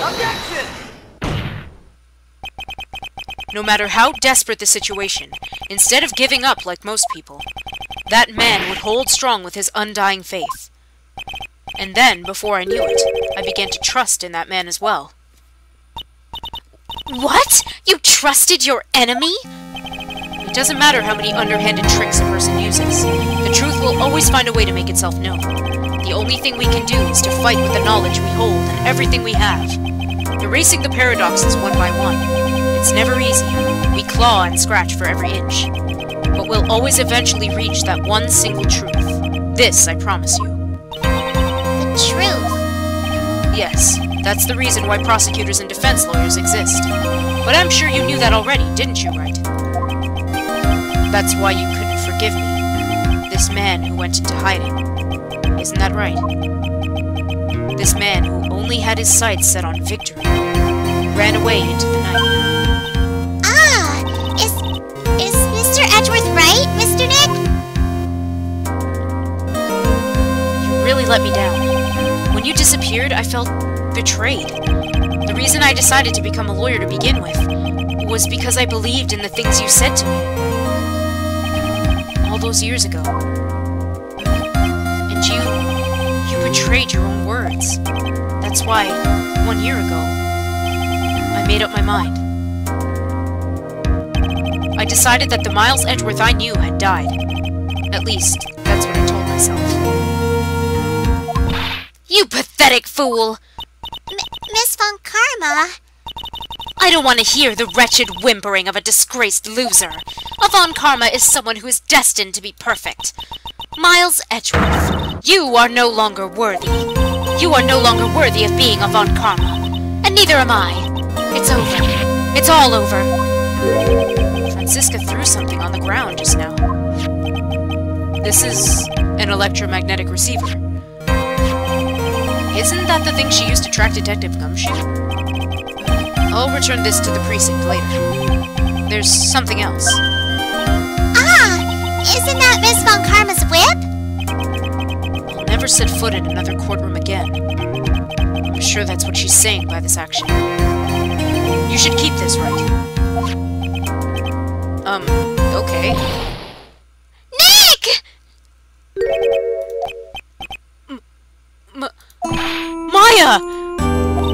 Mystic Maya! Mystic Maya! Aww. They're so cute. Look at the happy family. Oh, Nick, I knew you would come through. You got on guard convicted like I knew you would. And on top of that, you even rescued me. Well, of course I did. You know I would never desert you. But but we sure pressed our luck this trial. You're really lucky to be standing here. Whatever. Look, it's over, okay? Besides, if I did croak, I would just come back and haunt you like a bad ghost, though. I mean, through Pearly. Oh, I ruined it. I would just come back and haunt you like a bad ghost through Pearly. Is it really that easy to do something like that? Thanks a lot, Nick. Don't mention it. Maya. Oh, Mr. Edgeworth. I'm relieved you're alright. Hey, looks like you've made some real progress, Mr. Edgeworth. Well, I suppose I'm a little different from who I was a year ago.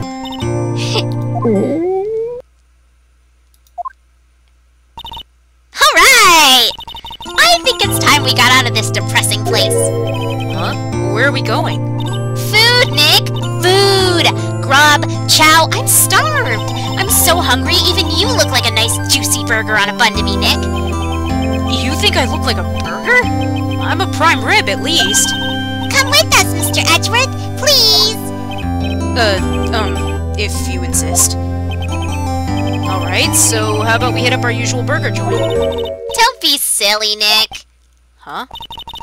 This case messed up that awesome evening and got in the way of my gourmet food. So I've decided that we have to make it up by having another feast. Another feast? Come on, Nick! Food!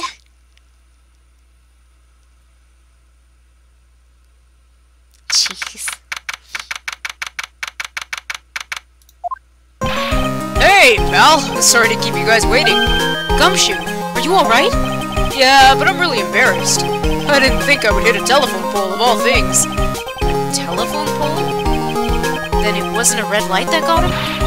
You did it again, city boy. I felt like my dear old heart was gonna give out on me. I ain't joking. Yeah, it was more exciting than the very last episode of The Steel Samurai. Thanks.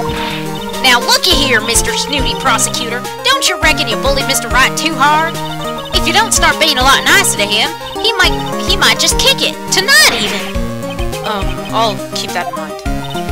Well, come on now. Everyone gather round. Y'all are gonna get your picture taken by a genuine professional photographer. Looks like Lotta bought herself a new camera. Well, pal, at least we can put this messy case behind us now. Come on, tonight's all about eating, so let's go chow down, pal. Amen to that, pal. Amen. about it. You were the one who saved the day, Detective. Huh? Me? You really think so? He's right. If it wasn't for the 3 items you took, I think this trial would have had a very different ending. Well, you know, it's... Huh? Wait. That's odd.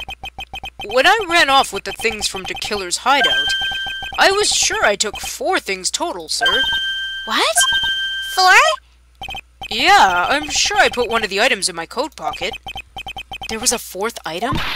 Oh, come on, y'all. It's over. But whoo, boy, I tell ya, you really are something else. Between getting accused of murder and getting kidnapped, never a dull moment with you, huh? You think? Why does she look so happy about that? But being shut away for 2 whole days, weren't you scared? Yeah, it was really scary. I felt so hopeless. So to keep my mind off of things, I drew a picture. Sounds like you had it rough, gal. So where's this picture of yours? Yeah, I want to see it. I want to see Mystic Maya's picture. You know, I don't know where it went. Aw, that's too bad. Sorry. Well, it's alright. It wasn't anything important anyway. It sure is nice to finally see them both smiling again. Von Karma's coming. What is it, Edgeworth? This thing is picking something up. Ah! That's Miss Von Karma's receiver! Thanks to her, I had the most awful experience of my life, sir! I can't believe she stuck a tracking device on me! That's odd. Even though you're standing right here, the tracking device seems to be in a different location. Oh, it's probably busted or something, sir. Well, it doesn't matter. Oh, I thought it would have been Von Karma. I'm afraid it's about time for me to excuse myself. I still have some work to do. Huh? But Mr. Edgeworth, you haven't even eaten anything yet. And you've eaten way too much, you blood. I had fun tonight. Now, if you'll excuse me... Wait. What? I just want to say... Thanks, Edgeworth. You really saved me up there.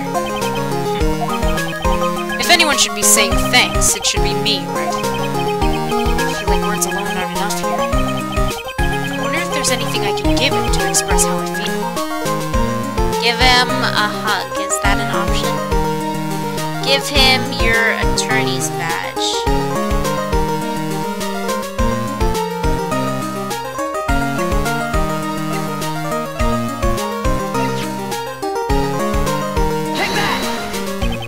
What's this?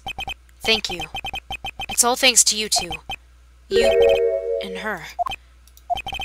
You don't need to thank me. I was only doing my job.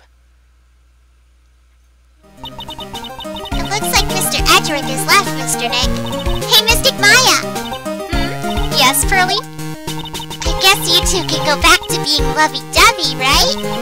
You and Mr. Nick, I mean. Pearly! Would you cut it out already? You're embarrassing me! Anyway, so who's paying for this lovely dinner party? As if you need to ask. Everyone say thank you to Nick! Huh? Yeah, I'm kinda at the point where I can't even buy instant noodles, pal. So I kinda already put your name on the board. Huh? Huh? Yeah, I got me a situation just like that myself. There's this camera shop in this hotel, see? And I just bought myself this good old beauty here. It better be anyhow for $3,000. Huh? Huh? Huh? Actually, I reckon you bought it for me since it's on your tab and all. Huh? Huh? Huh? Huh? Isn't this great, Mr. Nick? Yeah, Nick. Why do I suddenly feel like screaming? Aw, you don't need to hold back now, you hear? Yeah, pal. Time to let it all out. This is gonna be the first time I hear the real you. Go on. It's been a while since I heard you say it. I've been busy being a hostage and all. Alright then, if you say so. I can't yell it. I can't do it. Just do it. Just Objection!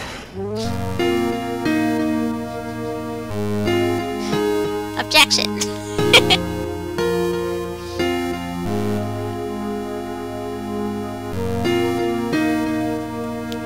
really came through for me, Nick.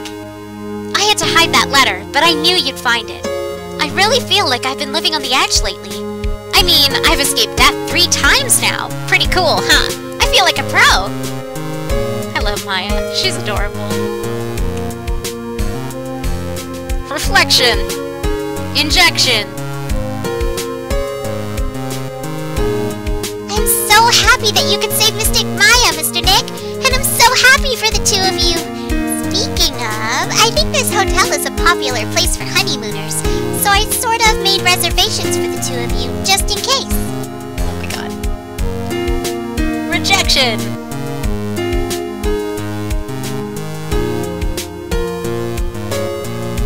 What?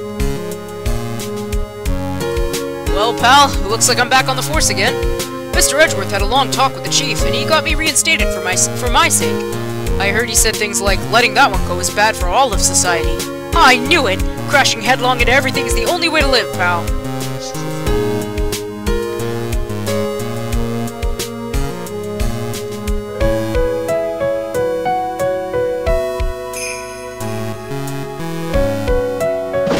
Oh, look who it is. I, Maggie Bird, am retiring this uniform as of today, sir. I'm gonna be a waitress from now on. And bring smiles and joy to the people who come by the restaurant, sir. I hope you'll stop by sometime, Mr. Wright.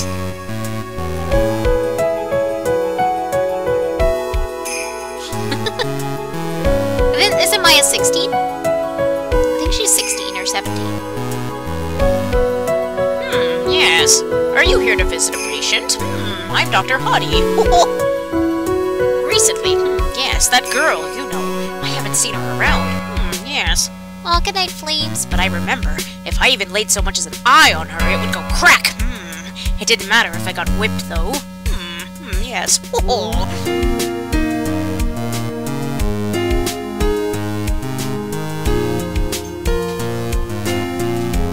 Snowy, stop crying.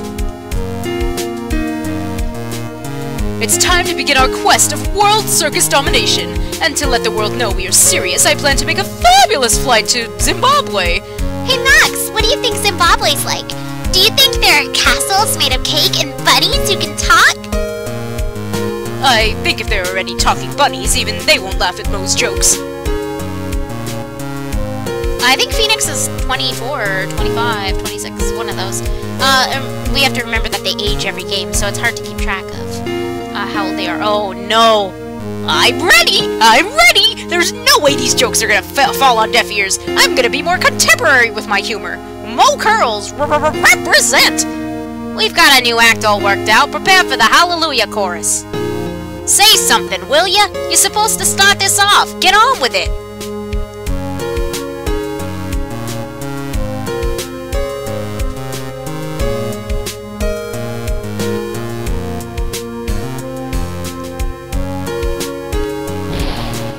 What's this? Drat, it's just an ordinary electric razor recharging station. I can't believe this, really. How long do they plan on making me do this?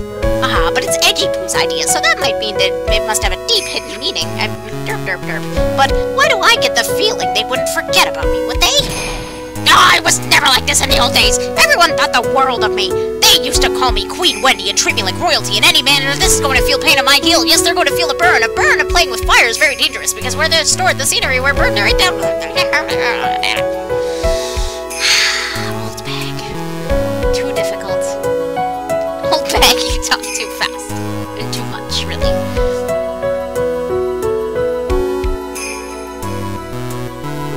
I appreciate everything you and Mr. Edgeworth did for me from the bottom of my heart. Oh, that's right. I received a letter from Miss Von Karma. She said that after I get out, I should feel free to consult her about anything at all. I'm really thankful to have met everyone. Snowy, you gotta hold on. I can't leave because people are talking.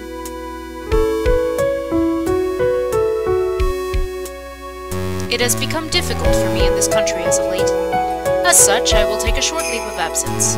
If you would like to request my services, please be sure to visit my homepage. May we both be blessed with longevity.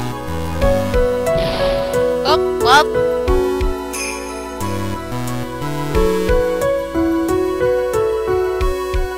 Longevity, long spaghetti. Arms is spaghetti. Oh, yeah. What? Not this guy. Airport. Where are you going, Francisca? How did you know I was here? With this. That's... I heard you were planting things on a certain person. Things like tracking devices in his coat, for example.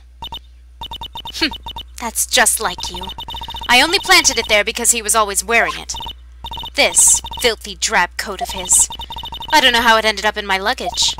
But it's going in the trash, I promise you that. Oh, that's right. Speaking of that man, he told me something very interesting. When I ran off with the things from the killer's hideout, I was sure I took 4 things total, sir. 4 items? It seems he put the last one in his coat pocket. He put it in here? It doesn't matter anymore. The case is already over. What are you going to do now? That's none of your business. Are you running away? Shut up! You don't understand a thing. You can't possibly understand what it means to be Manfred von Karma's daughter. Francisca. So many expectations from everyone around me. Expectations I must fulfill. I'm expected to win no matter what, and failure? Such a thing is not an option for me. My father was a genius. There's no doubt about that, but me, I'm no genius. I've always known that. But I had to be one. I had to. You may not be a genius like your father, but you are a prosecutor. You have been, and always will be. No, I'm not. Not anymore. I've even thrown my whip away. Speaking of that, Wright gave me this to hold on to. Right. You knew something like this would happen, didn't you? I'm gonna say this again. We prosecutors do not fight for personal honor or pride. I hope you'll think deeply about what you should be striking down with that whip. You haven't changed a bit. You've always left me alone and walked on ahead without me. Miles Edgeworth. I've always hated you. And then, finally, my chance to take revenge on you arrived. If I could win against that man, if I could make Phoenix Wright bow down in defeat, then this girl you left behind would have risen higher than you. That was supposed to be my revenge. I see.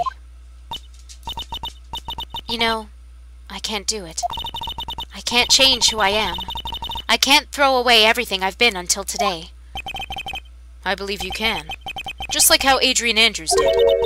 Adrian Andrews? You were going to use her during the trial, right?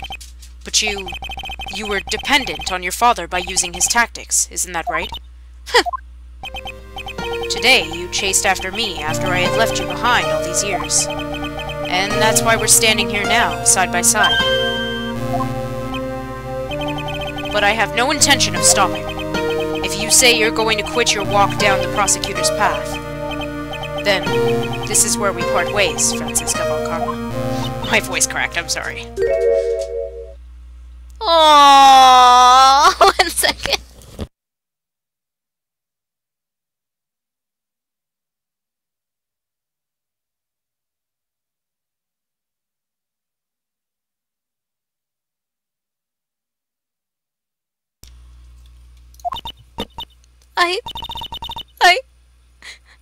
I'm Francisca von Karma.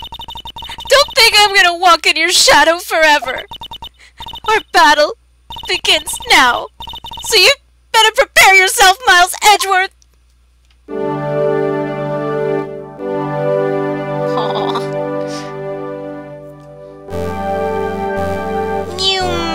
There I go, very slowly. Phoenix Wright, one day, someday, I'm sure we'll meet again in battle. Until then, this last piece of evidence that never made it to you, I'll take good care of this fourth piece, so I can give it to you when at last we meet again. What is it? I want to know what it is. What is it? Aww, Maya! That's really cute. I had a feeling it'd be Maya's drawing.